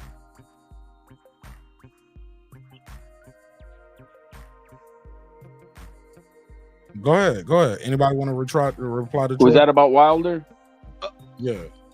I mean, I said that in the last fight. I think he should retire. I mean, he's still got all his faculties, and God bless it, he could still hang out with his family and kids, and I mean, there's more to life than just what you do for a living, and especially in the game of boxing, where CTE and other fucking damages to your body is serious and real. He suffered 2 catastrophic losses in a row, and I don't see no reason for him to fight. I just don't see it. What's the point? I mean, other than I'm gonna make a few extra bucks again. But if you make good enough money, man, life is too short, and your health is wealth. Words to Mayweather, he said that. Keep it going. But I mean, hey, for sure. Troy, you had a follow up. I see. What? Or was that Boston Scholar? I was gonna say I know why Wilder don't want to retire. He kind of said the silent part out loud. He said that Fury's gonna be taken to court with the WBC with this belt if he doesn't hurry up and make a decision. So there's a chance that Wilder could be champion again. That means a lot to be 2-time champion. and you make more money when you have the belt. You know, especially in the heavyweight division. So, I mean, I can understand why he wouldn't want to retire. That's his decision to make. Go ahead, Piro. I mean, not to take it back to Canelo, but Canelo has said the same things in the past as well, talking about like he doesn't like boxing, he doesn't watch boxing. But I mean, there's been a lot of athletes that don't like what they do, but they're so good at it, they keep doing it. You know, at the end of the day, man, I agree. I don't want to see, Wilder take any more punishment. The 3 fights with Fury, there was some brutal fights, man. But at the end, you know, if he feels like he can come back, even though I don't necessarily think he should, I'm gonna support the brother. If you come back, damn it, I'm gonna ride with you. It's bomb squad with me, but. You know, I don't think he has anything to prove. But like Piro said, hey, if he could come back and be champion, or I think that was Scholar, excuse me. If he could come back and be champion, 2-time champion, one of the or the title defenses he did have, possibly become a unified champion if he gets that opportunity. Hey man, I'm for it, but I just don't think he has anything to prove. And like HLD said, man, health is wealth in this sport, especially in such a brutal sport. And when you had your last 3 fights, they were really brutal fights. So,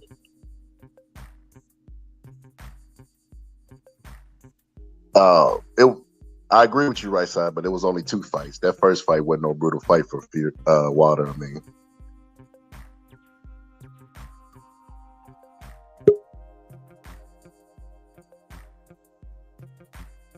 I don't disagree. I can agree with that. The first one wasn't nearly what the second 2 were. I agree with that.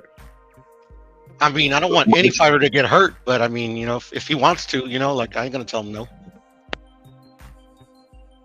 So me personally, I don't think if you have any doubt, you should step back in the ring. But that's my opinion. Wilder's a millionaire, and I'm not. You know what I mean? But I will say this. Mike Tyson got out of prison and said he had lost the love for boxing, but one thing he had is the equalizer, and Deontay Wilder has that. He could beat about 50 to 40% of boxers right now just with his power.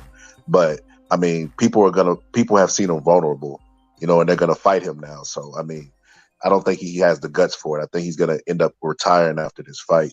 But I mean, it's like I said, it's his life. He can do whatever he wants to do. So you think if he wins the Helenius fight, he retires?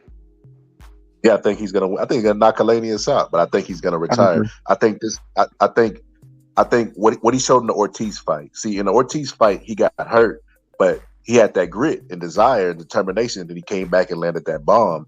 If he gets into a fight or an exchange and he gets clipped with a shot, can he dig deep? Does he have the stomach to dig deep? Because I mean, if you saying you don't really want to box, you don't have to box and all this stuff, that shows you ain't got hunger. So if you go to that well and it's empty, you're gonna lose your desire. You're gonna win and be like, yeah, I'm gonna call it quits. It just ain't there anymore. Well, I think he's proven that he can take a shot and and push through it and get the knockout. I think he did it both in the Ortiz fight. So, I mean, I think if he beats Helenius, I think he keeps going and tries to become a champion again.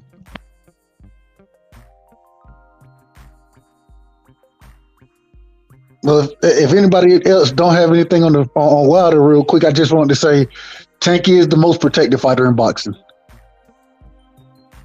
Why would you say that? Anytime somebody says anything to him, Tank he can say whatever, and then somebody else got to come out and protect him. Whether it's Floyd, whether it's Ellaby, now it's Steven Espinosa. Man, stop protecting that young man. Let that man fight. I agree. W always protecting Haney, so I mean, come on. Yeah, I'd never protect him. I always say put him in the ring with the best. You ain't never heard me say I don't want. No, put that man. I want to see Haney fight Shakur, Loma, Tank. I want to see Antoine Russell. Man, I want to see Devin fight all of them. So do I, but it's easy to say when he's not fighting them that put him in there with him.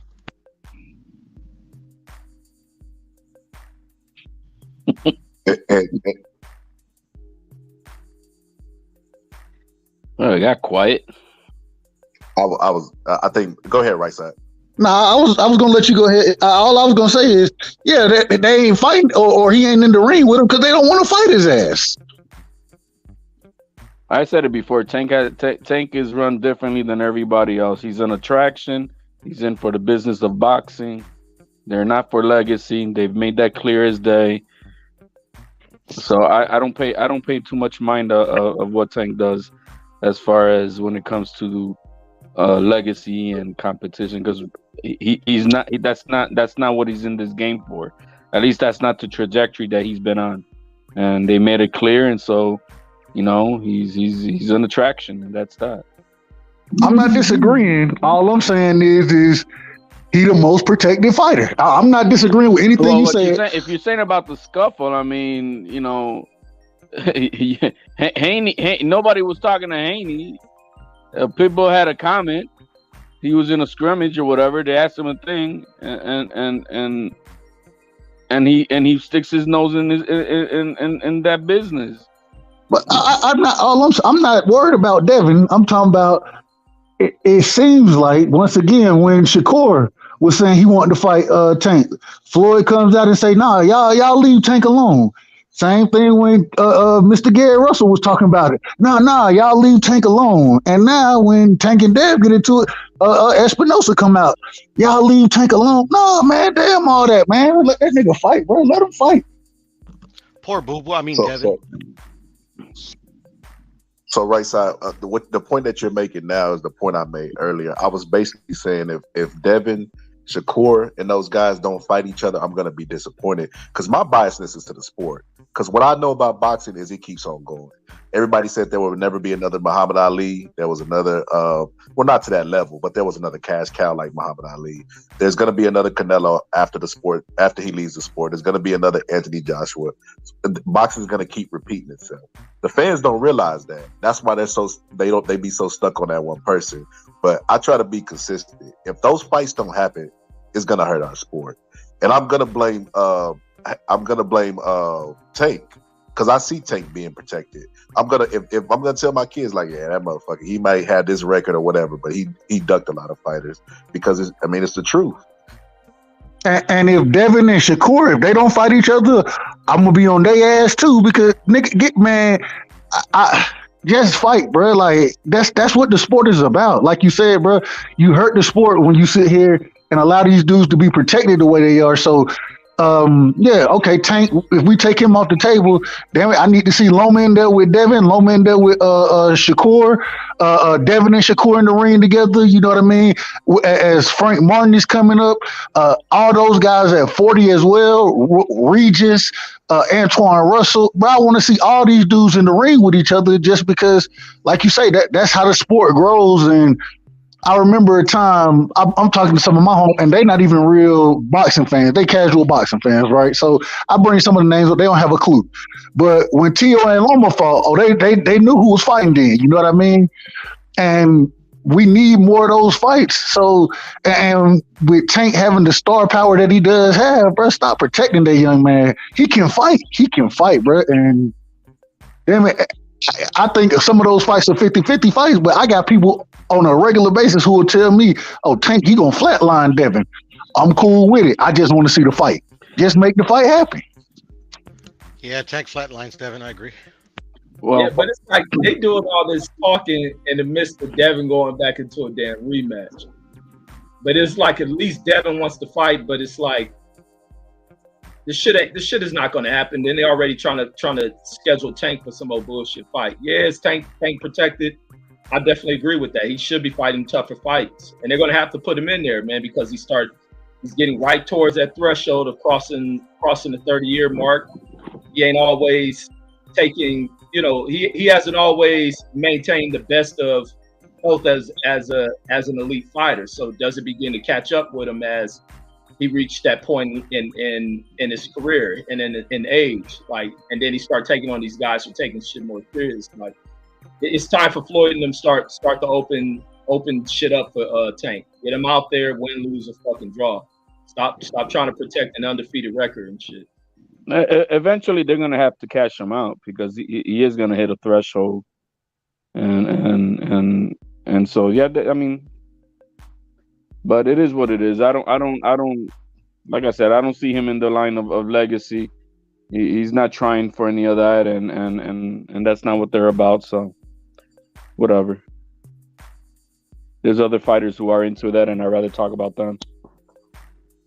That's what it come down to. That's what it really comes. Hey, Ryan Garcia, bro. I feel like Ryan wanting to fight more than Tank do against each other. You know what I mean? Even, I think both of them are semi-protected, but I think Ryan to get in the ring before Tank could get in the ring. That's what it really is, in my opinion. Now, as far as who, like you're saying, all that they would that he would flatline. Well, that's the only way he's going to beat Haney, because he's not going to outbox Haney. I think if Haney is able to stay away from that from the left, I think he outboxes Tanks for 12 rounds easy. I agree, but Piro gonna tell me.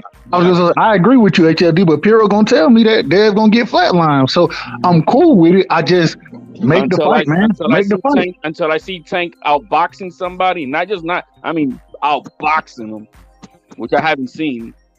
He's had to knock people out, because if not, what was it with Mario Bar? You're behind the cards, remember? We see it.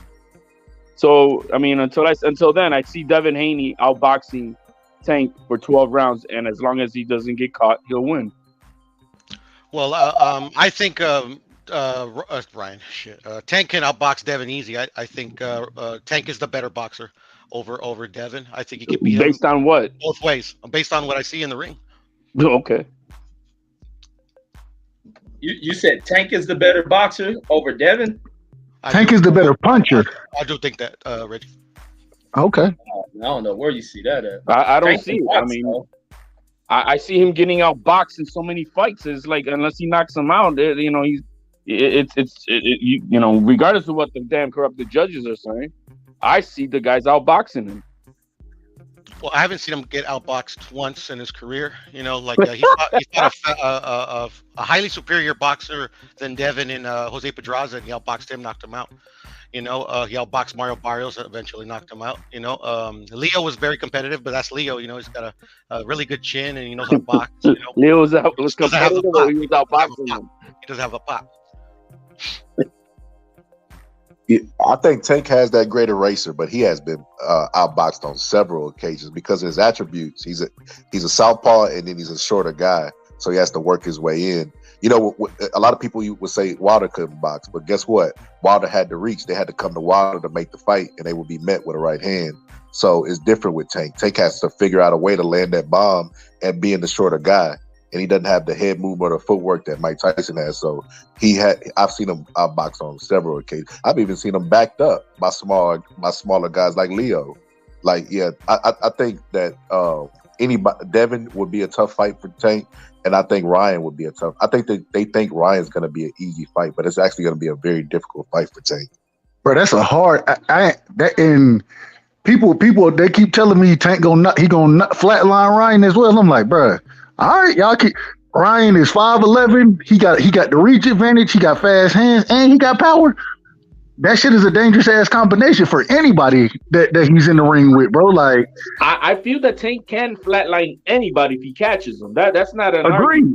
If he catches them, and so that's why I say to Devin, I think he's now a bit more mature that he is able to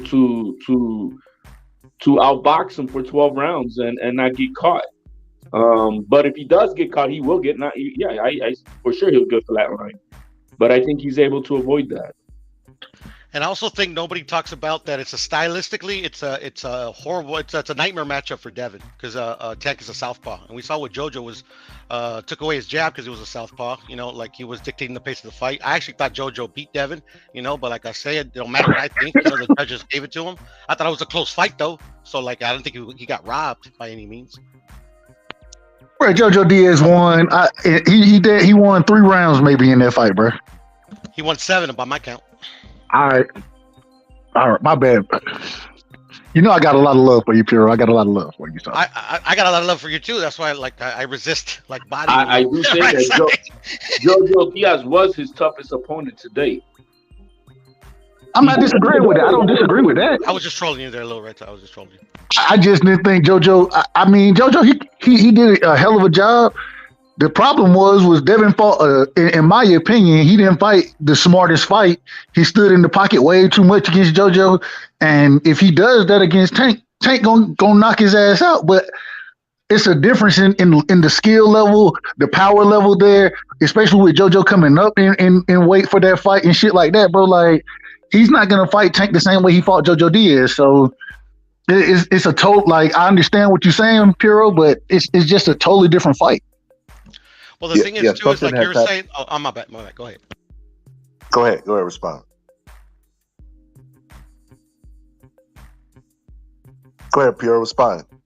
Oh, my bad. No, it's just like the thing is like you were saying that like he was staying in the pocket too much with JoJo. I disagree. I think JoJo like made him stay in the pocket. Like he was chasing him around especially in the rounds I gave him, because in the rounds that I gave Devin, you know, like I don't know if I think JoJo respected Devin's power. That's why I don't think Devin's pillow fisted. I think that's a common misconception with Devin. I don't think he's pillow fisted. I think he has enough power to keep you respectable.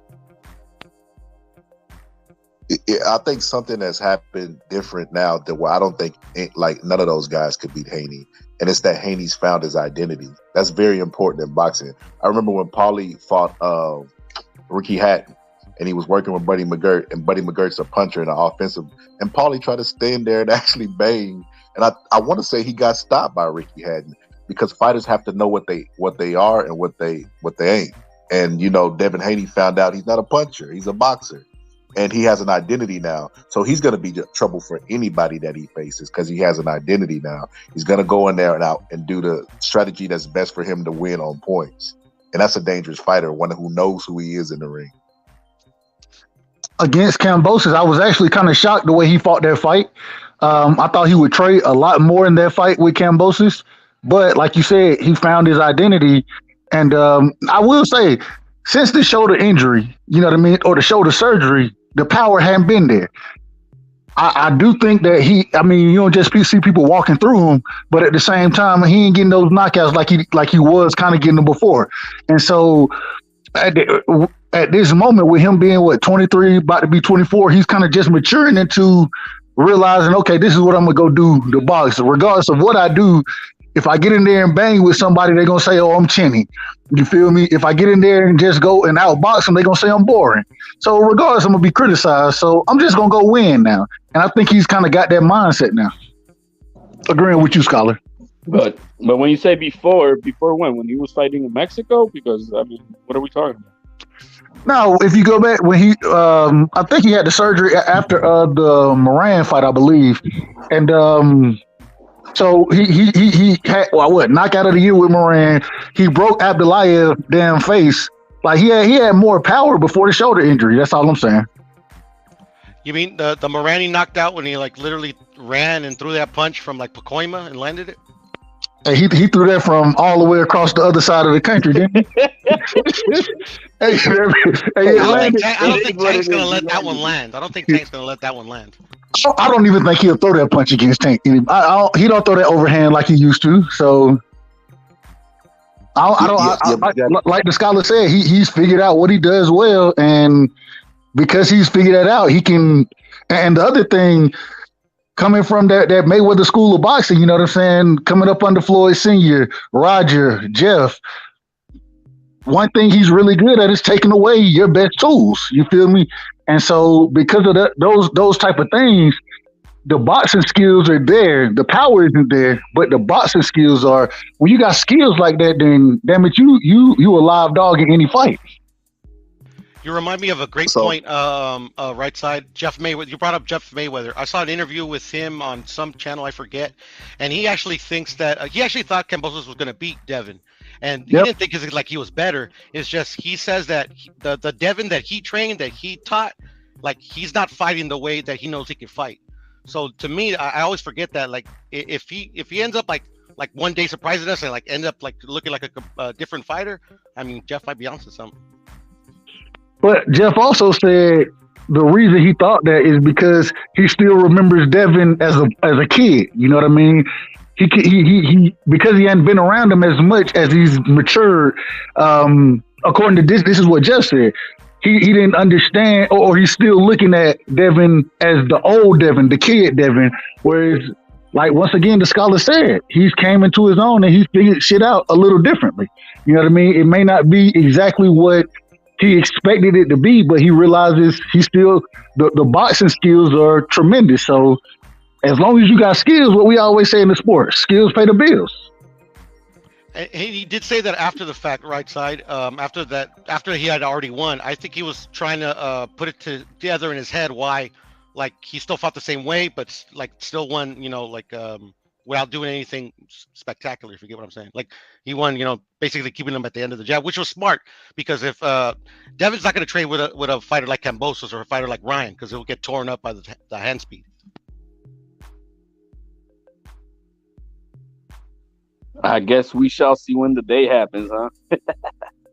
Yes, sir. That's hey, the man, beauty of it. That's the guys. beauty I'm of gonna it. bounce because I gotta get ready for later on. I want to watch Artemis. Reggie knows what we're talking about with that. But that's it, guys. My name's Good on the Chat. Mark Nash. Thank you as always, guys. God bless everybody in the chat. Hit the subscribe button and like. Ciao. Hey, what's that hillbilly word?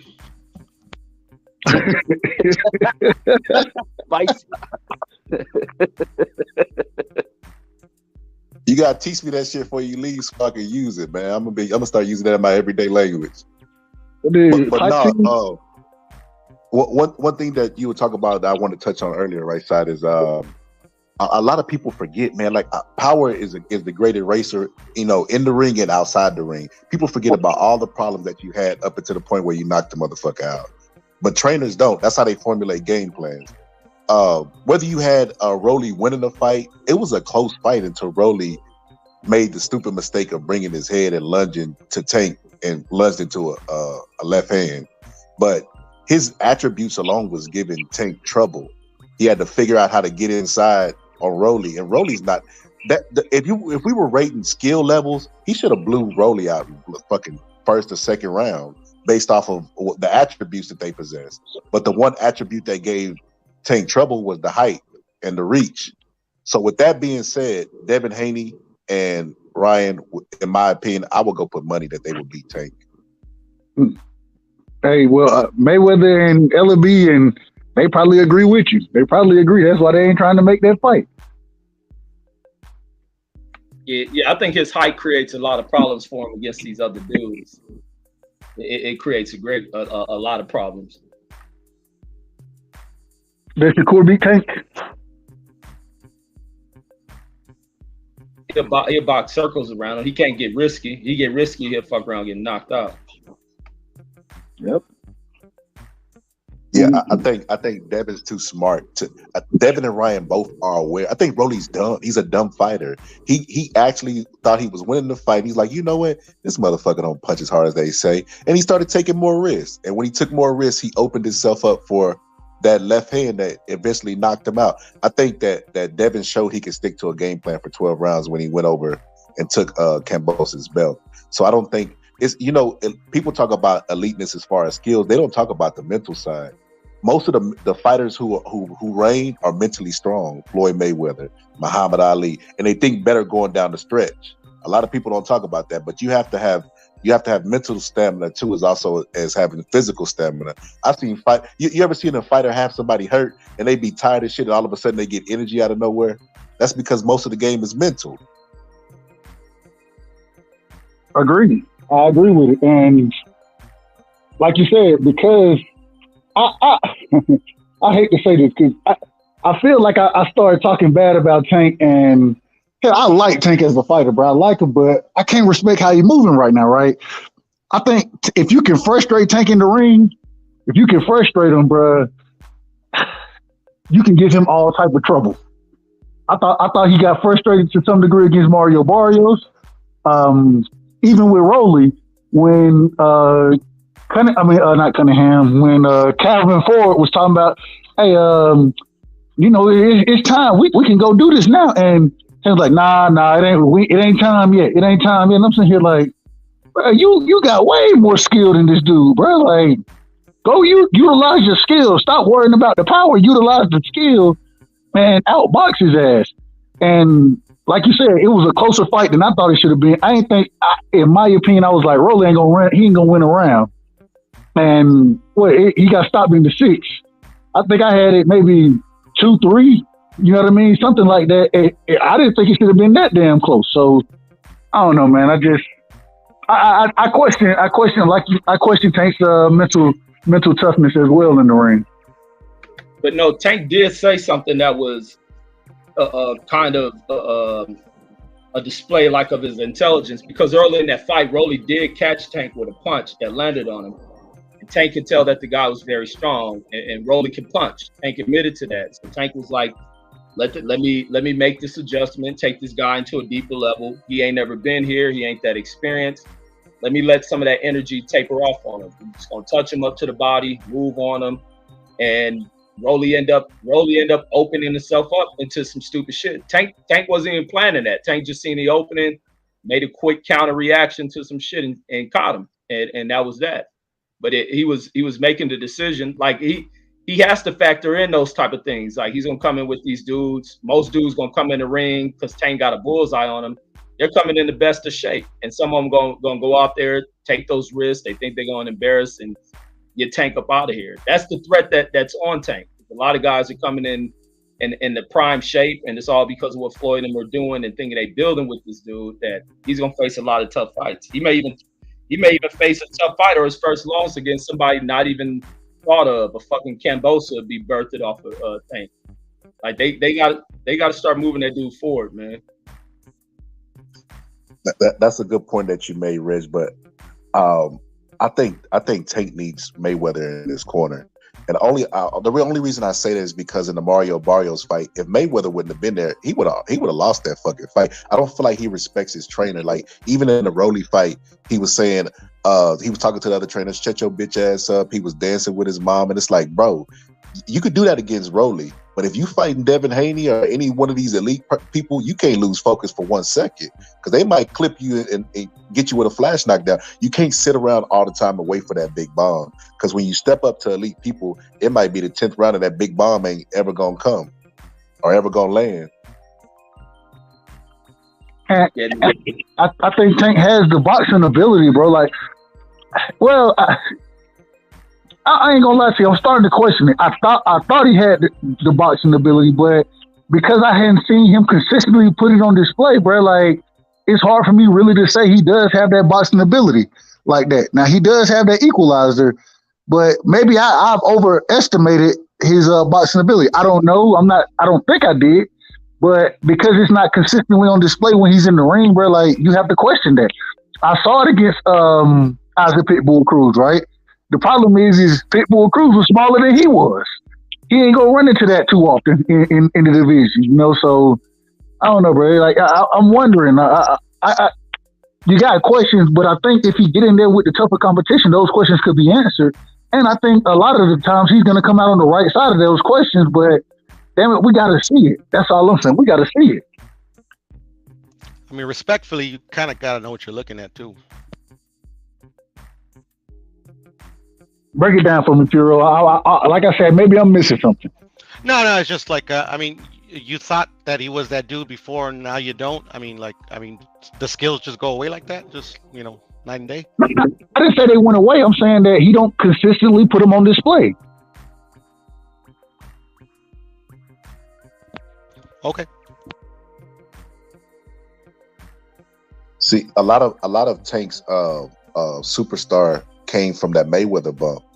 It's because Mayweather adopted him and put all of his stock into him. He had him fight on the Conor McGregor card and et cetera, et cetera. So a lot of his star status is attached to Mayweather, but he's not Mayweather. That's the thing about it.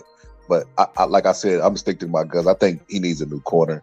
Like even after the fight, they were asking, did they set it up in the gym? And this trainer was like, oh yeah. Like, man, get the fuck. Y'all didn't set that shit up. Tank does whatever the fuck he wants to. It's the writings on the wall. He needs to switch trainers if he's going to step up in competition, but I don't think he plans to, so he can keep the same trainer, maybe. And we just want to see him fight the best. Skyler, if he goes back and Reggie jumped off as well. But Skyler, if he goes back and he fights Pitbull Cruz again. Would you be? Do you like that fight? Who you want to see him fight if you can't make the Ryan Garcia fight happen in December? Yeah, I wouldn't be mad at that fight. Not because I think Pitbull is the greatest fighter of all time, but just because stylistically it gave him hell, and he said he didn't want the fight afterwards. So he would be taking a fight that he said he didn't want to take. So yeah, I would give him credit for that. What about Michelle Rivera? No. Yeah. Hey man, Michelle Rivera, he beat Joseph Adorno. I don't know if you can give him credit for it. Man, but like I know, man. Like it's levels to this shit. And there is such thing as a B class in boxing, whether people want to admit it or not. There are some people who are in that B section who will never win a title, but they're still good. A lot of people call them gatekeepers, when they get old. But they would just be. I'm sorry. Hero, what's our new term? Professional sparring partners. Instead of calling them bums or things like that, we'll just say professional. Because some people ain't even gatekeepers. They be like 7 wins, 53 losses. Like, shout out to Lisa. I got 5 on it. Yeah, but they're not bums, but they can beat up most people in the street fight, but they're just not. They're not like, you're not about to fight them to get a title shot neither. They're not even gatekeepers, like professional sparring partners. Yeah, because they are pros to some degree. It's like a basketball player. The sorriest basketball player in the league could probably whoop my ass in basketball. But I mean, compared to people who are, other pros, I mean, he just ain't it. You know what I mean? He gonna ride the bench all year. He might see some action if they up by 100 points, but it's just levels to this shit. But that brings me to another. Okay. No, go ahead, Scholar. Go ahead. My bad. That brings me to another point. Earlier, I was talking about Wilder. I said he could beat 50% of heavyweights, and somebody told me, "What are the 50%?" I said Ricky Tan. Nobody knows who Ricky Tan is, right? Because I wanted him to go Google to prove the fact that he don't know he don't know every heavyweight box. How many times have you seen somebody fight somebody from like France and you be like, who the fuck is this guy? You don't know everybody in the sport of boxing. Al Heyman is the king of that. Digging up somebody who got a title in another country that we ain't even fucking heard of. He ain't a household name in his own household. So man, come on, man. We gotta call shit out like we see it in the sport of boxing. And if you're not comfortable calling them bums, use the term that Mark said. Call them professional sparring partners. I'ma call them bums. If Mama name them Clay, I'ma call them Clay. They bums. Mama named him Clay. That's a fact, though, and it's interesting, man. You go look at even in some of the rankings, right? I was looking at the 68 rankings the other day, bro. Some of Canelo's quote unquote mandatories in certain divisions, especially I believe it was the IBF. I was like, bro, I don't know if I've ever seen this dude fight, bro. I'm not sure if I've ever seen, maybe on an undercard once, maybe. And I think that I like to think that I keep up with the sport, but bro, I have no clue who this is. And it's like, bro, I mean, you're right, especially in the heavyweight division, bro. It's a lot of heavyweights out there. Hell, 50%. You probably that may be not generous enough. The shit probably is like 70 to 80% of them, minus, you know what I'm saying? And that's just with the right hand, because the top of the divisions, you still have those guys who's at the top. But if it ain't a top 10 fighter, bro, you probably not beating Wilder, bro. Like, I feel very comfortable saying that. We don't know what Wilder got left, though. We got to see him fight, though, right? Because he did have surgery on the hand, right? Was it the hand, the elbow, the shoulder? What did he have the surgery on? I think it was the hand. Yeah, man. We just got to see where he at. Yeah, but with that, I seen him win a fight, and he had a torn bicep and a broken hand. But you know what? He had fucked a heavyweight up so much, Chris Arreola, that he didn't take any chances. He put his hands in his pocket. I was definitely at that fight. And I remember being in the audience telling my brother and my sister, I was like, yo, I think his hand broke. It was like, why? I was like, I'm just looking at the way he's not really throwing it, how he's focusing more with the left and the jab, and he's trying to hook. Yeah, he's like slapping when he does throw the right. I was like, yeah, I think he broke his hand when when he was trying to knock out Chris Arioli earlier when he knocked him down and Chris Arioli got up. But I said all that to say, my brother, we don't know what he got left after 2 knockout losses and the surgery. Like, it might be different. I get you, but heavyweights throughout the history, you know, they're fighters, but there's a reason why the strong always reign, like Ali, Larry Holmes.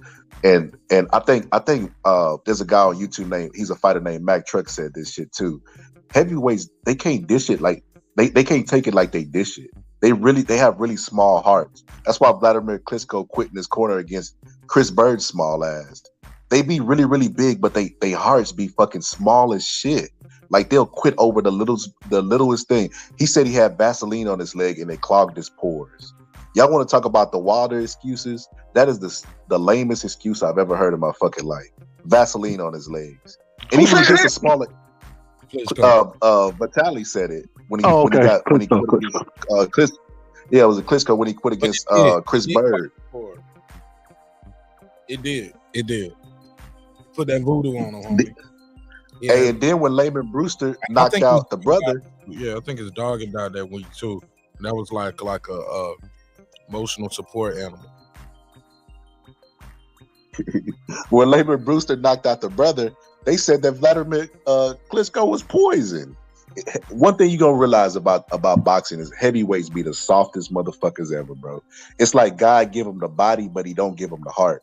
And the little motherfuckers, he don't give them the body, but he give them the heart.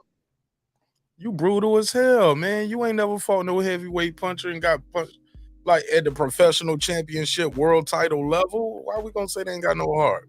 All of them? I mean, I just judge them based off of history, and the people who reign are normally strong-minded. I look at the little weight classes, and they take a shitload of punishment. You know, especially in the straw weight and the featherweight, like them. Manny Pacquiao. Have you seen any of Manny Pacquiao's earlier fights? Taking a shitload of punishment. As a matter of fact, the guy that just fought, what's the guy that beat sparring Shakur Stevens, the heavyweight? Jared Anderson. Big Baby. Jared Anderson. Big Baby just fought. The heavyweight he fought could have continued. He just laid on the ground. He got up and he quit. He quit, and it was only it was only like what, the second round. He could have made it to the third round, but he was so mentally. That's it. They didn't pay him enough to get his ass to die in the ring. It wasn't a world title. I lost. You right. Neither was. And I'm outmatched. Okay. Neither was the fight with Lopez. But look how long it took Lopez to stop that guy. And he had been knocked out before. I want to say he was coming off a knockout. Nah, I think it was early. I ain't gonna say that. But that guy went more rounds because he had more heart. He knew he was outmatched. He knew he was food going in. He knew Lopez, that was supposed to be Lopez's comeback fight. He was supposed to be the sacrificial lamb, and he still went rounds with him because he had more heart. This heavyweight got touched and was like, shit, they ain't pay me enough for this shit. I'm out this motherfucker. Wait, you see what I'm saying? You went from a heavyweight to a guy who coming up for 135, fighting a guy who's a career 140 pounder. But you're missing the forest for the trees, Mark. The smaller guys have more. 2017. It wasn't coming off a loss. His last loss was 2017. Okay, I got you. But smaller guy coming in as a sacrificial lamb went more rounds because he has more heart. He got hit by a lighter puncher. Okay, check this out. You know in boxing, they pound versus a guy over 200 pounds hitting you. It feels different, bro. Okay, I'll check this out. Muhammad Ali knocked out George Foreman. Everybody knows George Foreman was a bigger George Foreman was a bigger puncher than Muhammad Ali. The shot that Muhammad Ali hit George Foreman with wasn't a really hard shot. George Foreman laid on the ground and quit. You know why? Because George Foreman is a heavyweight. It took George Foreman 10 years. He was exhausted as fuck too. Ali gassed him out. Ali had beat him mentally. Ali was so that's the first fighter in history to ever be gassed and continue to fight. Canelo was gassed in the bivol fight. Different guys too, man. Different fight, different guys, different weight class. Now we back to my point. Yeah, and you getting hit. Yes, that's punches. Like we can't say what George Foreman felt and Muhammad Ali didn't have no power, bro. Come on, bro. But Mark, think about what you're saying, right? You're saying different weight classes. If I'm fighting somebody 118, 200 pounds feel different from 118. If you're 118 taking a 200-pound punch, but they're fighting people around their weight for a reason, right? That's why there's weight classes. So they're supposed to be durable to the shots that's coming to them. Heavyweights quit. No, but with heavyweights, one shot can change the fight quicker than the guys those lighter weights, because it's the pound of pressure per square inch. And when you are over 200 pounds, you can drop and hurt a guy with just a hard ass jab. You can drop a guy and hurt him. You get what I'm saying? But that's what you saying. I don't think it's that. Even when you over 200 pounds, yeah, another guy over 200 pounds hitting you is different.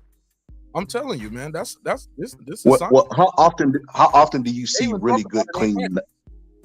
How often do you see good clean knockouts like how Wilder did Ortiz in boxing? Like a punch that they didn't see. You rarely see those. You know why? Because fighters mentally submit in the ring, and they normally do it at heavyweight. It's considered normal. If you go to any gym, go pay attention to the heavyweights. They be the softest motherfuckers in the gym. I'm not telling you my opinion based off of nothing. I'm telling you based off the history of the sport and being in the gyms. Them heavyweights be fucking prima donnas. They be pussies. If they can't spar unless they listen to this type of music. Like I'm telling you, the heavyweights be soft. Matter of fact, you in Atlanta, go talk to Mac Truck and ask him about heavyweights and why he's 5'7" and can dominate these big ass boys. They soft. Shout out to Juan. He said Wilder and Fury got up in their bout. But Wilder and Fury got up in their bout. Am I reading that right? Maybe not. I got 5 on it. Yeah, but shout out to Juan. Juan, I don't know if I'm reading that right. Y'all know what he's trying to say right here? Nah, you read it right. Wilder and Fury got up in their bouts. All right. What does that even mean? I know what he's saying. He's saying boxing scholars right with everything he says. I agree. Man, ain't nobody ever said that in the history of YouTube. Right about everything. But a lot of, like, Mark, you know, I studied the history of the game. Where I got that saying from was Emmanuel Stewart, and everybody know Emmanuel Stewart was a heavyweight trainer. But you always he was a heavyweight Emmanuel Stewart like he's undefeated as a trainer. He's been wrong before, bro. It's okay. Man, get on here. He's not God. God. So this is what I say. This is what I say. Everything about every fighter, and he know about the trainers in his gym. I mean, fighters in his gym. Well, this is what I do. I put my bets based off of teachings from Emmanuel Stewart and Customato, and I'm normally right. If I tell you a guy's gonna get knocked out, I'm normally right. Like that, I shouldn't even know you then. You should be super rich. Hey, real quick. Okay, I understand what about you. The way you talk, like you got the Marty McFly almanac, homie. No. You must not watch my shorts. I betted 3 weeks in a row and I won all 3 weeks. And it was the round. It was a specific round. I knew the specific round that they would get knocked out in. So my opinion is different than that. That's gambling. That's making a bet. We're talking about a trainer training a fighter, him having an opinion, and you say it like it's gospel because he said it. He's been wrong before. His guys got knocked the fuck out before. Okay, and this is what I'm telling you. More than twice. This is what I'm telling you. More than four. Nobody's 100% in anything. But you want to deflect to the expert. He's an expert. He trained heavyweights. He's made champions. In his experience of being in the year, he's been 40 years into the boxing game. 40 years into the boxing game, and you're glossing over that like there's nothing. 40 years into the boxing game. But that doesn't mean he can't be wrong. Teddy Atlas been in But he's not wrong about this. I agree with you, but he's right about this. Wrong. Floyd Mayweather's been wrong. You have I agree with you. But judges he's right. And rep more fights than he even trained. They've got it wrong before. He's not always right. I agree with you. But He's right about this. It's a personality trait. He hasn't met all the heavyweights in the world. He hasn't trained all of those in 40 years. Like, come on, bro. Like, just to put a personality trait on a whole weight class of people. But you just seen the proof. You just seen it in the jurors. You're making two different arguments. You're saying, okay, Manuel Stewart could be wrong, and he's probably wrong. And we just seen a heavyweight quit in the ring. That's one guy. We just seen him do it. And no, I saw him get knocked out, bro. Okay, he quit, and then hold up. He quit, and then the dude in the fight with FA quit. Those are two heavyweight fights. I missed the FA fight. He quit too because I'm telling you, man. He shouldn't even been in the damn ring with FA though, bro. You can't say that. He shouldn't even been in the damn ring. He was getting beat the fuck up. Man, bro, he could have went and took a bathroom break and came back and caught FA's punch. FA punch slow as shit.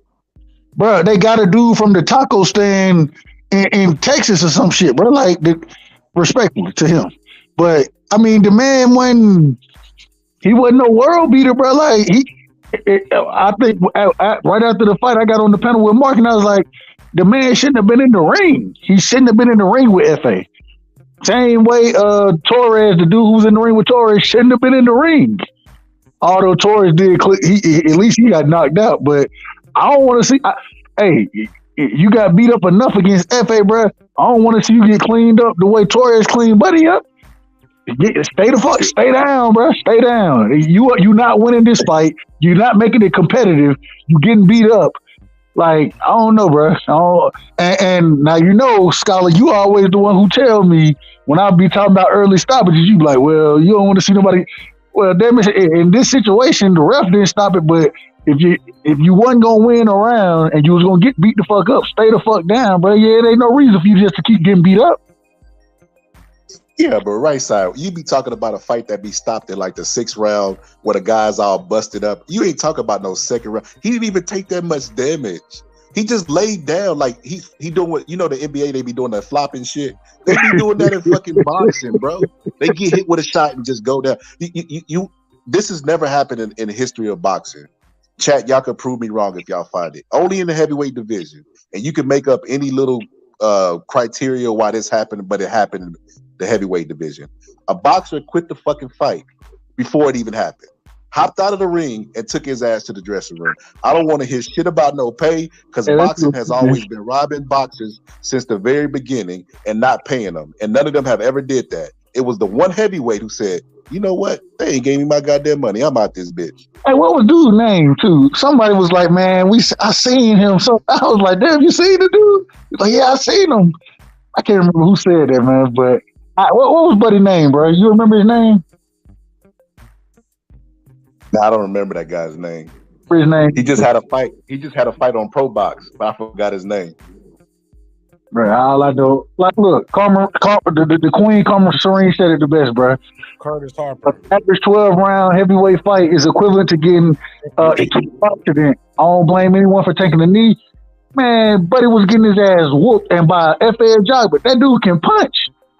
You feel me? If the skill set is similar and you able to dish it out as well as take it, that's one thing. Dude wasn't dishing he wasn't putting no punches together. He wasn't even throwing punches really. He was just getting hit. Curtis Harper was the guy. My bad. Go ahead. My bad. I just said it. That's it. Yeah, but Carmen said in the chat she don't blame him for quitting, but Carmen, that's probably you probably like weigh 118. They're in the ring with anything over 200 is heavyweight, so they assume that they're built to take the punishment. They're supposed to be able to take the punishment, or they need to drop their ass down to cruiserweight. But most of the heavyweights are supposed to be durable. Like the shots are big shots, but compared to a heavyweight, they're supposed to be, like on par. But I mean, heavyweights are weak-minded, man. Emmanuel Stewart was 100% on that. Like I said, Vladimir Klitschko said that heavyweight. He didn't fight as no heavyweight, man. He trained some guys. Deontay Wilder had his. The only one in the history of the sport I ever heard say this, and I ain't hearing it until right now. I don't know. Everybody else in the world, Emmanuel Stewart is saying heavyweights are pussy and they weak minded and got no heart. Bro, come on, bro. I didn't hear him say that. But I'll take you at your word at it, and I disagree with him. I don't care what he's talking about. How many he trained? He's wrong. He's wrong about that. No, he's not. I'm just saying that's wrong, bro. Like it's something about pounds of pressure per square inch. It just because you're a bigger guy, regardless. Yeah, you're a bigger guy getting hit by a guy 118. Yeah, you take that. But once you over a certain weight, all of that, man, that pounds of pressure per square inch, all it takes is to turn a man lights out, bro. And you have a higher chance. They take it in sparring.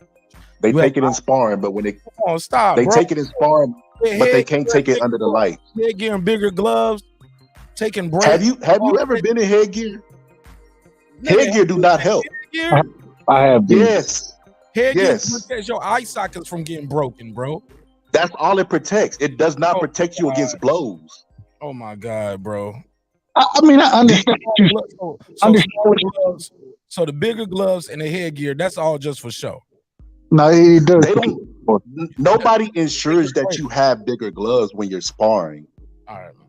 There is no commission to show up, and the headgear only protects you from butts. I got you. If you spar with that headgear on, that shit hurts just like a regular punch would. It gives fighters actually the opposite effect. It gives them a false sense of security, which is why Customato didn't allow his fighters to wear headgear. All right. Hey, Scott, look, real quick, and then I know Mark will pass it, but I find it very interesting. Me and you, everybody should be wearing headgear. Like that's what boxing scholars preach. Like, no, but I find it interesting, man. We on the opposite side of this debate.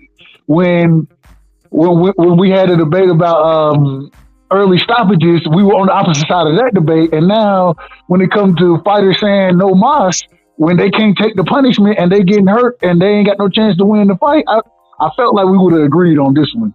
And this is, but go ahead, Deeply Goated. No, I'm not gonna lie. I think I kind of agree with Scholar when he say like heavyweights tend to have they don't have the most heart. I mean, you can name a number of heavyweights who are like great or elite level that had quit and inside certain fights. You know, you going as back as like Sonny Liston. I mean, Sonny Liston, he gets a lot of respect, but you could say that he quit against Muhammad Ali, and especially in the second fight. You know, the Phantom Punch. That's a famous example. It wasn't a Phantom Punch though. We can see he hit him now.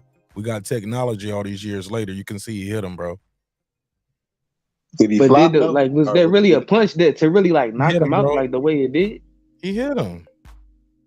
No, understand he hit him, but was the punch really that devastating to where Liston just couldn't recover from it? Now that's all interpretation. We seen Jamel Charlo hit Banana in the gut and had him shivering, shaking like he having a seizure.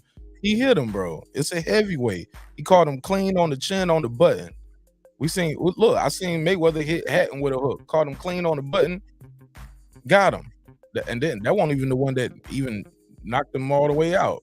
But he was hitting it clean on the button. Some guys can take it, some guys can't. Sometimes you can take it that night. Training can't, whatever. He hit him. It's not like that's crazy. And you also realize that when you hit somebody, bro, even though we're watching it, it may not look like something. It may look like a glancing blow, but what that blow may actually do to you, bro, we can't really say just because we're not feeling the punch, we're not taking the punch. You feel me? So it is very it's subjective, very subjective. Go ahead, boss. Okay, I can agree with you on that. Okay, what about my bad? I didn't mean that. No, I'm fucking with the scholar. I want to hear. I know his rebuttal has to do with Emmanuel Stewart and Customato. Go ahead. Who me or Scholar? Scholar, that's his thing. That's his one. That's his two right there. I got Teddy Atlas and Georgie Bitten and others. Okay, get what they got to say. I can tell you what I said at the beginning and how I feel now. Right side. Oh, let me address this first. Right side, you said that you thought we would be on the same page because you felt like I said that you said they stopped the fight prematurely.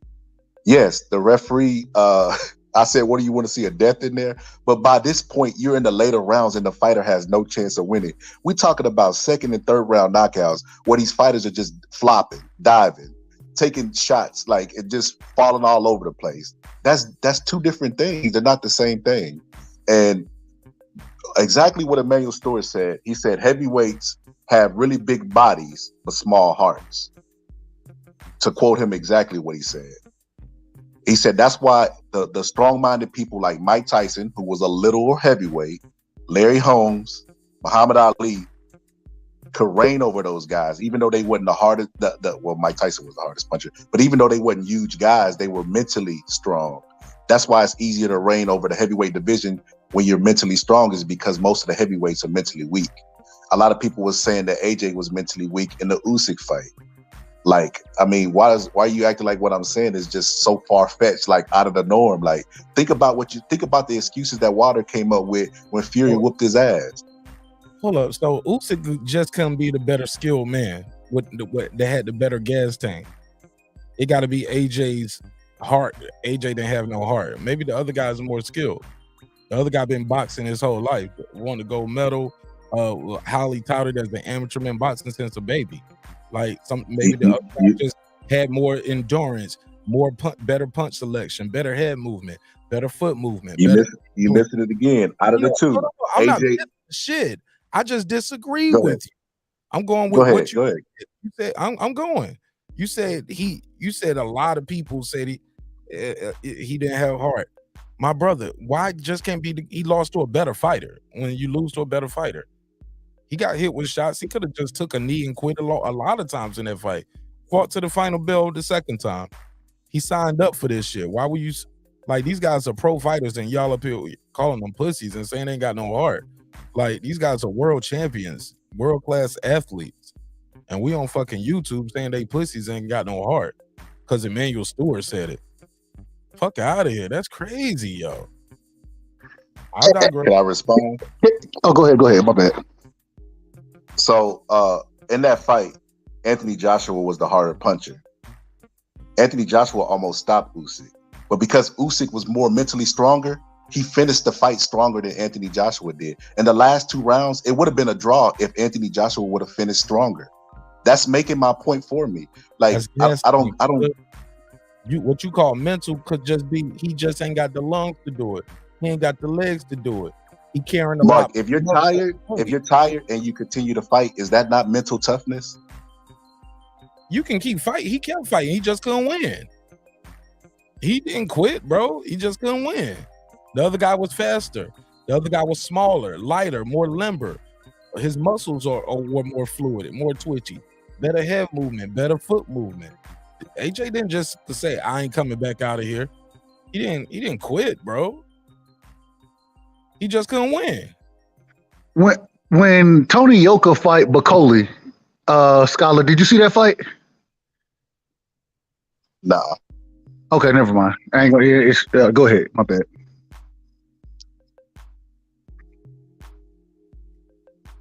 All right, I asked it anyways. Then. Well, all I was gonna say, Tony Yoka, he's the better boxer, right? But it seemed like Bacoli, he was landing him he was able to hurt Tony Yoka multiple times. Tony Yoka didn't quit or give up in the fight.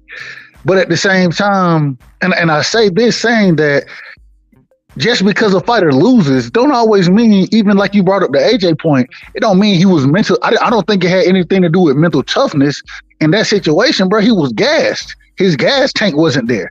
And it was the same thing against Tony Yoka and Bacoli. Like, Tony Yoka was the better fighter, in my opinion, but because of the shots and the body work that Bacoli was able to put on Tony Yoka, it shortened his, he wasn't able to fight the way that he normally does.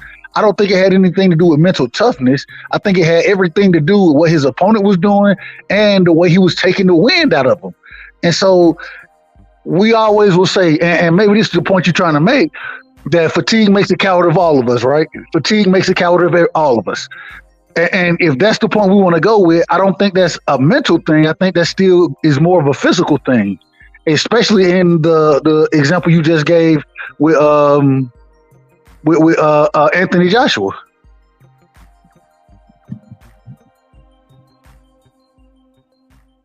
But we always argue that a majority of the boxing game is mental. So you're not making any sense, right side?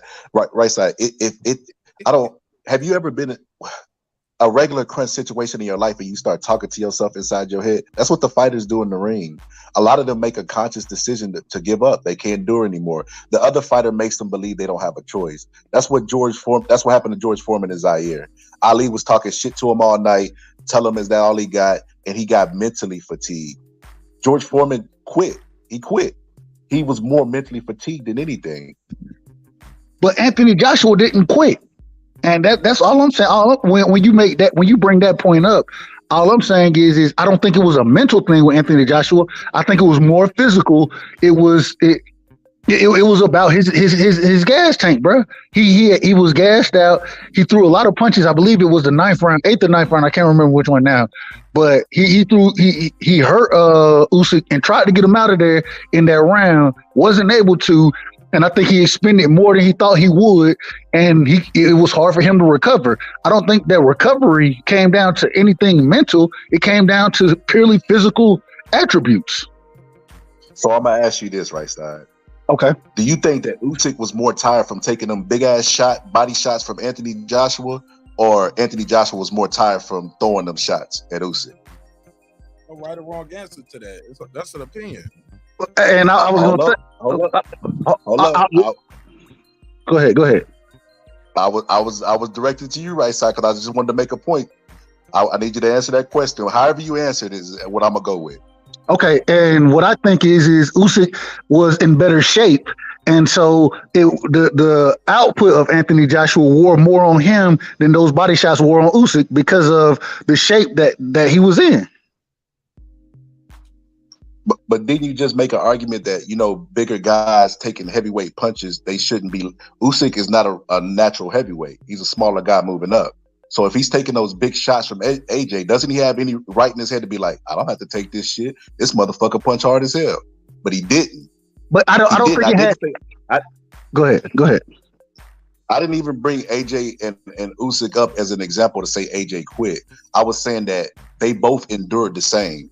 Usyk does training where he lets his trainer put him in the water, and he said if he faints in the water, he's gonna let his trainer pull him out. That right there shows me his greatest asset is his mind. The reason why he'll give heavyweights trouble is people talk about the skills of southpaw. It's because of his mind. He's really strong mentally, and I knew that was going to be a factor going into the AJ fight because Usyk took a lot of those powerful ass body shots, and he was tired as shit. And those shots were wearing on him, but he still fought. He still fought like they didn't affect him. That's what a professional does. And that's what the mental side of boxing that no one talks about. That's what it looks like. No, but he didn't. He didn't fight like that.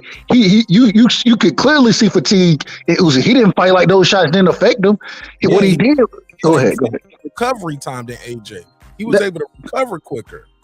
It was more about the physical than the mental in that fight, in my opinion.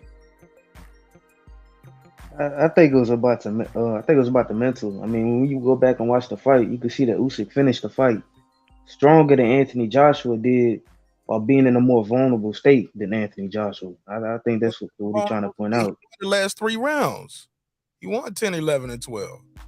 No, like he won, but you could tell he was like he was more damaged than Anthony Joshua, but he still finished the fight stronger than Joshua, even though Usyk was inside of a more vulnerable state.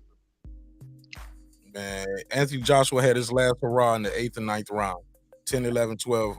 Usyk damn near stopped him in the 10th, 11th, and 12. Usyk he was just quicker to the punch.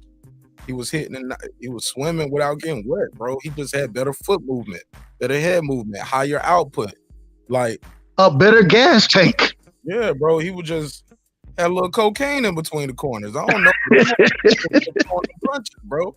He wouldn't let. It sound like y'all dancing around mental stamina. That's what y'all dancing around. Y'all saying cocaine and all this other shit. No, I'm joking. I'm joking about it. I don't think Usyk was on cocaine, and I do think it's a such thing as mental stamina. But let's be clear: if the dude didn't have no heart, he wouldn't even be a pro boxer in the heavyweight division, bro. He don't have to do this no more. He didn't have to fight this dude like this, bro. But he didn't say no heart. He said he didn't have to get off the stool. He didn't have to get off the stool. He could have just quit. Could have just laid down. Yeah, but you I see agree the- that there's a difference between. Go ahead, D. Pussy, bro. You said pussy, literally. Rewind the tape. You said pussy. And Yeah, I stand on what I say. Like I told you, that's what I'm saying. He can't be no pussy doing that for a living. I didn't say AJ specifically. I said heavyweights. I said if you go to gyms and you look at the heavyweights, you got to be under the heavyweights that you see. I ain't talking about Mark, but I'm talking about all black men. No, that's not like saying that. That's what I'm saying is you don't know every heavyweight. There are heavyweights in the local gym that you don't know. And what I'm saying is 9 times out of 10, those guys are gonna be pussy. I've seen those guys get beat up by fucking middleweights. And I'm not even capping. Heavyweights be just don't take my word for it. Go to your local gym. Go to your local gym and watch the heavyweights spar and watch them get in there with little guys and little guys beat their ass like middleweights. But little guys are gonna have more gas tank than the heavier guys are going to. And so early in the sparring, I can almost guarantee the majority of the time the heavyweight will be able to do more in the early rounds, but as it progresses, that gas tank starts to take effect, and the smaller guys are gonna have better gas tanks. And they're usually more skilled. They usually have better foot movement. Agreed. Better punch selection.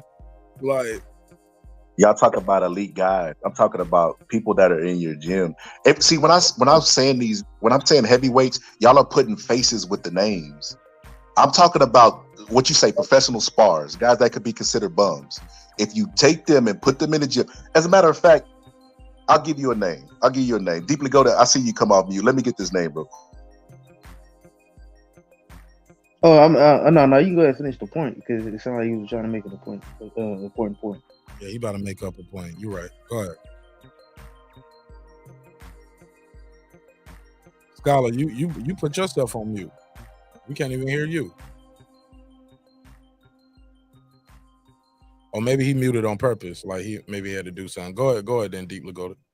Okay. What I'm gonna say is okay. Go back. Okay, y'all was like okay, Fitz, you go to football practice, right? And you gotta run across, you gotta run some laps across the field, right? And everybody in the beginning they start really fast. They start fast, they going at full speed. But as them laps start stacking up, you start getting slower and slower and slower. But some people by the very last lap, some people they slow down, so they gonna jog to finish that last lap, while other people, they know it's the last lap and they start speeding up. Although they already tired, although they physically tired, they mentally strong, so they're gonna try to blast through that final lap because they know the fight's finna end. They know that the exercise is finna end. It's basically they just finishing the exercise strong, so they had started it. And I don't think Anthony Joshua finished the fight as strong as he could have. I think Usyk had finished the fight stronger than Joshua. That's basically what I'm saying. But your mom won't let you do what your body won't allow you to do. And if we look at the cornerback position, using your example, if we look at the cornerback position versus the lineman, yeah, the cornerbacks are usually able to push harder than the linemen are because they have a better gas tank. They're not as big. And when we look at this fight, specifically the Usyk fight, the Usyk AJ outweighed Usyk in that fight once again. So the stamina was the issue. It wasn't, once again, I don't think it was a mental thing. I think it was what the body would allow. You gotta understand, the mental can surpass the body. No, it can't. If you ain't got no legs, you can't walk. I don't care what your mind think you can do. Why Bivol get tired against why Canelo get tired against Bivol? Then he was a littler guy. No, he wasn't. But the weight that he put on for his frame compared to the weight that Bivol had that he's used to fighting at allowed him to have the better gas tank. Well, that's why we saw Canelo gassing in the damn 56th round damn near, because the weight for that frame that he put on was not comparable to what Bivol's weight to his frame was. Hence the reason Bivol had the better gas tank. It had nothing to do with mental. And they weighed the same. No. Yeah, you might weigh the same, but it's you know what bone density is, right? And your bones and your body is used to carrying a certain weight at a certain size, bro. Like some people's body ain't used to carrying it. Also, did he make the weight healthy? Or did he pack on muscle? Did he just eat a little bit more? But the other guy is been fighting at that weight nonstop. That's what he do. It's different when a guy coming up in weight. Like, yeah, man, that's different. It's the same thing we saw the same thing with Deontay Wilder. When Deontay Wilder put on in that first fight, right? Like you said, he didn't take nearly as much punishment, but he wasn't nearly as big in the first fight as he blew up in the second two fights. And we saw him gas because he did blow up like that. He wasn't used to that weight. Whereas Fury has been a big dude his entire career. So he was more used to it, hence the reason he had the better gas tank. And Fury, yeah, and, so what I was going and not just that. Some guys, no matter the size, they're just not like Fury. For as big as he is, Fury is a runner, bro. Fury will get out there and run 5 or 6 miles. That helps. That's crazy that Fury, as big as he is, but can get out there and go jogging and run some miles, bro. Like you can meet even at the smaller weights, you'll see guys, they just don't have the same gas tank as other guys. It's all about it's not just all mental. Some dude, it's your training regimen and the repetition, doing those reps, what you're accustomed to. But yeah, man, that gas tank is not all mental. Some of that shit is physical. I get it. I mean, a lot of it is mental, but the physical at some point is not gonna let you do it, bro. You just can't do it. Your body won't allow you to do it. Yeah, so every person that gets into a fight is fighting their opponent and themselves. I mean, and what I was gonna say to the Bivol point is, I was gonna say Canelo was a lighter guy and they weighed the same, but the next day Bivol weighed 180. He said it. He said whenever they weighed in, the next day he came in at 180. So he had a guy in there 180 who didn't get tired, and Canelo was hitting him with body shots, et cetera, et cetera. But by your logic, the bigger guy is supposed to get tired. Like, why did he get tired? That's not the logic. What the logic is that the individual who's used to carrying that weight, Bivol is used to carrying that weight. Canelo is not. Canelo went up to 75. Bivol has been at 75, and so in just this and same thing going back to Deontay Wilder, he was used to fighting at what 220. You know what I'm saying? And then when he went up and gained weight, you saw his gas tank suffer. So if you're used to doing it, then you can build your gas. All I'm saying is this. Let me shorten it up. It's not all mental. It's not all mental. A lot of it is mental. And there are times where the mental piece does take effect on these fighters. I agree with it. I'm just saying you can't generalize it for all heavyweights. You can't generalize like that. That's all I'm saying. Yeah, having no heart is heavyweights don't have a monopoly on not having no heart. But yeah, your gas tank, bro, like it's look, I can fight a guy right now. I don't know how much you guys weigh, but let's just use me, right? Fight a guy who's smaller than me. I'm still gonna gas out probably because I don't have this weight on. I'm not in fighting shape. You know what I'm saying? I don't supposed to be 220 right now. You know what I'm saying? Does that make sense? Well, I don't supposed to be 230 or 240. But you've been carrying it. According to Right Side, you've been carrying it longer. So you should be comfortable. No. According to Right Side, Canelo wasn't carrying it.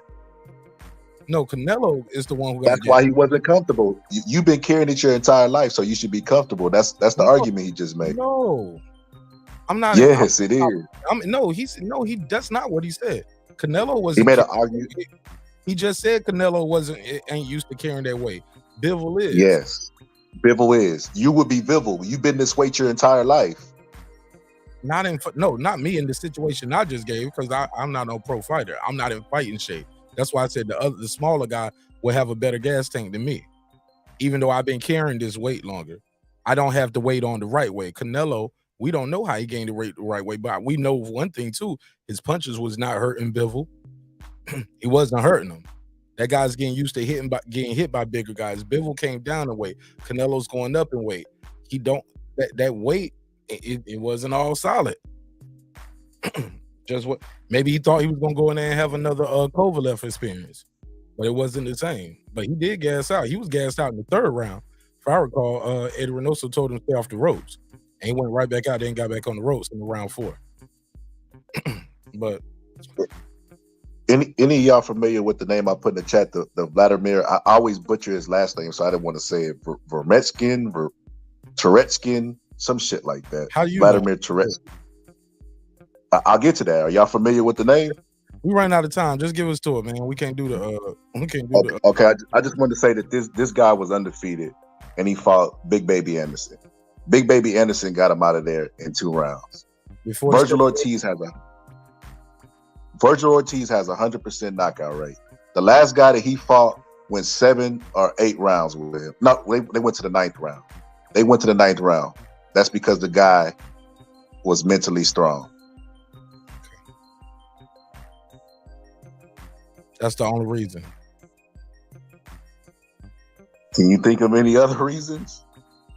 I mean, gotta watch the fight, but by according to you, so anything other than the first round knockout, it was because the guy was mentally strong. Like it's no such thing called adjustments or no. Virgil Ortiz has 100% knockout rate. 100%. That means nobody has ever went to the final bell. He didn't even have any fights that went over 9 rounds. So that means none of them fighting go hard then. He's fighting a guy who was undefeated. That guy took him to the 9th round. Jared Anderson doesn't have 100% KO ratio, and he's fighting a guy who's undefeated. That guy only went 2 rounds. He didn't say heavyweights don't have no heart. He said they have smaller hearts. There's a difference.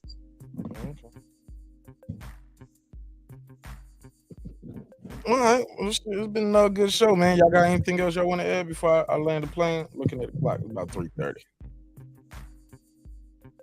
Been a good one. Final thoughts on any and everything. Shout out to the family, man. Mark, always a great show, bro. Appreciate you letting me rock tonight. Boxing Stella, my brother, much love to you. I want to hear that. Okay, he don't want to hear that. Hey, look, that was an accident, but look, God don't make mistakes. God know my heart. God know I got a heavyweight heart. I have a welterweight heart. Wait a minute, so you biased?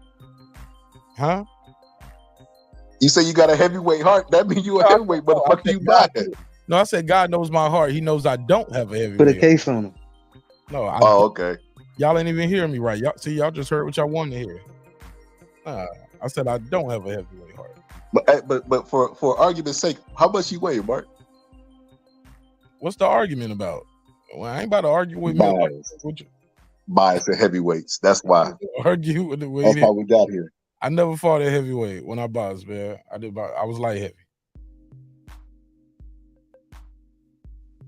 Really? Yeah, I boxed with my unit. I was light heavy. Actually, and that wasn't supposed to be. I had to go up in weight because something happened to somebody else in the tournament, and I was the closest to the weight, so I had to go up in weight and fight in a weight class that I wasn't normally fighting, which was crazy because I did a lot of training to lose weight. No, actually, I had to go down in weight. I went down from light heavy, so I had to go down to a weight class that I didn't fight in. I had to drop down. Shit, I might have dropped down to like 160 something. Yeah, that shit was crazy. That shit was crazy, man. So they drained you. Yep, you know what happened. And they told me if I didn't make weight, I was gonna get an Article 15. Told me I was gonna get an Article 15 if I didn't make weight, because it was it was a setup, man. They set me up. Obviously, I lost the fight, right? Spiked my water too. I was about to say, was your suit heavy? Yeah, man, the suit was too heavy. Yo, I ain't gonna lie. I thought we was doing another weigh-in the next day too. Like I remember my lieutenant told me, so I didn't even get to rehydrate, bro. And I showed, I was like, so when are we doing the weigh-in? It was like, nah, we ain't got to do another weigh-in. But now I'm trying to drink some water and yeah, man, that shit was crazy, man. That whole shit was a setup, yo. The zone set me up. Triller set me up. I had a hole in my throat. They wanted your opponent. They wanted your opponent to go undisputed, anyways, bro. That's what it was, man. That's what it was. Nigga, Y'all missing the bigger picture. Nigga, I threw up nothing, but I threw up so much after that fight. I threw up so much water. I didn't even stay for the rest of the tournament. I was so mad, bro. I was so mad. I just left. I went back to the barracks. And I just laid down, took a shower and laid down on the bed, man. Everybody was calling me, was trying to talk to me. I was like, I ain't answer the phone, I ain't answer the door. Yeah, I just was, man, I was mad, man. I was so mad. I felt like they set me up. But hey, Mark, do me a favor, man. You in Atlanta? I know you be hanging out at the boxing gyms. I know you know Mac Truck. When you talk to him next time, ask him, is what I'm saying absurd? Or and if he say yes, bro, I retract my statement. I'll come on air and retract it. But if he say no, bro, then we got to have a conversation off air. I don't care what he say. He one person and he just got in the boxing. Yeah, but he's 5'7". I mean, James Toney height. He's not a big guy, but he be bending these heavyweights over, folding them up. He be folding them up because he know that they mentally weak, bro. He know a hard body shot that they gonna fight different the rest of the fight. They not used. I know y'all, man. Y'all know y'all heard this before. They say that like big guys ain't used to fighting. That's why they don't know how to fight. The little guys is the one that got to scrap them because they got to always fight to prove they love every night. Like the big guys ain't got no scrap. It's the same logic that I'm using now. Why is what I'm saying now absurd? Yeah, because you're absurd. Go ahead, Brandon Washington. What up, Mark? Salute to everybody on the panel, man. What's going on? What's up, Boxing Scholar? Long time no see, man. Where you been?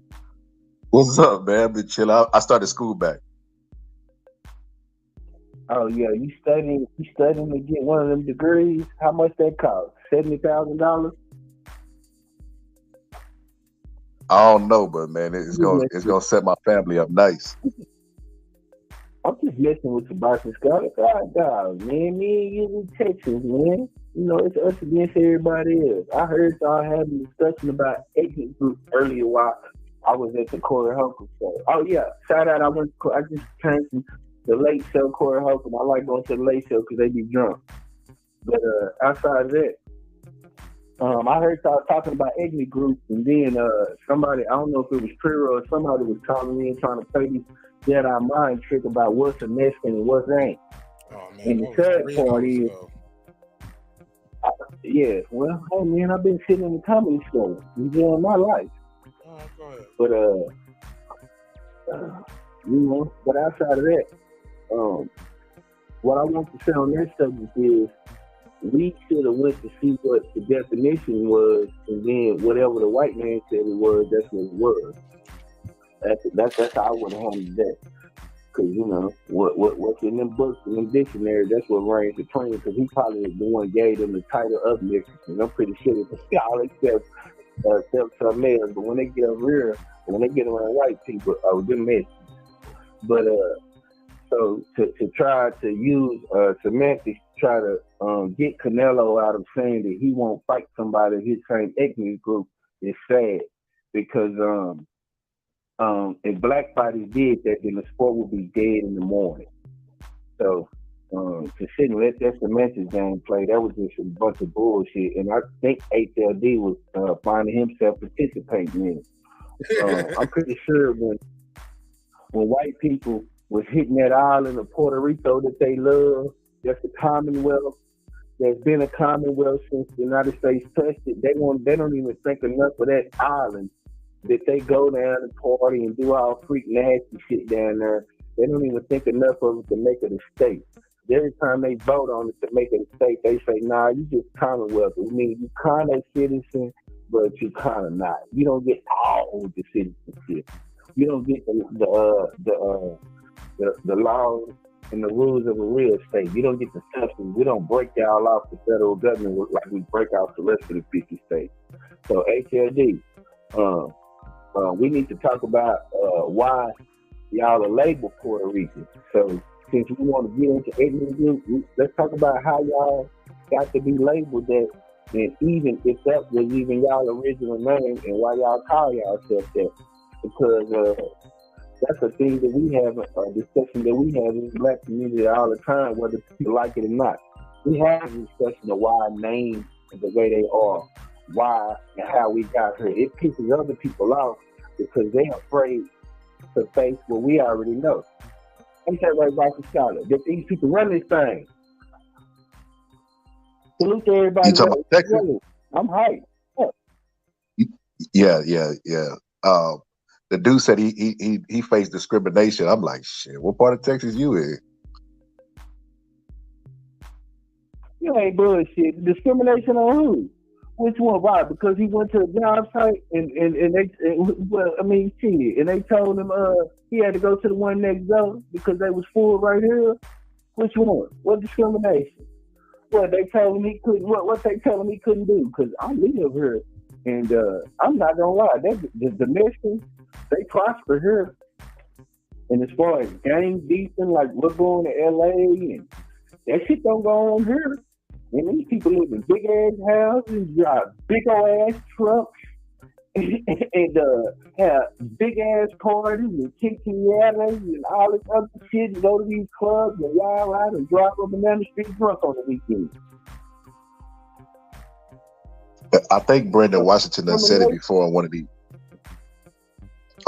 of the lives. He was saying that he wished that the black people would be more like Mexico. That's what he was talking about, because everywhere we go in Texas, man, like the construction sites everywhere, they majority of they own a lot of Texas, bro. Like they be building and buying up these houses. Like he be wanting black people to be more united like that, like with skills and labor and et cetera, et cetera. That's what he be talking about or referencing. Yeah, because they have a family. They have a family. A base about themselves. Everything is built around their family and helping each other. The thing about it, what they didn't have, what they didn't go through, and I'm going to bring it back to, they wasn't taught to hate themselves. They wasn't taught to be suspicious. Think about it. When you think about all the revolts, and I found this fascinating. Do you know that Fidel Castro never had a traitor? Nobody traded. None of his countrymen, because they believed in the idea of what he was building. So they didn't betray him. The CIA tried to overthrow him so many times. They couldn't do it because the loyalty from his country and his people. When you have loyalty and you wasn't fucked with mentally, you got to remember we were fucked with mentally. It was disgusting acts. You got to, and there were breeding farms in Baltimore where we were bred like animals. Where if we had to sleep with our own mother, sleep with our own sister, sleep with our own family members. These people didn't go through the mental torture, so they still had a family structure and a family unit. When you start creating incest and making the people sleep with their mother and their sister, that family structure, that bond is gone. It's in disarray. You're an animal now.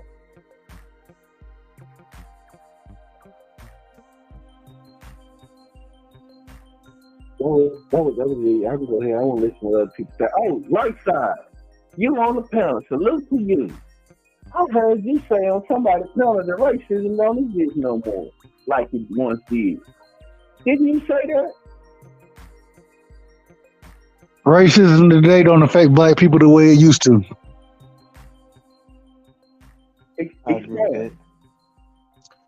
That at one point in time, racism was a huge issue in the United States, but as of today, racism is not nearly what it used to be, and the effect on black people, racism, if we want to say historically, we can say that, but as far as today, black people are in a much better position than they've ever been in, and a lot of them, it's not about racism. The reason that they don't go and do the things that they should be able to do, it comes down to other things versus racism. Racism isn't the biggest problem in the black community anymore. First of all, you 100% wrong, and you sound, and I hate to say this, and I gotta say it with all due respect, you sound ignorant. Now, ignorant just means you don't know. Now, you don't have a way to quantify that because you don't have any facts to say, oh, racism was affecting black people this way then, and racism is affecting black people this way now. So you're wrong about that. Now, I can say that though. I can say that.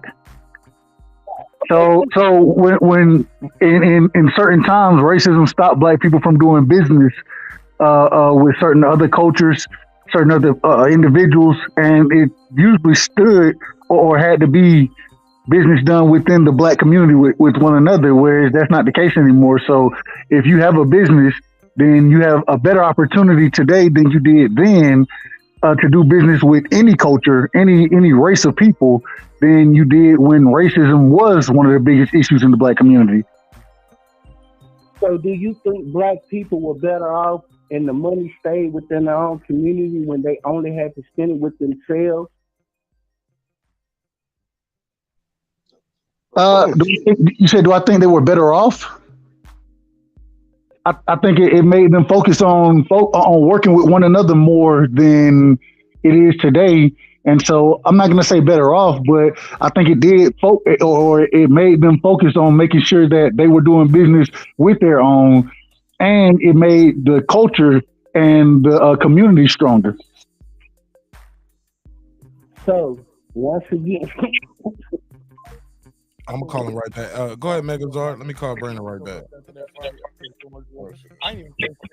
Go ahead, Megazord. Peace to the panel. What's going on, brother? I was just checking in because I hadn't been in a minute, but I'll let Brandon cook. Nah, I gotta get him back because I'm about to switch this setup. So he's not even hitting right now. I gotta get him back on the line. Yes, sir. Go ahead. Did you have anything to add? Oh, nothing. Well, no, I was just saying whatever, and I was going,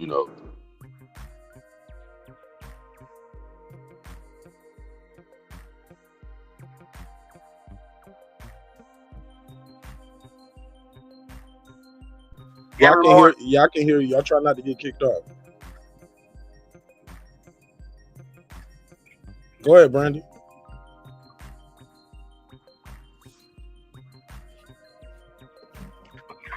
Brandon.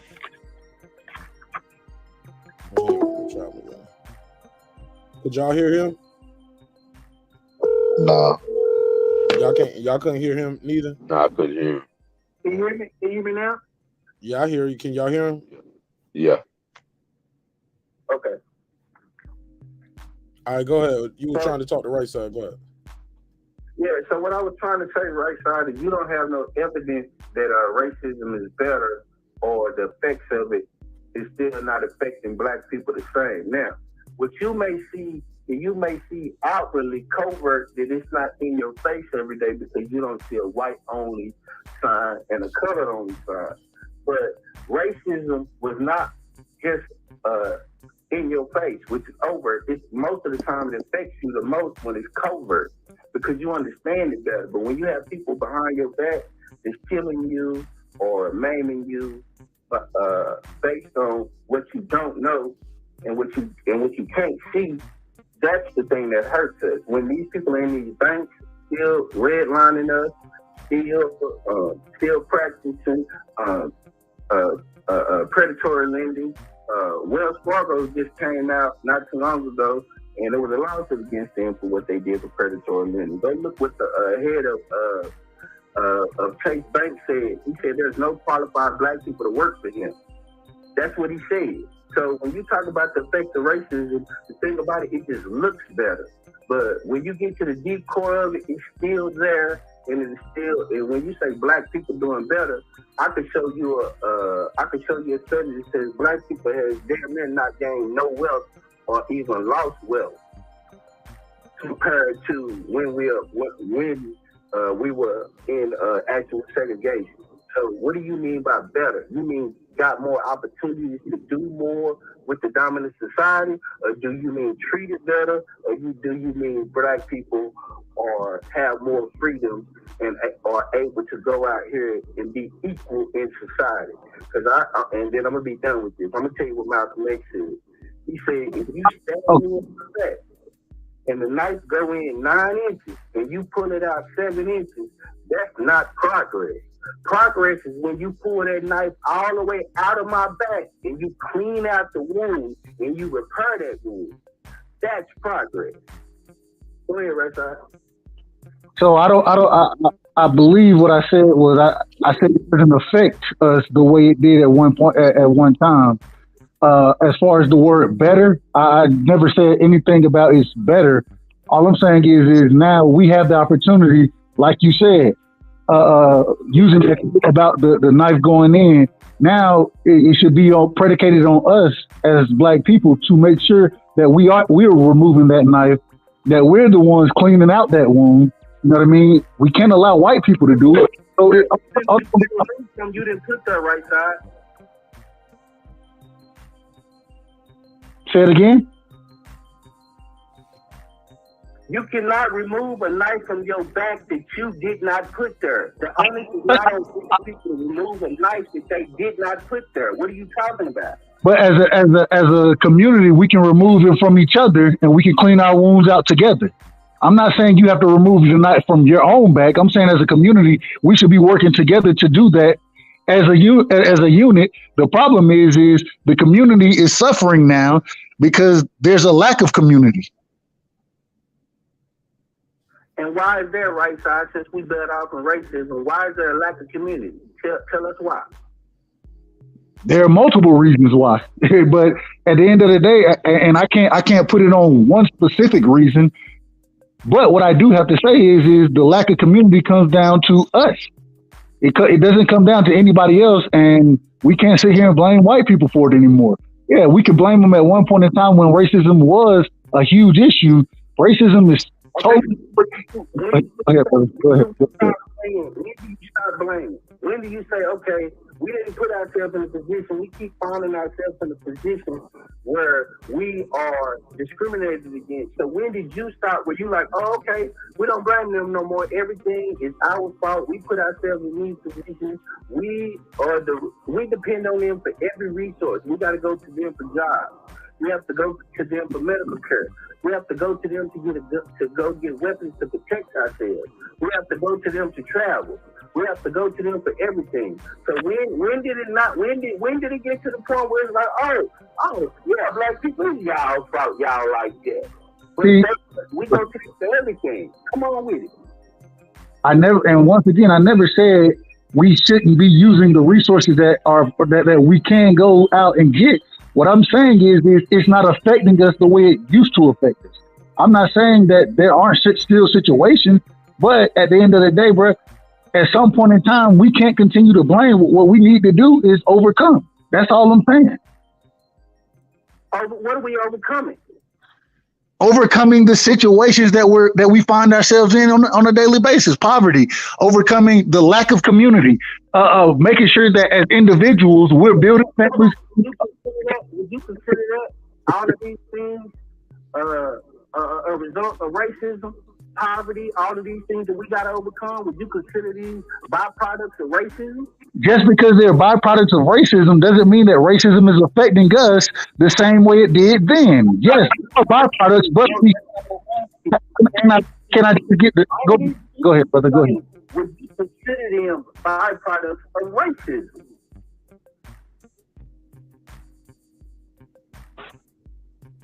Say it again. We talking about all the things that we have to overcome. You said, I asked you, what are those things? You started naming poverty, all of these other things. And I was asking you, okay, is that a byproduct of racism? Being a byproduct, hold on, give me 1 second, brother. My audio fucking up. Give me 1 second. All right, I'm gonna jump on the panel. Can y'all hear me?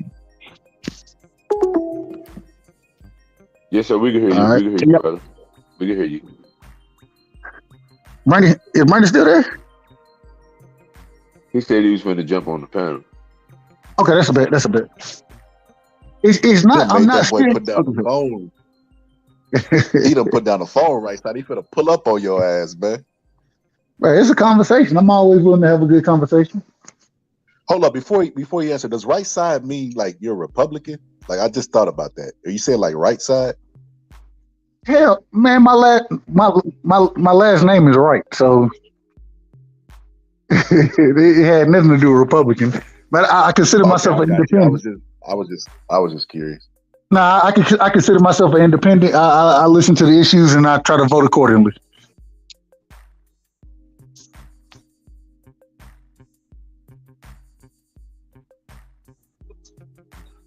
Brandon, don't pull up on mute.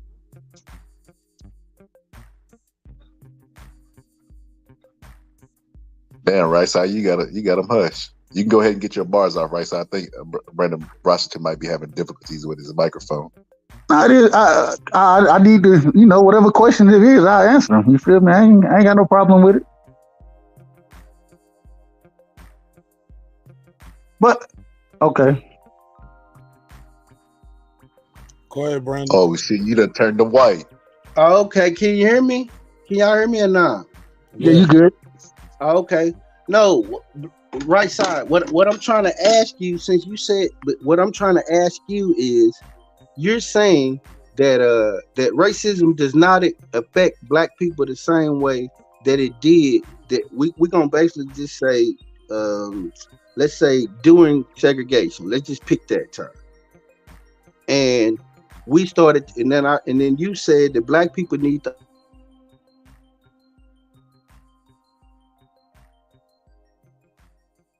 You cut out, bro. You cut out.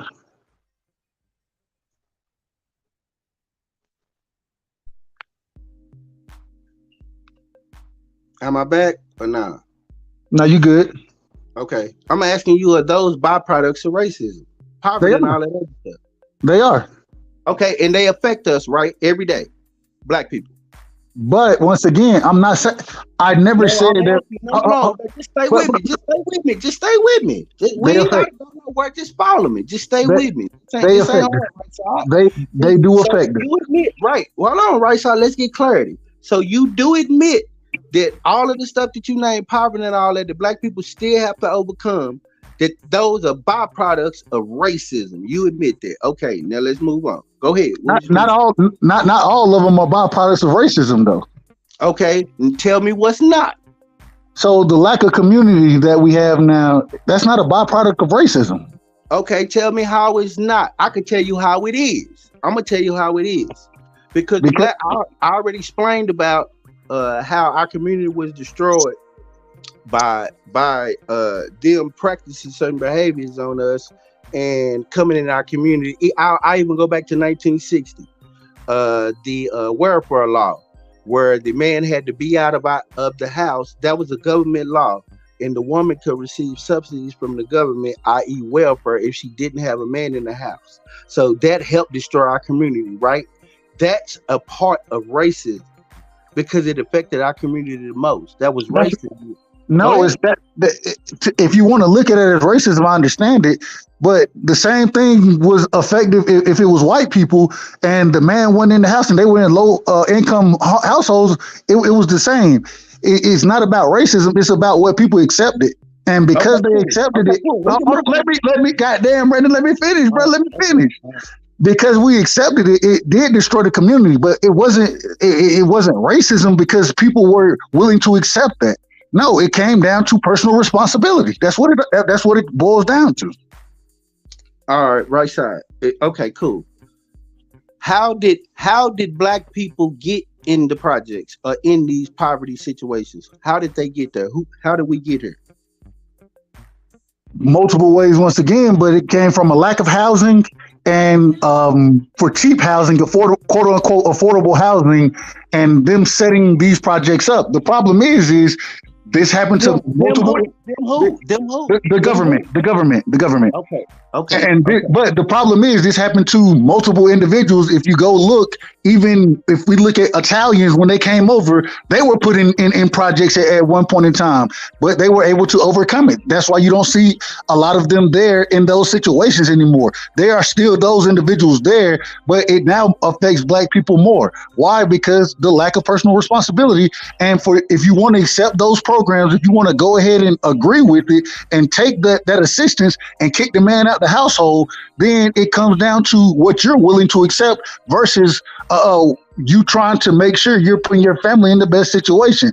Is you accepting government assistance the best situation? No, the government creates nothing, and because they don't create shit, it's hard for them to give shit away. How do they give shit away? They steal from the people. So ain't no way you should accept that shit. What you should be doing is going out and overcoming the situation, making sure that you and you're building your family, you're putting a household together, whether you need two incomes there, however is necessary for you not to be in that situation and to build a stronger family, bro. That's what it boils down to.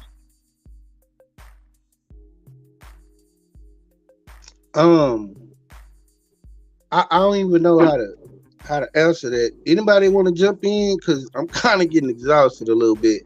I think you are missing a point of how people got to be where they are. People just didn't get where they are. And okay, I'll just give you an example. And answer me this question. When the slaves were free, what did they do? The moment where the government came, the United States Army came and knocked on the door and said, y'all free, what did they do? You break it down to me. No, I'm asking, what did they do? That's why I said you break it down to me. I'm not sure what actually looking for. So you don't know. Okay, when the slaves were turned loose and told they were free, what did they do? Right side? Where did they go? What did they do? They returned right back to the people that freed them because they didn't have any influence. Most of That's exactly what they did, right? Yeah, Brandon. Yeah, just speaking. Just make your points, bro. Okay. All right, my bad. Yeah, question for him. Go ahead. Okay. So the point that I'm trying to make is the people who were in bondage to the other people, when they got free, they turned right back around and went right back up under these people who mistreated them for hundreds of years, right? We can establish that, right? Right side? Go ahead. And we can establish that basically 98% of black people work for white people or work under white people or work for white people companies to this day. We can establish that too, right? Right side? Go ahead. So the point that I'm trying to make, right side, is yes, when you say certain conditions where certain restrictions ain't there or have been removed from us, yes, when you talk about racism, but racism still exists. I would say damn near the same way. It's just practiced different, where it's not in your face. It's just covert, where I can do it with a piece of paper, where I can do it with a gun. Read the FBI report on what impacts America the most, where they said that KKK was infiltrating the police departments and that kind of thing. That's that's racism. That's what impacts us the most. Not having personal accountability. No, sir. Okay. We will agree to disagree on this one then. All right, ring the bell, Mark, for me.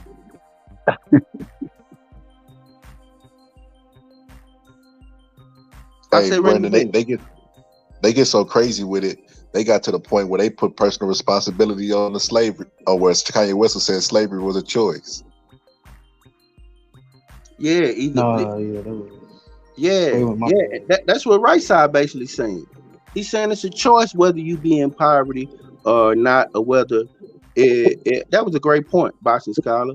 Exactly what I said is you can overcome it if you set yourself up to be in certain situations the way a lot of individuals have done. You feel me? The thing is, we have to do it more as a community, more as a whole. So teaching things like financial literacy, those are the things we should be focusing on. It can happen and it can be done. Once again, yeah. Is there racism? I'm not saying there's not, but what I'm saying is it's not affecting us the same way it was at one point in time in the history of the Black American, man. So yeah, racism does exist, but it doesn't affect us nearly the same. You can't tell me the white person holding you back from accomplishing your goals. See how small you looking at it? You're looking at it in a small way. I'm talking about racism the way you talking about community. Don't put it individually, put it as a group. It has to start individually for it to be in a group. If we don't start individually, we can't. That's not what you said, but that's not what you've been talking about. Community.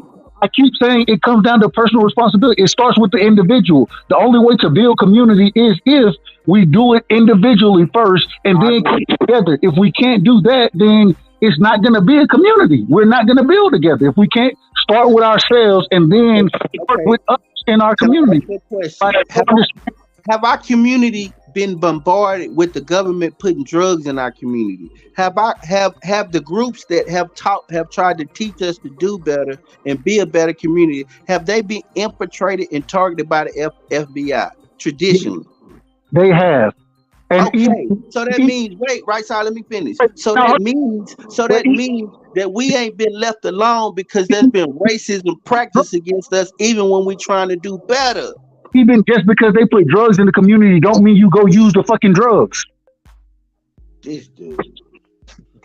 I mean, I'm not gonna lie. I get in. You're right. You gotta say something. But the condition is so downtrodden and seemingly helpless. What are they to do? I mean, yes, us. I didn't fall victim to drugs, but I'm just one person. You know what I'm saying? Me and him just got through looking at the stats of who's the most drug-induced country. We just got through looking at the stats of who are the most incarcerated. You know, black people are the most incarcerated. We just got through looking. It's a concentrated effort for these stats. It ain't because of the lack of responsibility of black people. That's easy to pass the buck on someone who isn't knowledgeable enough to affect as a group. Whenever one arises to help us march forward in whatever progress, societal progress that we will attain, whenever a government agent will send an agent in there to corrupt whatever they got going, it lets you know right there isn't a plan for you to do better. But that's the problem. We don't need a leader. We should all be leaders in our community. That's why that's a pipe dream. That what you said is a pipe dream. Somebody has to teach someone that don't know. You don't just grow into knowing on your own. Somebody has to teach you to know. So you don't know right from wrong when you grow up. You don't know right from wrong. Luckily, I had parents that taught me because innately, because I could grow up in a situation to where I think, you know, being in survival mode is a normal thing, to where I take from a person that has because he has and I don't. You could literally trick yourself into believing that's the way to live. But you said it. You said it perfectly. You had parents, that individuals, you had parents to grow up and show you the right way. That's what we have to do. Yeah, you're right. But you have to teach the children the right way. You're right. Not on one individual. It comes down to the collective. We have to and teach the children the right way, and then it gives them a better opportunity so they can teach their kids, and so on and so forth, so we can continue to build. It's not about build when your community. All right. Now let me ask you this. In theory, that is the correct way. But when you have tried something for 460 years and it's not working, then we have to point to what is it that's not allowing it to flourish and work. And so because of lack of effort, when we point to that, in the last 100 years, black people have had the most dynamic, intelligent leaders to come from anybody. So I don't believe it's because of lack of effort. I believe because it's a concentrated effort, not for it to be allowed. And however measures is being used and taken, they're completely covert. And so when we point to that, what is the remedy then? If we're going to sit here and say that it's a concerted effort, what would be hold on, wait a minute. If we're going to point and sit there and say there's a concerted effort, right? What will be the remedy to get rid of that concerted effort? What is the remedy? The remedy is what, and I'm glad you put it. I believe that whatever supernova you believe in, whatever Messiah you believe in, he got to be the answer, because it ain't fucking happened yet with our unity. Because every time we try that, I don't believe that. I don't believe that. Well, no, you said whatever. What you said? Supernova. I said whatever supernova of Messiah that people believe in, he gotta be the answer, because niggas ain't doing it. No, whatever supernova is not the answer. It comes down to niggas. Like you said, niggas ain't doing it. Niggas gotta do it. If niggas don't do it, it's not gonna happen. It's not gonna happen because the nigga is what the nigga does. No, you're right. See, this is where I disagree with both of y'all.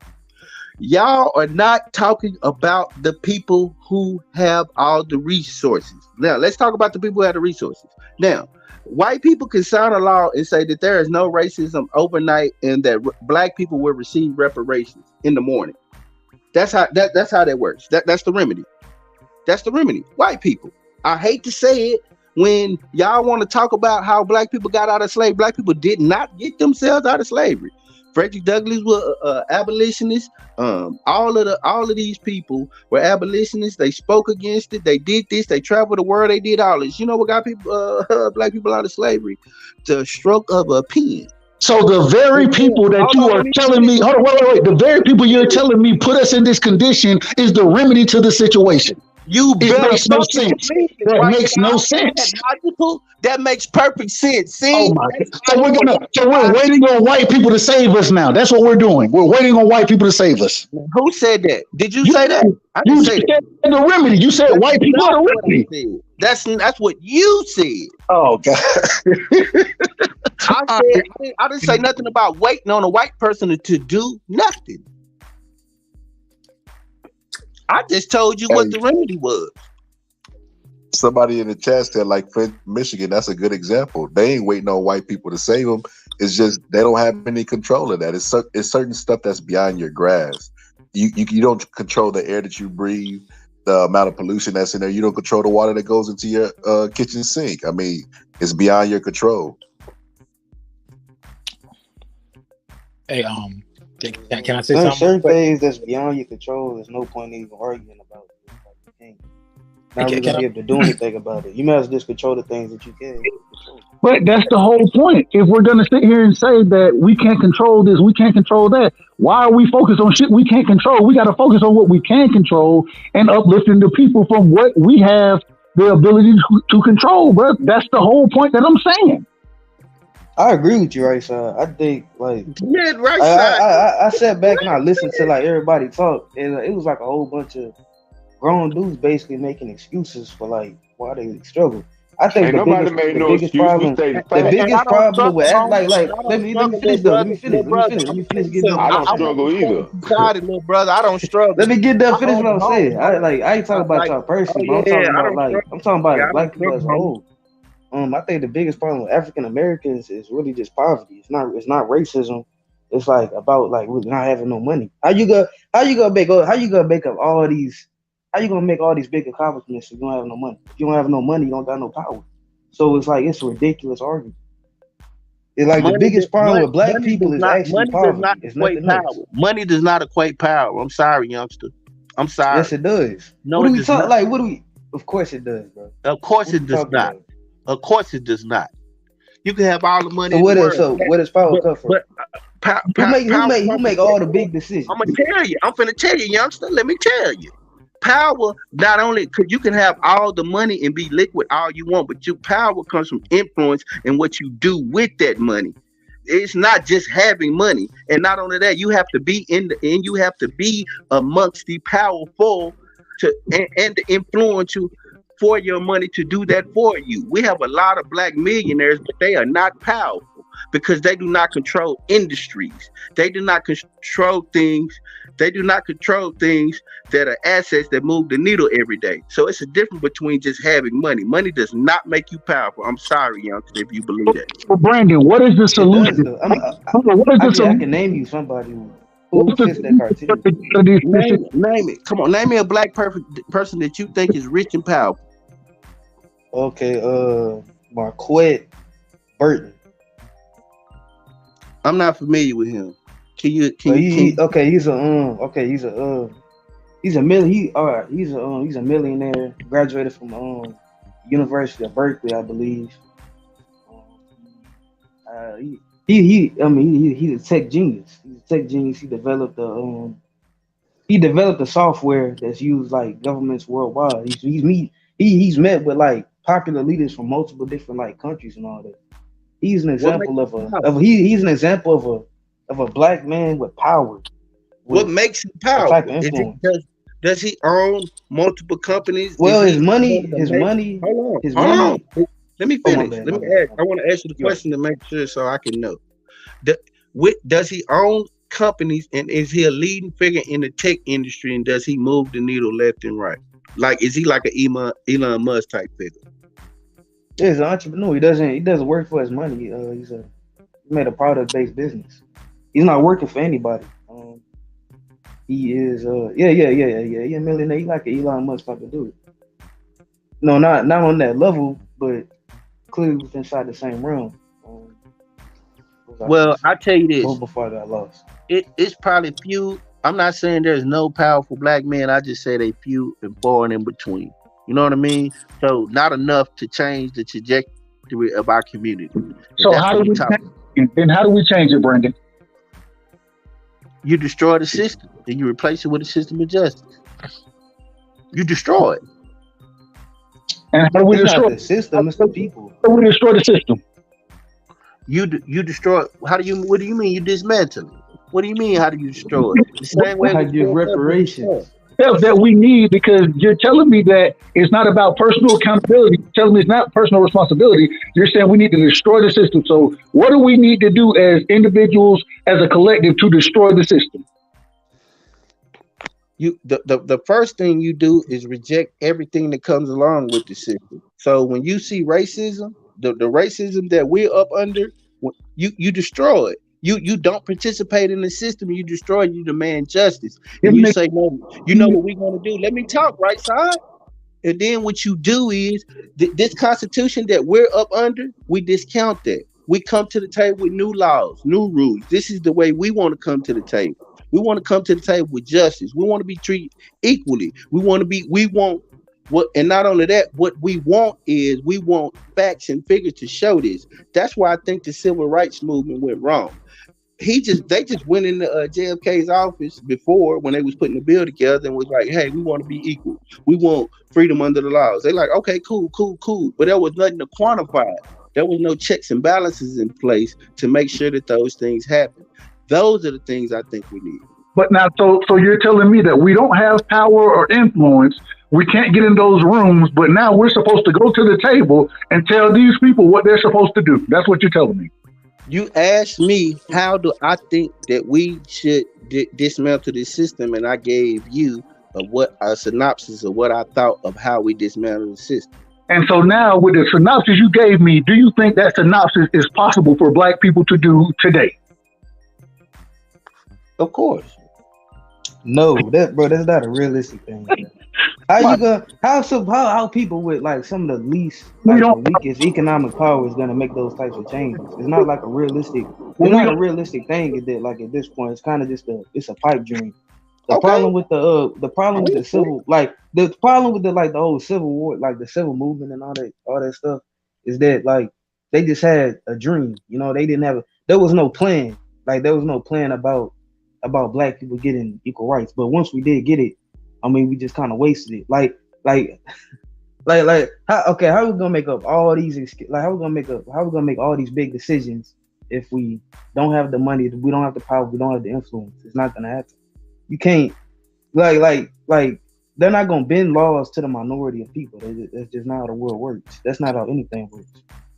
And that's why it comes back to us. We got to operate under this system. We have to try to make it better. You feel me? And while we're doing that, we have to make sure that we're doing our best to make our community better and the individuals around us better. It comes down to personal responsibility of each individual. This conversation, us trying to build with one another to understand the difference in opinion that we have, it's a part of that whole idea that I'm talking about.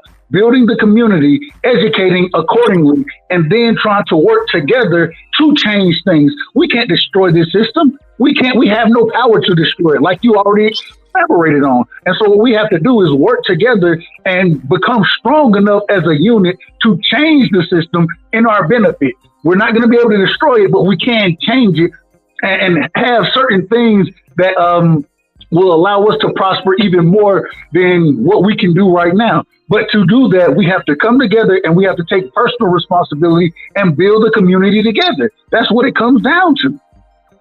I agree with what all y'all saying. I just don't believe it's gonna happen. Like I agree. Oh, my bad. I agree. I just don't think it's gonna happen. I agree with everything y'all said in terms of the solution. I just don't think it's gonna happen, and especially not gonna happen in our lifetime. If If it I'm took glad. 460 years, I'm glad the slaves and Abraham Lincoln didn't think like. I'm glad Frederick Douglass didn't think like you. yeah, but it was people 200 years before Frederick Douglass that thought like that didn't see a goddamn thing. So But what I'm saying is, whatever. somebody say optimistic. I mean, that's cool. That's good. I just don't think it's gonna happen in our lifetime. That doesn't mean that my efforts won't be toward that.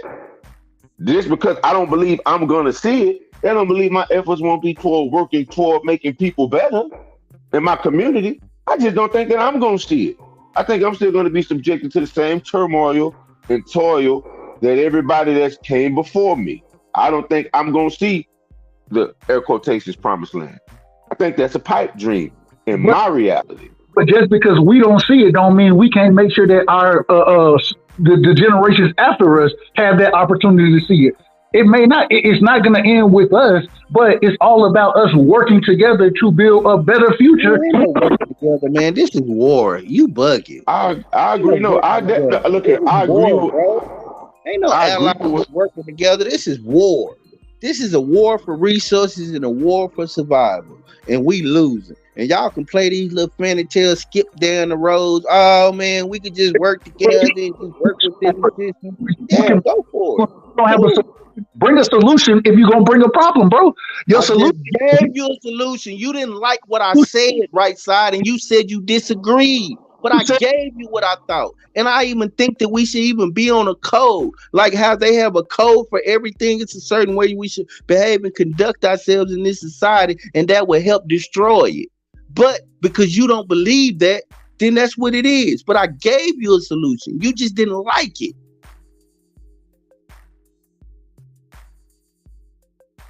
You gave me a solution that you told me before you gave that solution, we didn't have the power to achieve. That's what you did. Man, I don't know what you be talking about. You just talked in a right side circle. That's what I'm going to start calling them, right side circles, because I don't even know what that meant. But also, let me expound on solutions. Since that's what you want, let me give you more, because this ain't something that I'm just talking off the top of my head about, that I'm just joining the panel. This is something that I study and I learn and I've taught myself and given my life to every day. So this ain't nothing I'm just jumping on a panel, just bouncing theories off the wall. Now, when it comes to destroying a system, you look and see what upholds that system. What upholds this system? Entertainment, sex, gambling, drugs. Correct. Now, in this system, we black people have been placed at the forefront of a lot of what I just named. Think about if black people withdraw from this society, basically separated themselves and said, we're not going to entertain y'all not no more. No black singers, no black dancers. We're just working class people. Now, you go to the athletes. No more athletes. No more nothing. We don't entertain like that no more, because I don't see Indian athletes all over the TV like that. We adopt the working class people. You know what? We don't smoke. We vegetarians. We don't eat y'all meat no more. We don't do that. So guess what starts to happen to this system? It deteriorates and it crumbles. And somebody from the inside gonna look and say, hey, black people not participating in this segment of society. What's going on? And then because we've been living on code and we know this amongst ourselves, we've been practicing what we need. We go to them as a group on code, because that's our power, right side. And then we say destroy this shit. And because of how we participate in this society, we want this. And we'll go over her if y'all want us to. That's the solution. You literally agree with me then. It comes down to personal responsibility and building the community and us moving together as one. We agree. So Brandon, if black people stop participating in sports, white people would cheer. It would be an all-white league like it was in the 20s. And they would be like, yes, we finally got an all-white NBA championship team. We have white championship heavyweights. Yes, we're reigning again supreme. They wouldn't watch it and they wouldn't go near it. You think they really concerned? Like, you think they really concerned about something as trivial as that? Yes, because it distracts people. See, it's called bread and circuses, youngster. Google bread and circuses. When you got sports and entertainment, it distracts people from the real, and you can drug a society up and you can keep them sex crazed, it keeps them off in their mind off of what's really going on in society and how it's been ran and the real things in society. Food, clothing, shelter, that kind of thing. But that's true, Brendan. But you got to also remember, they also use it as an inferior argument. They said there's no black champions because black people are inferior. That's why they hid from Jack Johnson and try to not fight him for all those years, because it killed the argument that they were supreme. So I think that would help them in sports if we stop participating and it was only them, because that's all they want to see anyway. We talk about they this all would the get time. dominated. They would get dominated on the world stage. They would also not have as many spectators on the world stage. Whenever you have to understand, we drive all of these industries. So if you're the driver of these industries and you remove yourself, yeah, maybe in 1920 they wanted, but you got to understand they've had children since then. They children had Michael Jordan posters on their wall, LeBron James posters, Bo Jackson, Barry Sanders, Emmitt Smith. We so many generations removed from that today to where little white children grow up idolizing LeBron. So if LeBron and the likes of him remove himself from sports, it would hurt that industry tremendously. It will hurt LeBron too. You say what now? It will hurt LeBron too. He won't be Reggie. No, it would hurt. No, because I hear you talking revolutionary shit, and I want to counter because it's a lot of bullshit. I know it sounds good. I don't want to cut Megazar up. It sounds good, but it's a lot of bullshit.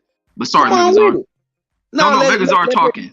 Oh, okay, I'm sorry. No, Megazar talking.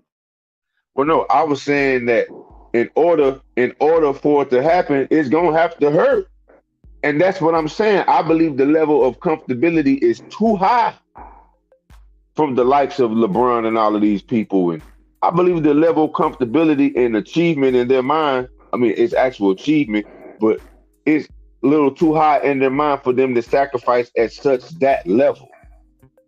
But I agree, it would take a big staging or stance like that, because in revolution, nothing's comfortable about revolution. Ain't nothing comfortable about revolution. So if we were to really be in that, we wouldn't be looking for comfort in a revolution. So that's the basis of a revolution, is to make things uncomfortable. If I'm already uncomfortable, my thing is, let me make you uncomfortable. Let me see if you can survive the uncomfortability, which I've been surviving for the entirety of my existence. But when you go to those heights, as LeBron is a billionaire, I don't think he will reverse himself to being how he was before he was a star at St. Vincent St. Mary.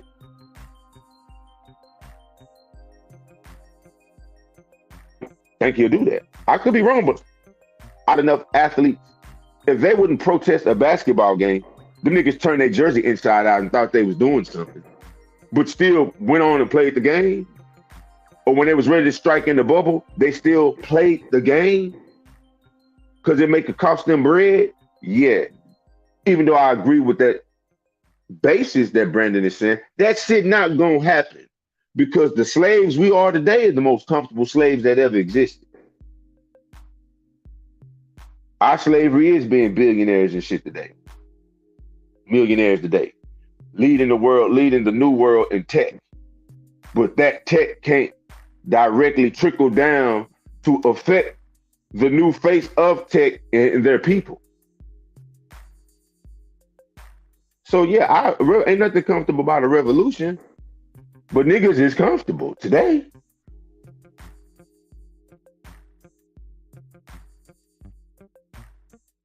But like, even when you speak like of LeBron, many people overlook the revolution that many of them have spawned. Revolution ain't about just knocking shit down all the time, being on fuck shit, protesting everything. I think them niggas is responsible for a white man being removed from the damn league over some racist shit. I think they have brought awareness. He got $2 billion for that too, Reggie.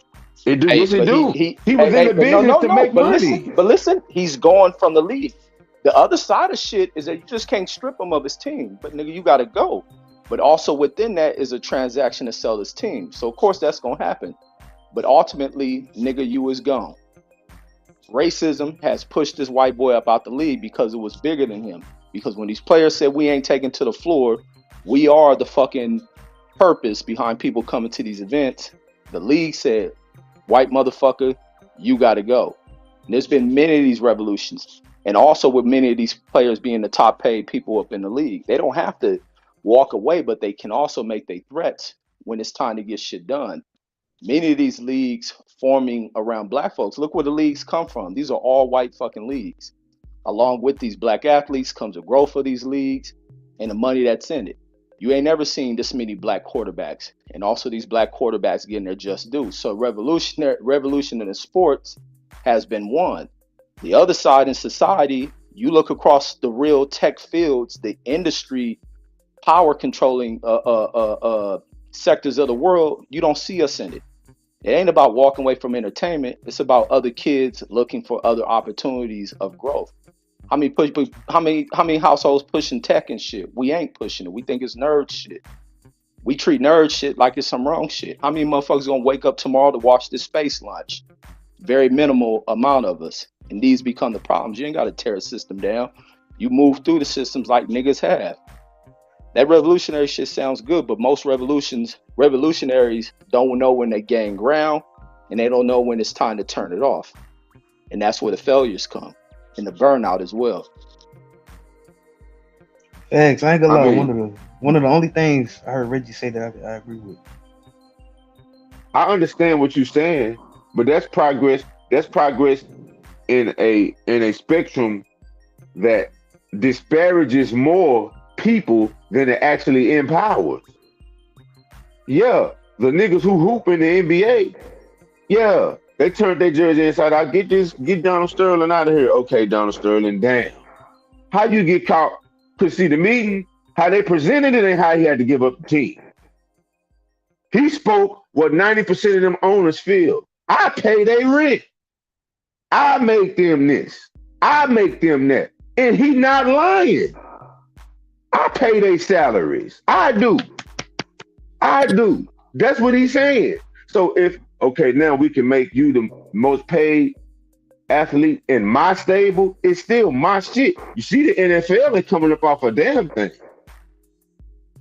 Hey, you know what? So I understand what you're saying, Reggie. If I'm looking to make progress in a society, then yeah, that's revolutionary. But I don't know if I want to make progress in a society that is still disparaging to the masses of my people. Yeah, probably spray paint Rob and LeBron tweeting it out. He's scared, and when the police shoot somebody, so what money? What good is that money doing for him? He's scared. Remember, he said we scared. But that's the 1% of the black community. So yeah, it's all good and well to have those high level representation or representatives for the community. I understand it, and we can use them and hopefully help garner other individuals to take individual roles at a smaller level. Yeah, it's all good to look at it from a macro level, right? But it really comes down to what happens at the community level. That's where it has to start. It has to start with the people.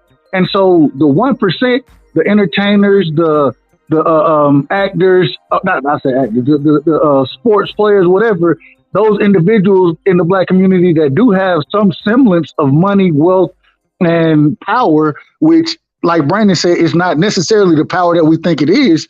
At the same time, using those individuals to help and to activate the community at a lower level, that's what we should be looking to do. Because yeah, it's good to have them, but it has to be an overall movement. The 1% is the 1% in the black community, but the other 99% of the motherfuckers, we got to be the ones that's really making the moves and making the changes for there really to be progress. Why? You said they got the money. You said they have the money. See, this is the thing. Either the best of us is going to be the ones that lead the rest of us, or they not.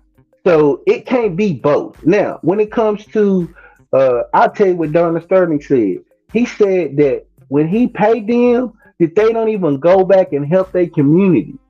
he said, I'm pretty sure I'm gonna have to find this quote. He was like, we don't even let them go back and help their communities, and they don't even That's go back and exactly help what their he community. said. Just That's because you go ahead. exactly what he said. But see, that's a falsehood. So These fools come from black families. that's They take true. care of their black auntie. No, it's not, bro. We You don't think they change our supposed to take Jewish care of people. Tom, They Dick, and Harry? build. They Listen, change bro. their You community. think it's We don't you change think our it's to community. take care of Tom, Dick, and Harry? No, the Jewish community ain't just gotta have one rich nigga spend money on everybody. These niggas organize as a community. Now these rich athletes take care of their black ass mothers, their black fathers, their aunties, their nieces, to get them on their feet. But a lot of these times with these same athletes, a lot is put up on the shoulders of they niggas. They got fucking relatives who just beg for shit, sit on their ass, and when everything is gone, everybody's in up shit's creek. Now the Jewish community ain't just spending money. They are teaching knowledge and spreading that shit. They giving gifts of knowledge and how to do shit. The process. That's how they came over to this country with specialized talents. They ain't just walk over here as fucking beggars. They ain't do that.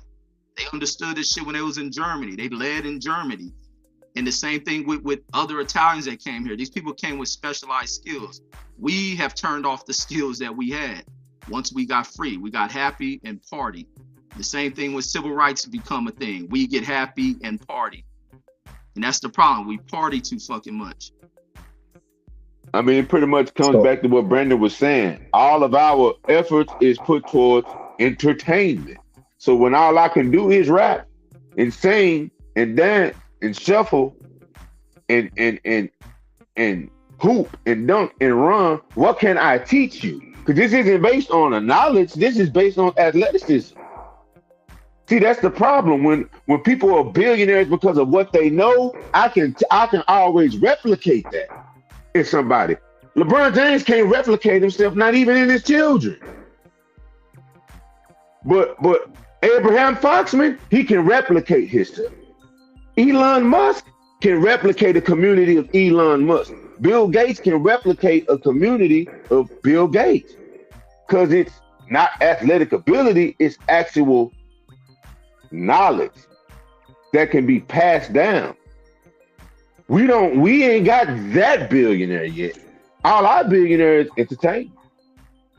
So once we get a fleet of millionaires and billionaires from tech and actual know-how and industry and all of that, which they don't let us become. They don't let us become that, because if we ever did, even though we've been set at naught, we would still go back and teach that. So I live here in Texas. I make this comment and then I'm done. I live in Texas. 80% of the construction force is who you think. Because I'm an electrician, been an electrician since 2006.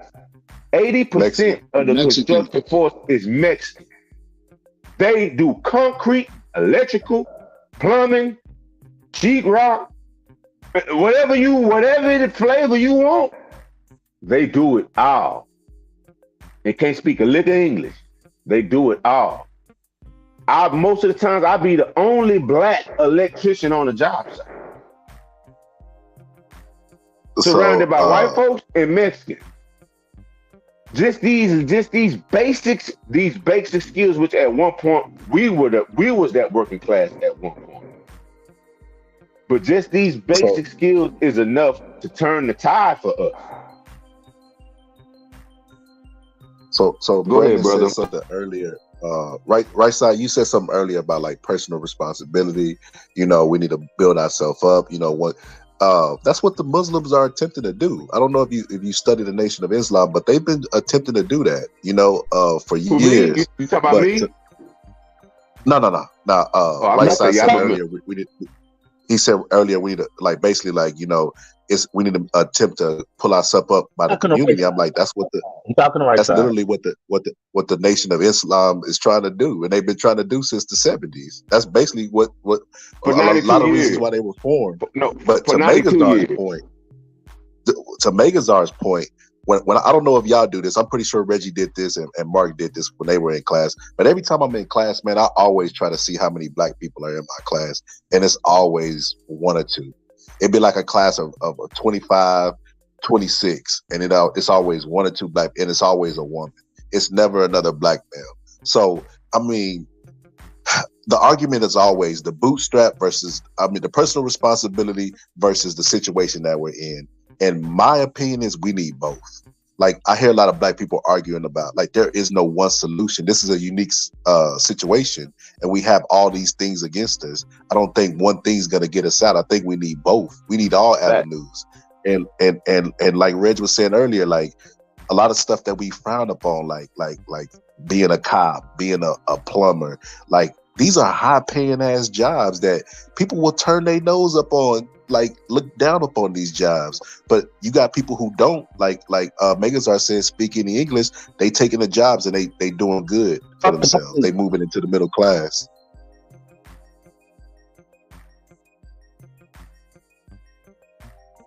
No, a lot of people were focused on Elijah Muhammad. I'm a member of the Nation of Islam, anybody that knows me. I'm just playing devil's advocate in this. I believe what the solution is, but I'm just playing devil's advocate in this because I'm here for the conversation. I respect everyone's mind and I respect everyone's ideas. Like you said, I agree more than I disagree with what all of you all are saying. I can't hear you. I can't hear what you're saying. I said, don't be the devil's advocate. Well, I mean, this is just brothers building here. Like, this is, like I said, and I'm trying to. Well, yeah, I understand terminology, your word. Well, what I'm doing is just stoking the fire. I'm stoking the fire, proverbially, the proverbial fire. But yeah, it's always do for self. Separation and do for self is the solution. That's the solution. And it seems simple, it's hard, but do for self. Like the fact that Reggie has a master's degree and he's willing to offer information, we need more Reggie. We need more Dub. We need more right side. The person that's community-based and oriented, we need more Brandon. We need more Brandon. We need more Marks. Like, this is the forum that the change comes from. This is the forum. These are the individuals. These are the people. Now, I'm dead serious when I say I don't believe it's gonna happen. I'm dead serious when I say that. And me and Brandon talk about it for years, but that's not gonna stop me from doing what I'm obligated.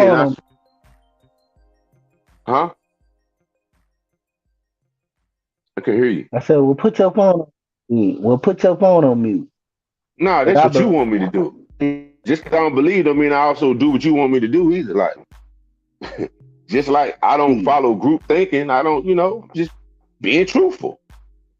That don't mean that I don't think. Man, they keep cutting people off and their microphone is horrible. His Brandon connection keep going in and out. Yeah, man, you get to the best part of your house, brother, and talk. Cut them off, Brandon, with them little one-liners. You'll go off mute, say something, then you go back on mute, and you cutting yourself off. So, just let them cook, man.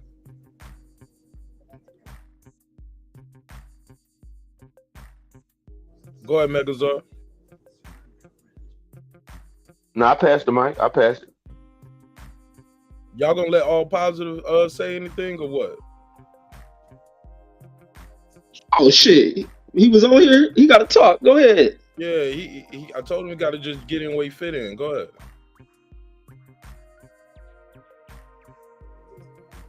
Rashawn, you on mute? Yo, on mute? Oh, my bad. I know I was on mute. Yo, can you hear me?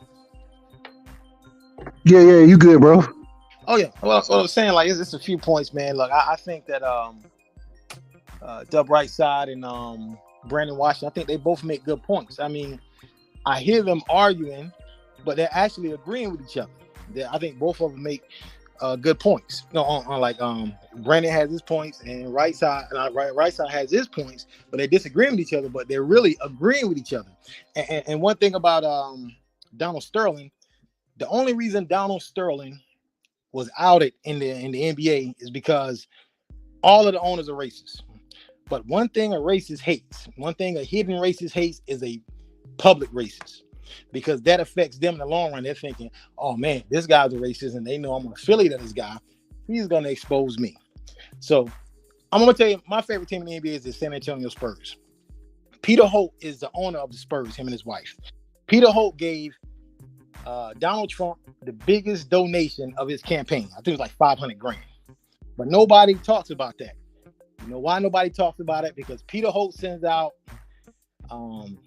Greg Popovich to pacify the people. They got Greg Popovich talking all this stuff about police brutality, getting all these young black men to take pay cuts to give Peter Holt a break, and everybody ignores how racist Peter Holt is and the thing he does. I'm not a Steven Jackson fan, but I believe everything Steven Jackson says about their organization, what they did to him when they outed him. Now, the thing Greg Popovich and Peter Holt was doing, he had all these black players come through, like Tim Duncan. Tim Duncan's my favorite player of all time, but they was robbing Tim Duncan for years, getting Tim Duncan to take $10-12 million pay cuts for the sign of the people. They went to Kawhi, tried to get him to take a pay cut. Kawhi was like, nah. And then they tried to create this narrative that Kawhi Leonard was this troublemaker, a man that hadn't said nothing in years, maybe gave 5 interviews the whole time he was in the NBA. So they tried to create this narrative, this guy was a troublemaker, and they ended up trading him to Toronto Raptors. So all these owners are racist, but they had to out Donald Sterling because he's a public racist. And one thing, a hidden racist like Jim Crow Joe, what they hate are public racists like Donald Trump. But in reality, they're all the same. The hidden racist is actually more dangerous to you than the public racist. And one thing Brandon said about the KKK infiltrating the police department, that's not true, because the KKK has always been the police. They don't have to infiltrate them. They are the police. I don't respect police. I've never liked them. I don't like them in my city. I don't like them in your city. Anytime I hear about something happening to a police officer, I'm just going to leave it at that. I don't really care. And the last thing I want to say is that money is power. If white people wanted racism to end, racism would end tomorrow. But they don't want racism to end because it gives them an 8-yard start in the race. Like even the white people that are married to black people and have all black friends, they don't want racism to end because it still puts them ahead of black people in society. Racism would end tomorrow if black people took their resources and placed it elsewhere. Like in my city, a lot of people talk about racism. The first thing I ask them, do you go to any black businesses? And nobody goes to black businesses. They find every excuse in the book not to go to the black businesses. They'd be like, well, I don't like the floor in there. Well, I don't like the ceiling tiles in there. I'm always going to black business. I got video proof. I'm always going to the hood. And I'm not from the hood. I'm from a great neighborhood. But I'm always in the ghetto. I'm always in the hood. I'm always going to black business, always supporting black businesses. A place like a guy like Pete Jones. Pete Jones and Aiden Barbecue. Back in the 70s, black people couldn't even get served. They had to go to the side of the building to get food because Pete Jones is a Klan member. Pete Jones has a son Sam Jones, who owns a barbecue joint in here in Greenville. And Pete Jones, the Skyline is still open. I've never ate there. I'm like, I'm not going there. My mom likes to go there. I asked her, like, why do you keep going there? And they never respected us. Same thing with Parker's Barbecue. Parker's Barbecue, black people couldn't eat in the building. They had to go to the side of the building. Now they open up. Mostly black people work there. Same thing with Bees Barbecue. Bees Barbecue is white owned. Most people think it's black owned because all they do is hire black people. But black people couldn't eat there back in the 70s, 60s, and 70s. But now, they see money is power. If black people took their resources and stopped going to these white places, racism would change overnight. Just like the alphabet people. People don't like them, but they respect them because they'll use their resources elsewhere. But yeah, that's basically all I have to say. Wait, can I say something? Okay. I think you invested too much stock in racism. I don't think racism is as big a deal as you make it out to be. I think the reason that Caucasian people are ahead of black people is clearly because they got a superior culture. They like superior economic. That's what we have. Race. It's a fact.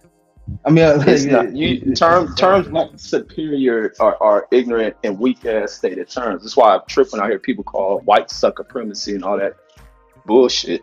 Now there has been, but that's not what. It's not a supreme thing. It's been a thing of straight evil and torture that has pushed them ahead of shit. Ain't nothing supreme. Supreme is doing things without the act of evil. Ain't nothing supreme. No, I didn't say savagery. Supreme. I said superior. You did say supreme. It ain't the same thing. It ain't superior. It is not superior. It's not superior. It's none of that. It has They have been a fucking superior led. culture when we No, they are not, African bro. Americans. No, they It's are a not. fact. The thing when you go through their history is a history of savagery. There are no fucking great leaders. And let me finish with this. There are no great leaders of European history like that. There are great Europeans who have done great things as invention, but inside their society, there is nothing great of it in ancient history. There's none of that. It was a fucking civilization that was always faltering. And even with the advancements in European societies, they're always faltering. Why? Because the savage side of them always comes out when it's coming to weaponize shit. Superior people don't have to do that. If you're superior, you just lead through superiority. Same thing as you look on the safari, the superior animal, which is probably a fucking elephant, doesn't have to go about doing fucking savage shit. Now, when you're dealing with designing guns, Europeans have a very late history into where they have gained grounds through savagery amongst people who didn't use weapons. Weapons changed everything from them. So it ain't a superior group of people. That's ignorance. Even with amongst us, we can't say we just superior in everybody. When you're organized, it will happen. Go ahead. Yes, you can. That literally makes them superior. Like you just described what makes That's them a fact. ahead of others. You right. No, That's you're right, right, young. because y'all believe in that shit with white people. Not only, I mean, we talk. We literally talking about culture right here. Culturally wise, white people have a superior culture there, and they're superior economically. It's just a fact. It's not a matter of opinion. Brandon Washington, I believe I was listening to this earlier, or either earlier today or yesterday when Mark made a little short of Brandon saying, white people amazing, whatever. But Brandon, you said something that was genius. You brought up the Honorable Elijah Muhammad, and you said you should study the white man and how he operates. Hence, and to adapt some of those things, not necessarily like Reggie said, not the savagery of it, but to adopt the never give up attitude, the attitude of being able to always fail and continue to move forward, right? And when my brother says superior, I don't think he means that. I think he's just saying that as far as the way they're operating versus the way black people are operating currently, they have a better model than we do. And so to adopt that model could be very helpful to what we want to achieve as a culture. That's exactly what I was saying. But the thing is, the thing where you talk about models, we live in the model. So what are we talking about? It's about everything you can learn. You're in the model. I don't know where y'all think you are at. You're inside the model. You're inside the system. You are part of the system. Let me say this. You have developed the system. You have been everything in the system, except you don't acknowledge and accept and try to control the system. A lot of black folks, you hear about them, they are afraid to lead in the system. You get black people constantly talking about where they want to move away from and separate from. It's not going to happen. You must lead in the system, be strong enough to stand your fucking ground on shit, and let people know what you ain't going to tolerate and what bullshit you won't put up with. And a lot of people, until we learn that shit, it ain't gonna happen. But we do that same shit amongst ourselves. We can everything we want within the system, we do that shit into ourselves. We even dominate one another.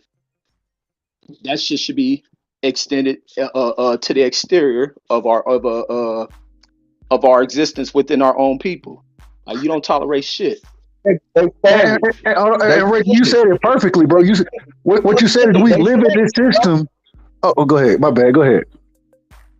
No, man, these people is established people, man. You was in the military. So you can't get savage. I didn't put up with white people shit in the military, and I tell the stories all the time. I ain't tolerate none of that shit. I don't care what you believe, what movies you watch. I can bring. I'll be on my show with the white boy was in the army with, and he'll tell you I didn't put up with none of that shit. Reggie, you talking to a buck private somebody, but if a gentleman walked up to you and slapped the shit out of you, you would have had to take that. Brandon, you fucking lost your mind. I'm not you. Yeah, I'm from LA. Listen, no, let me say this. I don't know if it's from where I'm from. I'm an LA motherfucker. We don't put up with that shit. My court martial almost came from me spitting on the captain, and he was white. That shit don't matter to me. See? I don't promote. See, Red, you're a revolutionary I'm at not heart. the old race war You argument. just don't like the way I present it. But you're a revolutionary too, because it sounds like you have had more incidents than I have. Yeah, but I know how to turn that shit off too. But I know not to just be like whitey as well. Like Reggie said, in the system, what we have to do is learn how to use the system to benefit ourselves and make sure we're sharing that knowledge with the community and building the community, bro. That's what it really boils down to. And we can't destroy it. You cannot have a system. You cannot have a system that you did not create to benefit you and yourself. Because you didn't create it. So the people who created would not allow you to have a system that they built, created, and maintained, and you enjoy the luxuries of it, and they don't. That's not gonna happen. So you have to. Bro, there's no weird system keeping black people down, bro. Like, come on, bro. That's ridiculous. So we still moving up through the system, bro. I don't care what y'all talking about. You get people in very high levels, but black people are always discounted and shit. Always. Because you we don't want to lead in the system. The first fact this and the first fact that. Every time you look up, the first black person to do this. So how we moving up? And we've been here goddamn 500 some odd years on record. But all of a sudden, first black general, first black this, first black that. How the first black woman judge? Man, what the fuck? And then we celebrating these stupid ass milestones, but our people are not. Our people are not moving. Why are our people the most incarcerated? Why come we don't have studies on that? Why come we don't have centers on every corner talking about the incarceration rate? Why come we don't have centers on every corner? That's the shit that our money should be going to, our taxpayer money going to these studies of what the fuck is the breakdown of our community and why are black men the most incarcerated in the whole entire fucking on the globe. In America. That's the shit we should be talking about. So are we advancing? Hell no. But that's something that really don't take a study though. That's like with niggas. Oh, go ahead. Sorry, go. Okay. That's not Megazar and Brandon. Megazar and Brandon are from Texas, so we know what progress look like. Megazar just told you he show up to an electrician job and he see a whole bunch of Mexicans there that don't speak English. What the system does is they point to they give us the cheese, what I like to call it. They'll point to one black person and be like, see, if he make it, the rest of you black people can make it also. But you'll never go to a building unless you're in somewhere like Little Wakanda, like Atlanta. But you'll never go spread throughout the country. It's not consistent. Go there and see black people in really high positions, and they're the majority there. That's rare. No, it's very rare. But even in that same sentence of where you're speaking about how all this immigrant labor coming in, white people are also being put up out of that shit. And white people have become very fucking displeased with the system. Even they getting a fucked up break in it. You're getting classes of whites who are benefiting. But overall, there's a lot of fucking white people in the system struggling. Fucked up. Yeah, you're correct. You're definitely correct to a degree, Reggie, but I'm telling you, just because the Mexicans are the labor force, they aren't the power. They aren't the power source. Like, it's still white boys running this shit. Because this is a good old boy state here. Yeah, the Mexican he's the workforce, but he is the power force. You know what I'm saying? Like, don't get me wrong, but what they doing is, at one point what we did, they're taking their share because with the drug money, see the dude with the drug money, he created 4, 5, 6, 7 companies, filling in with his people. The way we talk about trapping and rapping shit, why we ain't doing the same thing? Like, that's how all the Italians and all these niggas, that's how they built their wealth too. Through the damn drug trade. Thank you. Thank you, man. Keep cooking. No, it is. Keep cooking, Megazar, because I want to feed off that. Because I spoke on that shit the other day. No, it's not. I'll tell you how that's wrong. You got a great point. Let him finish that point because it's great, Brandon. You missing where you're coming from. I would say what I know of the cartel business, just in the span of 3 years, on Buckner alone, there's 4 Fox gas stations. My essay partner told me, this is what he told me. Whenever you steal Fox, that's cartel money. He said it's going to be a Boost Mobile, a 24-hour laundry service. That's It's not going to be proof. some And top. all this is religion. He can't prove this. It's just And somebody talking. he told me, no, this is what somebody told me. This is what somebody told me. He said, notice. It's gonna. He said, notice. These are places. These are money depots where the money is being watched. I'm listening. Do I know factual? No. If someone said, "Would you bet your life on this?" I wouldn't, because I don't know for a fact. You probably shouldn't repeat it. But I do know that the biggest growers of loud in Texas is Mexicans. I do know the biggest. That's not true. Sellers, that is true. The biggest growers, yeah, they Mexican. That's not true. That's definitely true. It's not the biggest in Dallas, but you don't know about Corpus Christi. You don't know about El Paso. That's not true. You know what I'm saying? And where we stay in Pleasant Grove, predominantly Mexican. Where I stay in East Dallas, predominantly Mexican. Where you stand, Brandon, 10 years, be predominantly Mexican. They don't move nowhere where they don't thrive. And you know that for a fact. You saw your beloved Pleasant Grove turn into Mexico. Anyway, can I make my point? Can I make anyway the point that let's debunk some of these points. First of all, Mexicans are not the biggest growers of loud in Texas. The biggest growers of marijuana in Texas are white people who own the marijuana fields that are being cultivated. That's number one. And most of the marijuana that comes into Texas is allegedly comes from a lot of the dispensaries in the neighboring states. So what he said was not true. Number two, when it comes to the Hispanic community, the difference between them and us is they have a whole country, they have a heritage, they have customs that they have not been stripped of. That they still have a sense of who they are. We were stripped of a sense of who we are, so that's why when we come in contact with each other, anytime if I see another black man coming out of the store, I'm gonna watch him, I'm gonna look at him because he represents a certain thing, because I don't know if he got the same custom as I do. I don't know how he's thinking. So we always represent danger and a threat, and it all goes back to what Right Side is saying, which, yeah, we should have community, but community was stripped away from us. And when we do start practicing community within our own selves, these people come and tamper with us. But there's a way to offset all that shit. But it was like when you're not mindful of shit, and especially when you're not fucking what is it like with the youth? I think a lot what set us back and why we got this gang situation is a lot of elder people and adults fucking failed many youth being ignored, and that begins to kind of spawn up gang activity and all this other shit.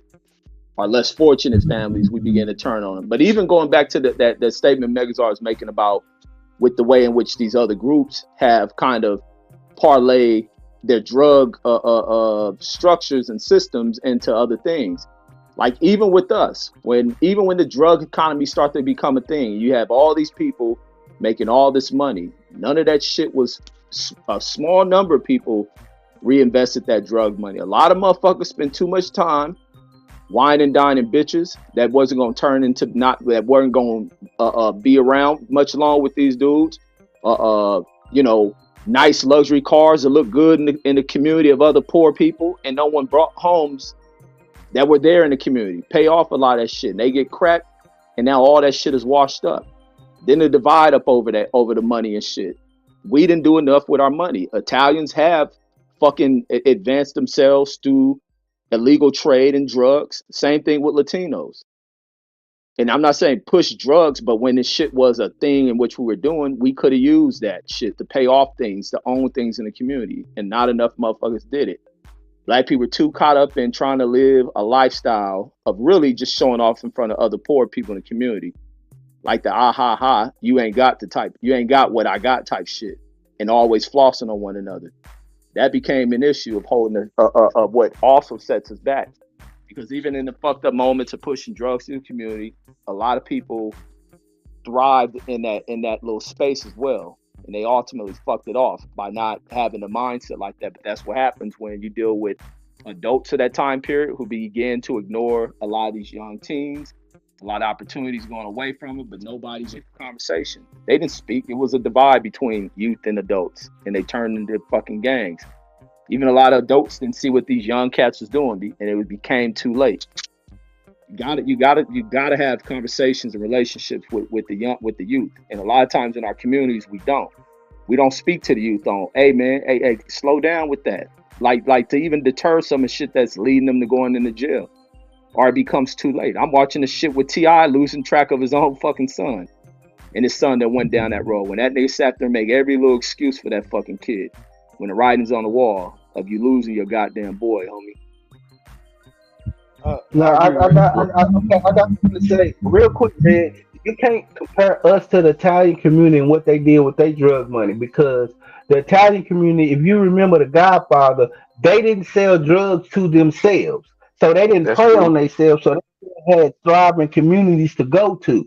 When we preyed on ourselves, so we didn't have it wasn't nowhere to spend the money because we killed that. All the houses down there became drug houses. You didn't want to go nowhere in that neighborhood because we didn't make it a safe neighborhood because we preyed on ourselves. So you is right. We want to fall in front of each other, but you cannot compare us to the Italians because the majority, they didn't just sit and prey on each other, and the effects of the drugs in their community was not the same as it was without, because we ravaged our community and we preyed upon each other.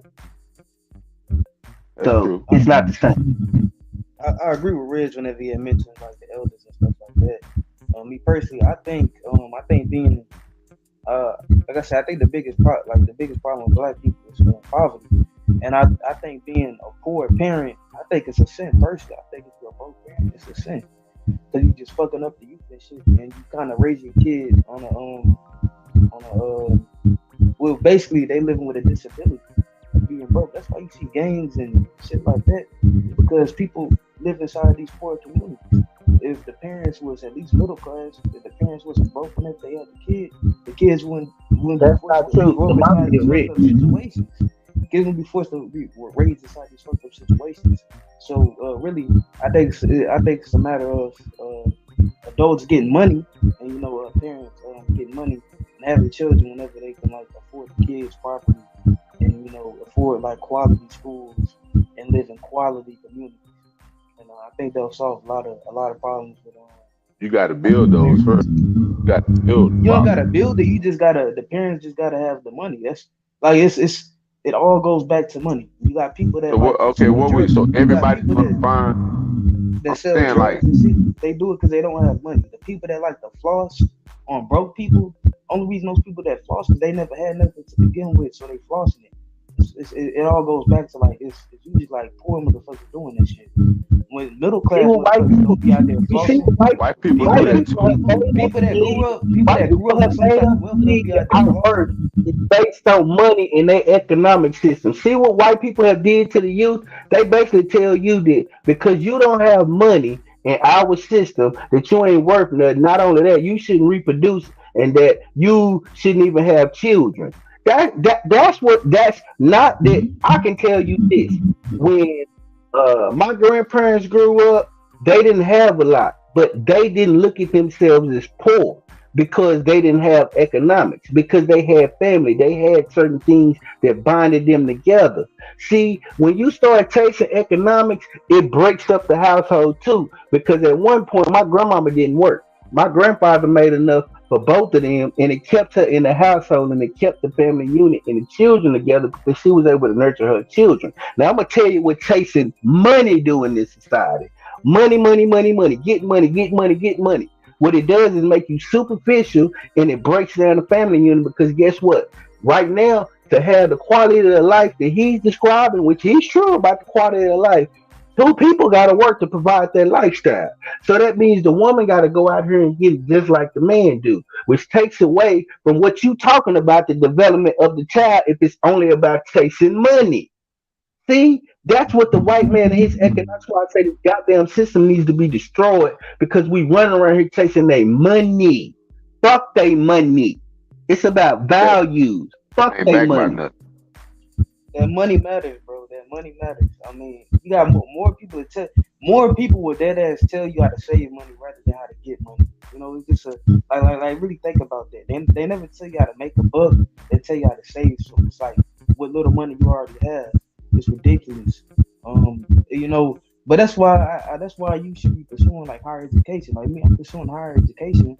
So you know, if I was to, you know, settle down one day, I'd have like kids in at least a middle class household because I'm providing I'm providing them a better lifestyle. So it all goes back to parents being broke. That's good, bro. But I bet you start off in debt. To make money, you start off in debt. To make money, I bet you starting off in debt. For you to make money, you starting off in debt, homie. Yeah, but that's why I'm not gonna be paying off no student debt or anything like that. That's another ridiculous thing that people like pay off debts and shit like that. You don't get a return of interest for paying off debts. You know what I'm saying? So I should really invest my money elsewhere. So I mean, yeah, I start off with debt, but in the long run, it's gonna pay off. And you gotta look at the big picture. You know what I'm saying? But you see how fucked up society is. Say this society so fucked up that they tell you gotta go to school and to get a better job, but you gotta pay for that. So they use their banking system, economics, to find a way, capitalism, to make money off you wanting to go to school, education, and then they tax your ass. And not only do they tax your ass, they put you in debt and under pressure to make sure that you perform so you can get a job and you automatically start off on that job behind the 8 ball, trying to pursue a certain quality of life. Man, look at her. They got us in this brain race real tough. Okay, think about it like this. Am I just gonna not go? Am I just gonna not go to school and be like broke or whatever and be what I was before, or am I gonna go to school and attempt to achieve something higher? You know what I'm saying? You don't get equality for free in the world. You do, brother. Also, you can find it. Then, like as far as the debt goes, right? Like the college debt. By the time I get the debt, I done already got the education. You know what I'm saying? So I would make and then I won't even have to pay off the debt. I can just, just pay some there, pay some there. But I'll be a fool to pay off the entire fucking debt because I'm not gonna get shit out of it. I'm gonna lose. Like if my debt is 10,000 and I spend 10,000 to pay the debt, I just lost 10,000. It's ridiculous. So I think they trying to big like the debt is not really that big a deal at the end of the day because I done already got the education. Like by the time they say no. By the time you gonna pay that, partner. Believe that. You gonna pay that.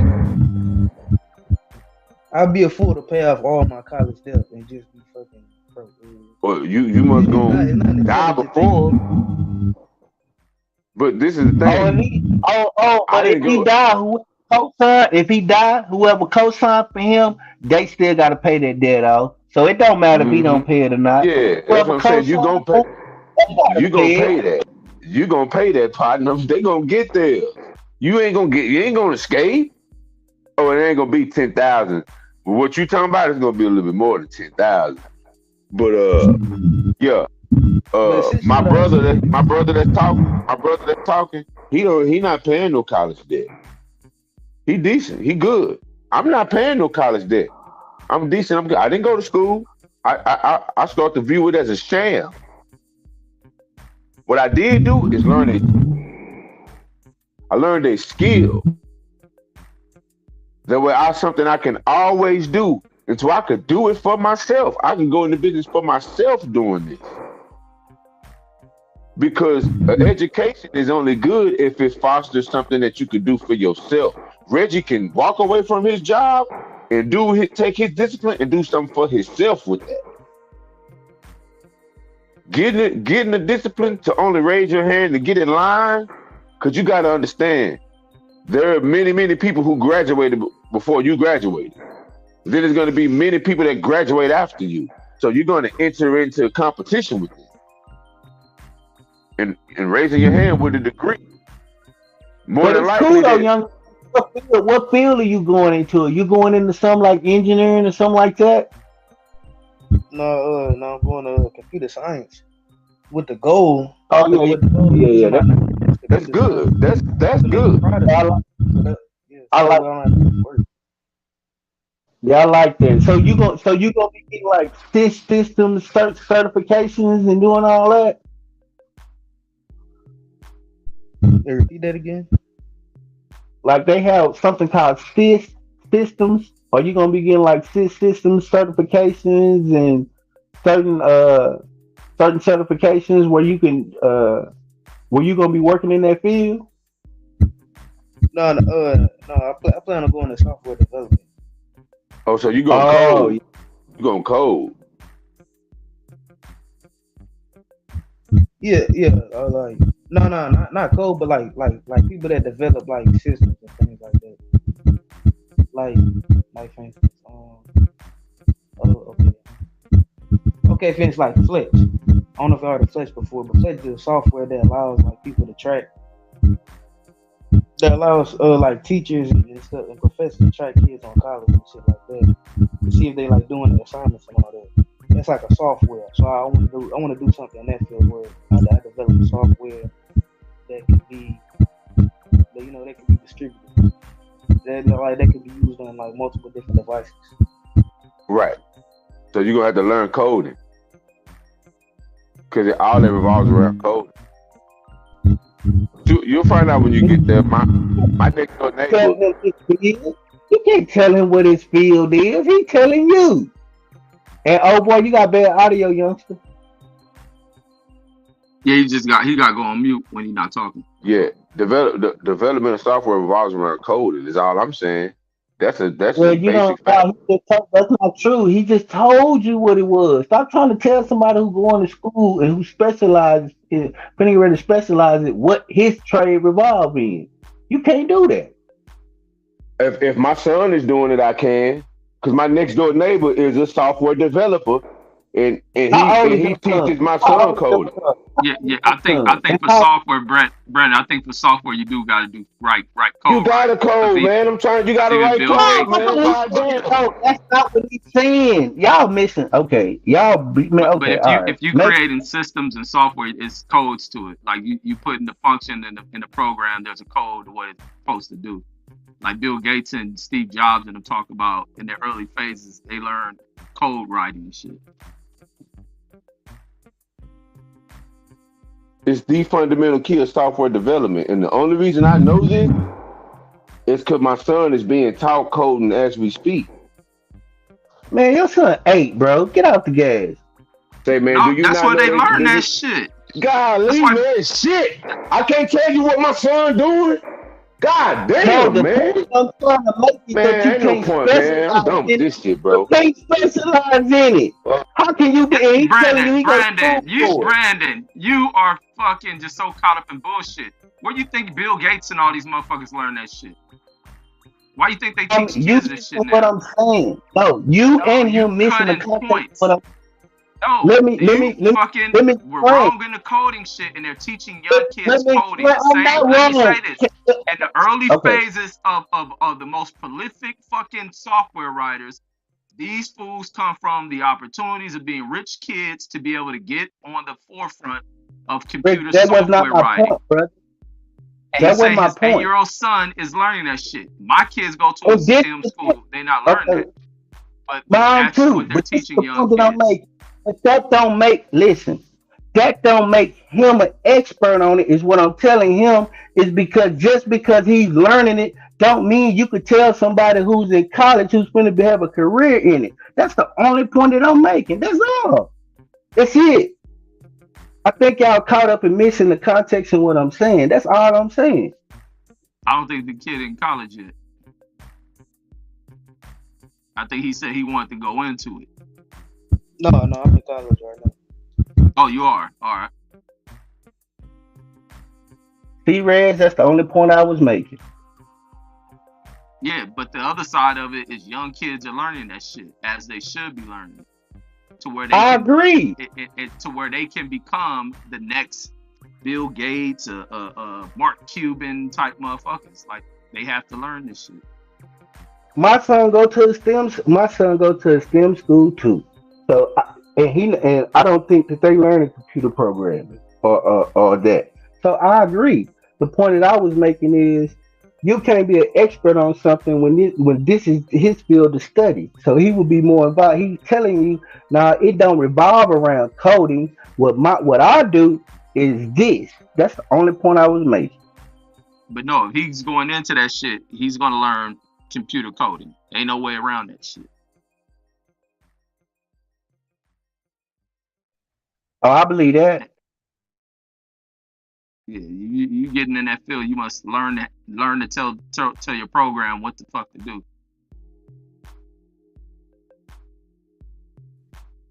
So how long you been going to college for this? No, I'm literally like a freshman. I'm 50% of college. Okay, so this your first shit. So you ain't got really deep into it. Yeah, no, I haven't got deep into it yet. Not at all.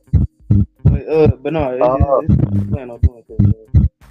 Like I said, I feel like the only and the reason I wanted to do something like this, because like I said, I found like a black, you know what I mean, leader, of course, that I ran into that, you know, went down a similar path. And he like, you know, international, he rich international playboy and all that. So like, dang, you know that like if I like that would be the type of lifestyle that I would want. So that's like, you know, the reason I wanted to go inside a field. Like, so you just said it to chase hoes. You have to say he wants to get no, like look, I ain't trying to be no dick rider or nothing like that at all. I'm not trying to be a dick rider, but you know what I mean. The dude, like he travel. He got multiple different properties. He got companies. He don't gotta work. He just, you know, sell this, sell that. He pretty much do whatever he want. He work off the clock. You know what I'm saying? And the international playboy on top of that. He got, come on now, like I'm a young kid. You find all the wrong reasons, man. You gotta go into that type of lifestyle. It ain't just about the lifestyle, because you gotta enjoy the job. That certain shit to come with it. You don't get in no shit because you talking about playboy to chase pussy and shit. Like you gotta have some passion for your work, because the work ain't gonna always be fun. Work is work. So it was something I wanted to address earlier, Brandon. They brought up schooling, and you said that, you know, schooling is basically a scam, and I'm like, that'd be the problem right there. That we have this narrative that schooling is a scam. You can't go to no respectable field. You wouldn't go to your hospital and be like, I agree with you, Boxer Style. I agree we should, and that's why I changed that. That's why whatever narrative was going down about school, I was just talking about the sickness of America, but I don't discourage. I would say don't go into a field where you're not gonna make no money. Don't go into a field where like black studies of arts, unless you're gonna become a PhD or tenure professor or something, but something that you can get money out of right now, like engineering or even whatever it is, like a respectable field, which they could consider a career or trade. So I'm never one to discourage school. I'm really discouraged in getting in unnecessary debt. But I ain't never gonna be one to talk against getting education, or because it's a lot of things in those colleges that you get outside of it, like philosophy class. I think I've been in a speech class before.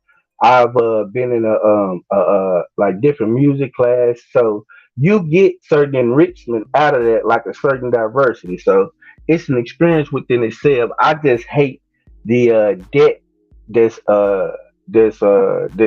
brought along with it. But as far as the college experience itself, as far as what you get in these universities, and depending on your focus and where you gearing your mind, if you single-minded focus like most of the Chinese people that come here, or the Asian people that come, even a lot of the Africans, they get to where because they have a focus. Yeah, and they participate in the richness of what it has to offer. So I just hate the debt that they put us in. But nah, man, I'm not one of those kind boxing style.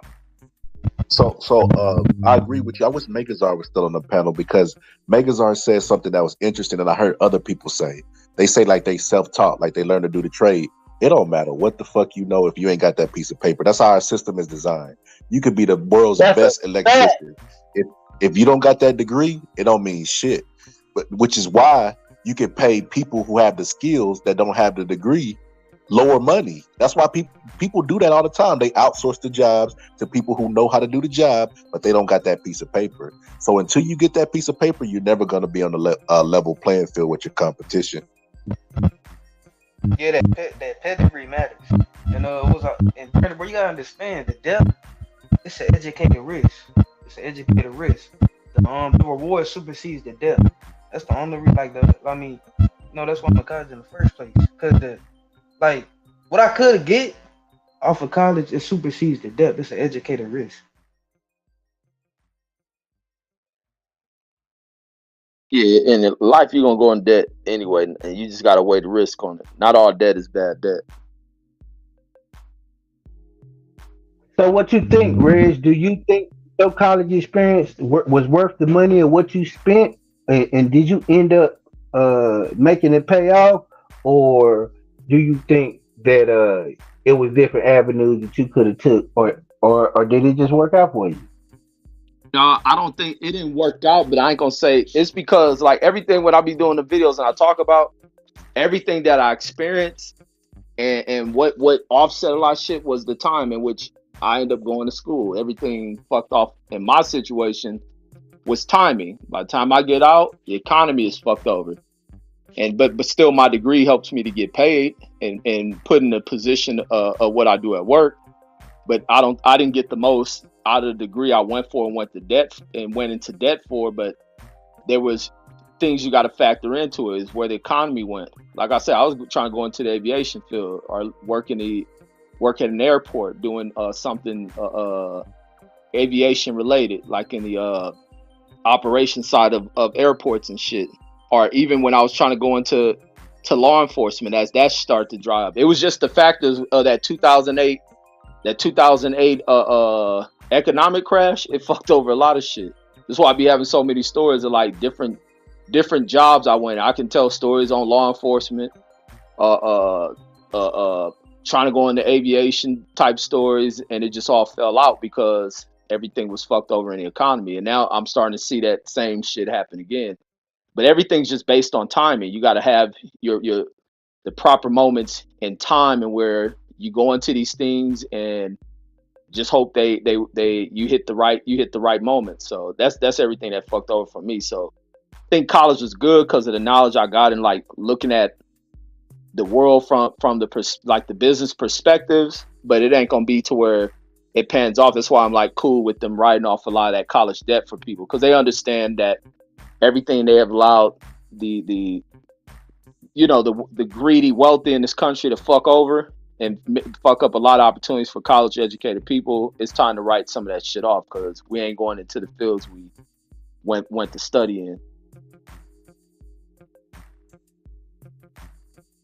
in. Okay.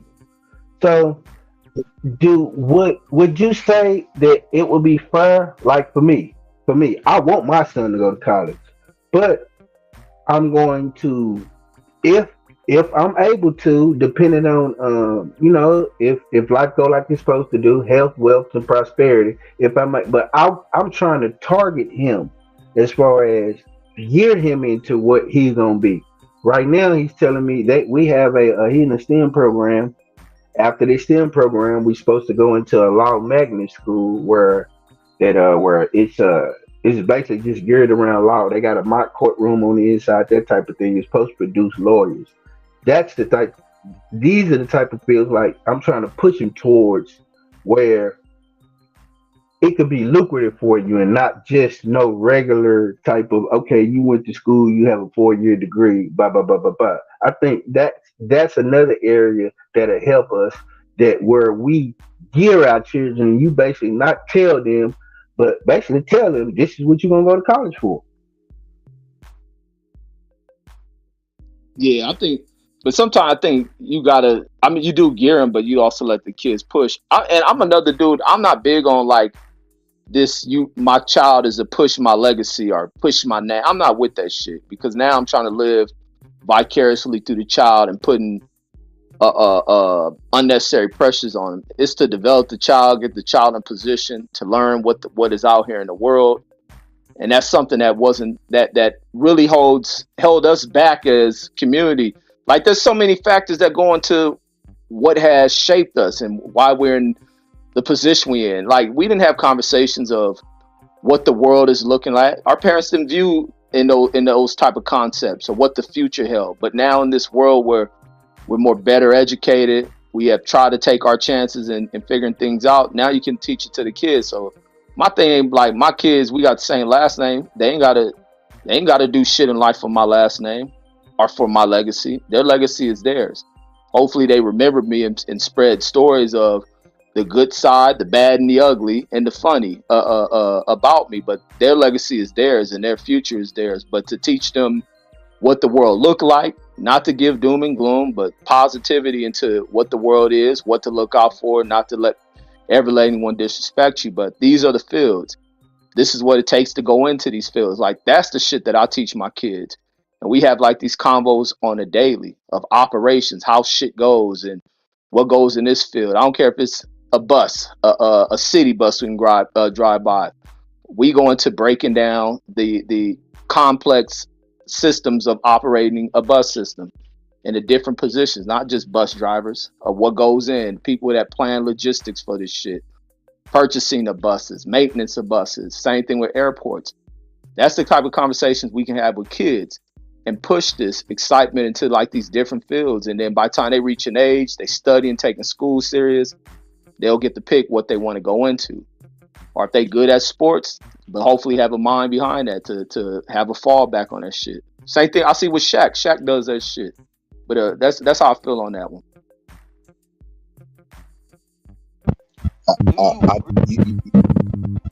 You ever seen that bear that be at the circus that be like tight roping, like riding a little tricycle? I feel like that's black people from the top and the bottom. I feel like we can't make no mistake. We can't make mistakes when we poor, and we can't make them when we rich.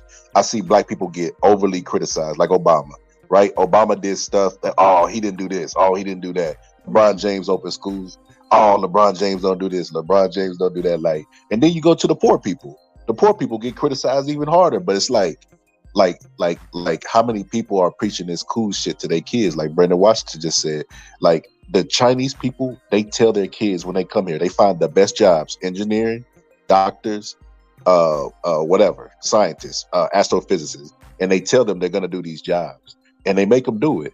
Like you should give your child a choice that you're going to do what I want you to do, or you're going to be great at your hobby or whatever, and go explore that. But you're going to do something. Like, don't let them do nothing. Yeah, no. The goal is that they're going to definitely do something. Yeah, that's what a motto comes from. The successful people that I work with, these people, and they don't play with their children. They not the shit that they damn near like drill sergeants. I know it's an engineer work with me. This engineer is 26 years old. He live at home with his mother. His mother dictates his life until he's ready. Until she feels he's fit to go out into the world. She's preparing this boy. This boy done went to college for 6 years. He's an engineer. He's 26 years old. He make good money. But they live at home with his mother because it's something that they understand about the culture. They don't just go off and just do anything with anybody. They find somebody that's suitable most of the times. I mean, especially when they come here, because they don't just fall in love with this culture most of the time. I worked with another engineer, and she didn't even eat the food here. She's from a province in China. She was young too. She was a doctor. She was like 23. But it's just they are real military and diligent in getting what they want because it pays off. See, when I say make, it may seem like, oh, he's trying to dictate his children. He's trying to. No, when I say make, it's make them do something where I know that's going to set them up for the rest of their life.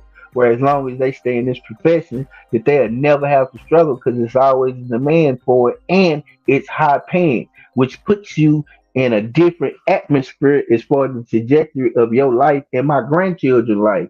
So if I gotta be hard on you and make you do something that's gonna have you living 6 figures a year, and hopefully you marry a woman that's somewhere in the field, because it's proximity most of the time. Doctors marry other doctors. So if we can get that going, and it's because I made you, and then my grandchildren come up in that, and then that's the way you start breaking down this society. I think I take that. And let's slide it to a question I have. Do y'all agree? Do y'all agree with brainwashing children? Y'all brainwashing. Wait, what's that?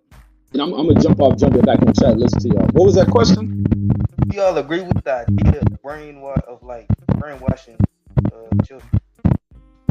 Y'all children, like, Nah, hell no. I don't dominate over my kids. I just educate them and ensure they get the most out of education. That's why they know I'm serious about education. That'll lead me to cussing them out for playing with school and stuff like that.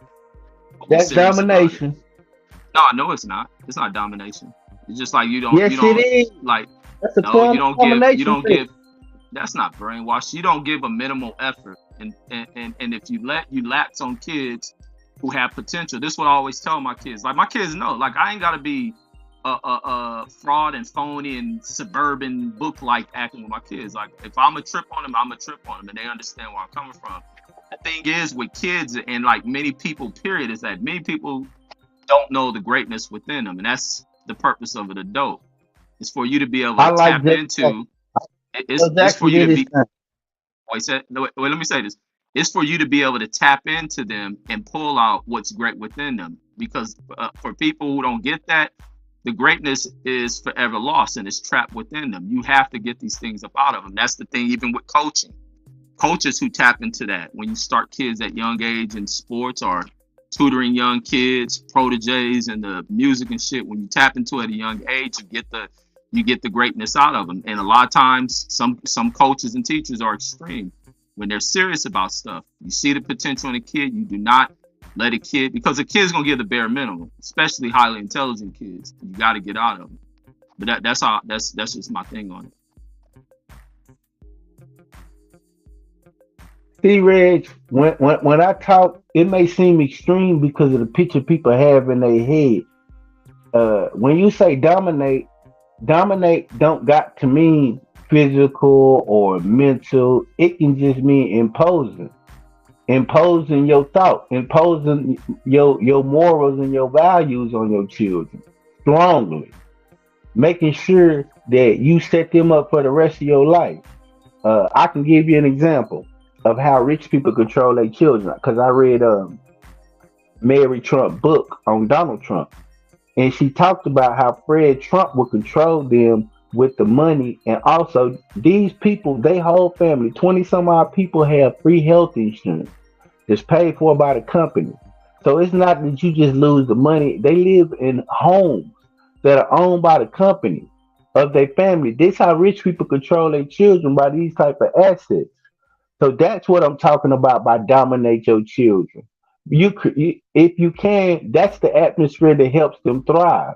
That's what makes them who they are, because their children really don't stray too far. And if they do, most of the time they white. You can clean it up. I wouldn't be surprised 10 years from now you're gonna see Eric Trump running for president. That's what I'm talking about. Not only that,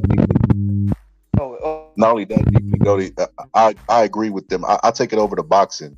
Cus D'Amato dominated Mike Tyson, and he died, and Mike Tyson became heavyweight champion of the world because he instilled discipline in him, and he told him what he was going to be. He spoke life into Mike Tyson, and even when he passed, Mike Tyson went on to be the youngest heavyweight champion, and he was like the undisputed champion at heavyweight because he instilled that discipline in him at a young age. Like, when you say dominate, like, I don't know, like, if I'm comfortable with that term, but if you are doing right by your kids, they're gonna just naturally have this respect for you to where they're open to your criticism.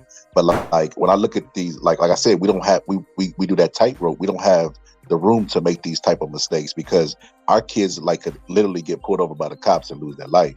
So it's a different perspective. That's why we got to keep a tighter rein on our kids to protect them in that aspect. I agree with that. I agree with that with what y'all said like 100%. Because the reason I'd asked that question was because I heard somebody once say, if you don't basically dominate or not, I wouldn't say dominate. I mean, I can't really think of I can't really think of like a softer word. Also, dominate or brainwash your children, the world will or like society.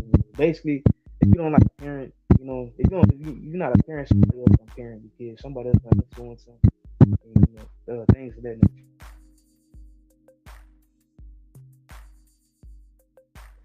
Yeah, I get what you're saying. basically, You're saying that if you don't raise your kids, somebody else will, basically, in so many words. Yes. Yes. I just put it all together.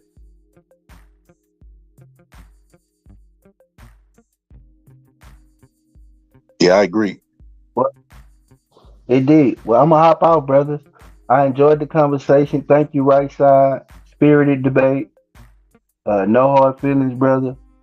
Thank you, young brother, for joining the panel, enlightening us, bringing your young spirit. Boxing scholar, it's always a pleasure as usual, man. I be looking forward to your perspective because it always make me think. Mark Nash, thank you for facilitating Bro, this. you done knocked right side And out. You ain't noticed that? no, I didn't You notice must have hit that. him too hard. Right side ain't spoken about it out. Right side, he done knocked you out. Hey, Right man, side, come get back, up, Chris. right side. Get up, Chris. But other than that, salute to y'all, man. I hope to chop it up soon. Salute to you as well. Yeah, I'm gonna go ahead and hop off this too. Yeah, it's been a good conversation. Deeply hit me up on email, man. I didn't know you was computer savvy. I need somebody to help me out with my video edits, like add little special effects. I don't know if you know how to do that, but if you do, hit me up, man. I'm finna get ready to hop off here. Right side, did you fall asleep on us, bro? If you did, bro, I'm gonna count this as an L, bro. I'm gonna count this as you got knocked out. I think he did. I was agreeing with the right side decided that debate too. But yeah, he hasn't said nothing in a minute. But yeah. Damn, bro, he still got his logo up. You know what that's like, bro? That's like having a logo and then you get knocked out and people can see it on your bottom of your feet in the ring. Right side still got his logo sitting up there, bro. I think he got knocked out. Yeah, I ain't gonna lie. I heard something about that. I think I see some fights where people had like, I remember people had like goddamn like tattoos or like some type of promotion on their back and stuff. Yeah, fighters do that all the time. They get them tattoos or they get something on their trunks or something. And a lot of them go out there and get their ass knocked out. That's what right side doing right now. But yeah, man, hit me up on email if you can add some special effects to my videos, man. I'm finna dip off. I'll chop it up with you, catch you on another Mark Live, or if I go live on my channel, I'll hit you up. All right, bet for sure. I'll see you then. And then I got some opportunity. I want to say salute to Mark Nash for the hosting the panel. You know, it was definitely a good time. And salute the right side as well.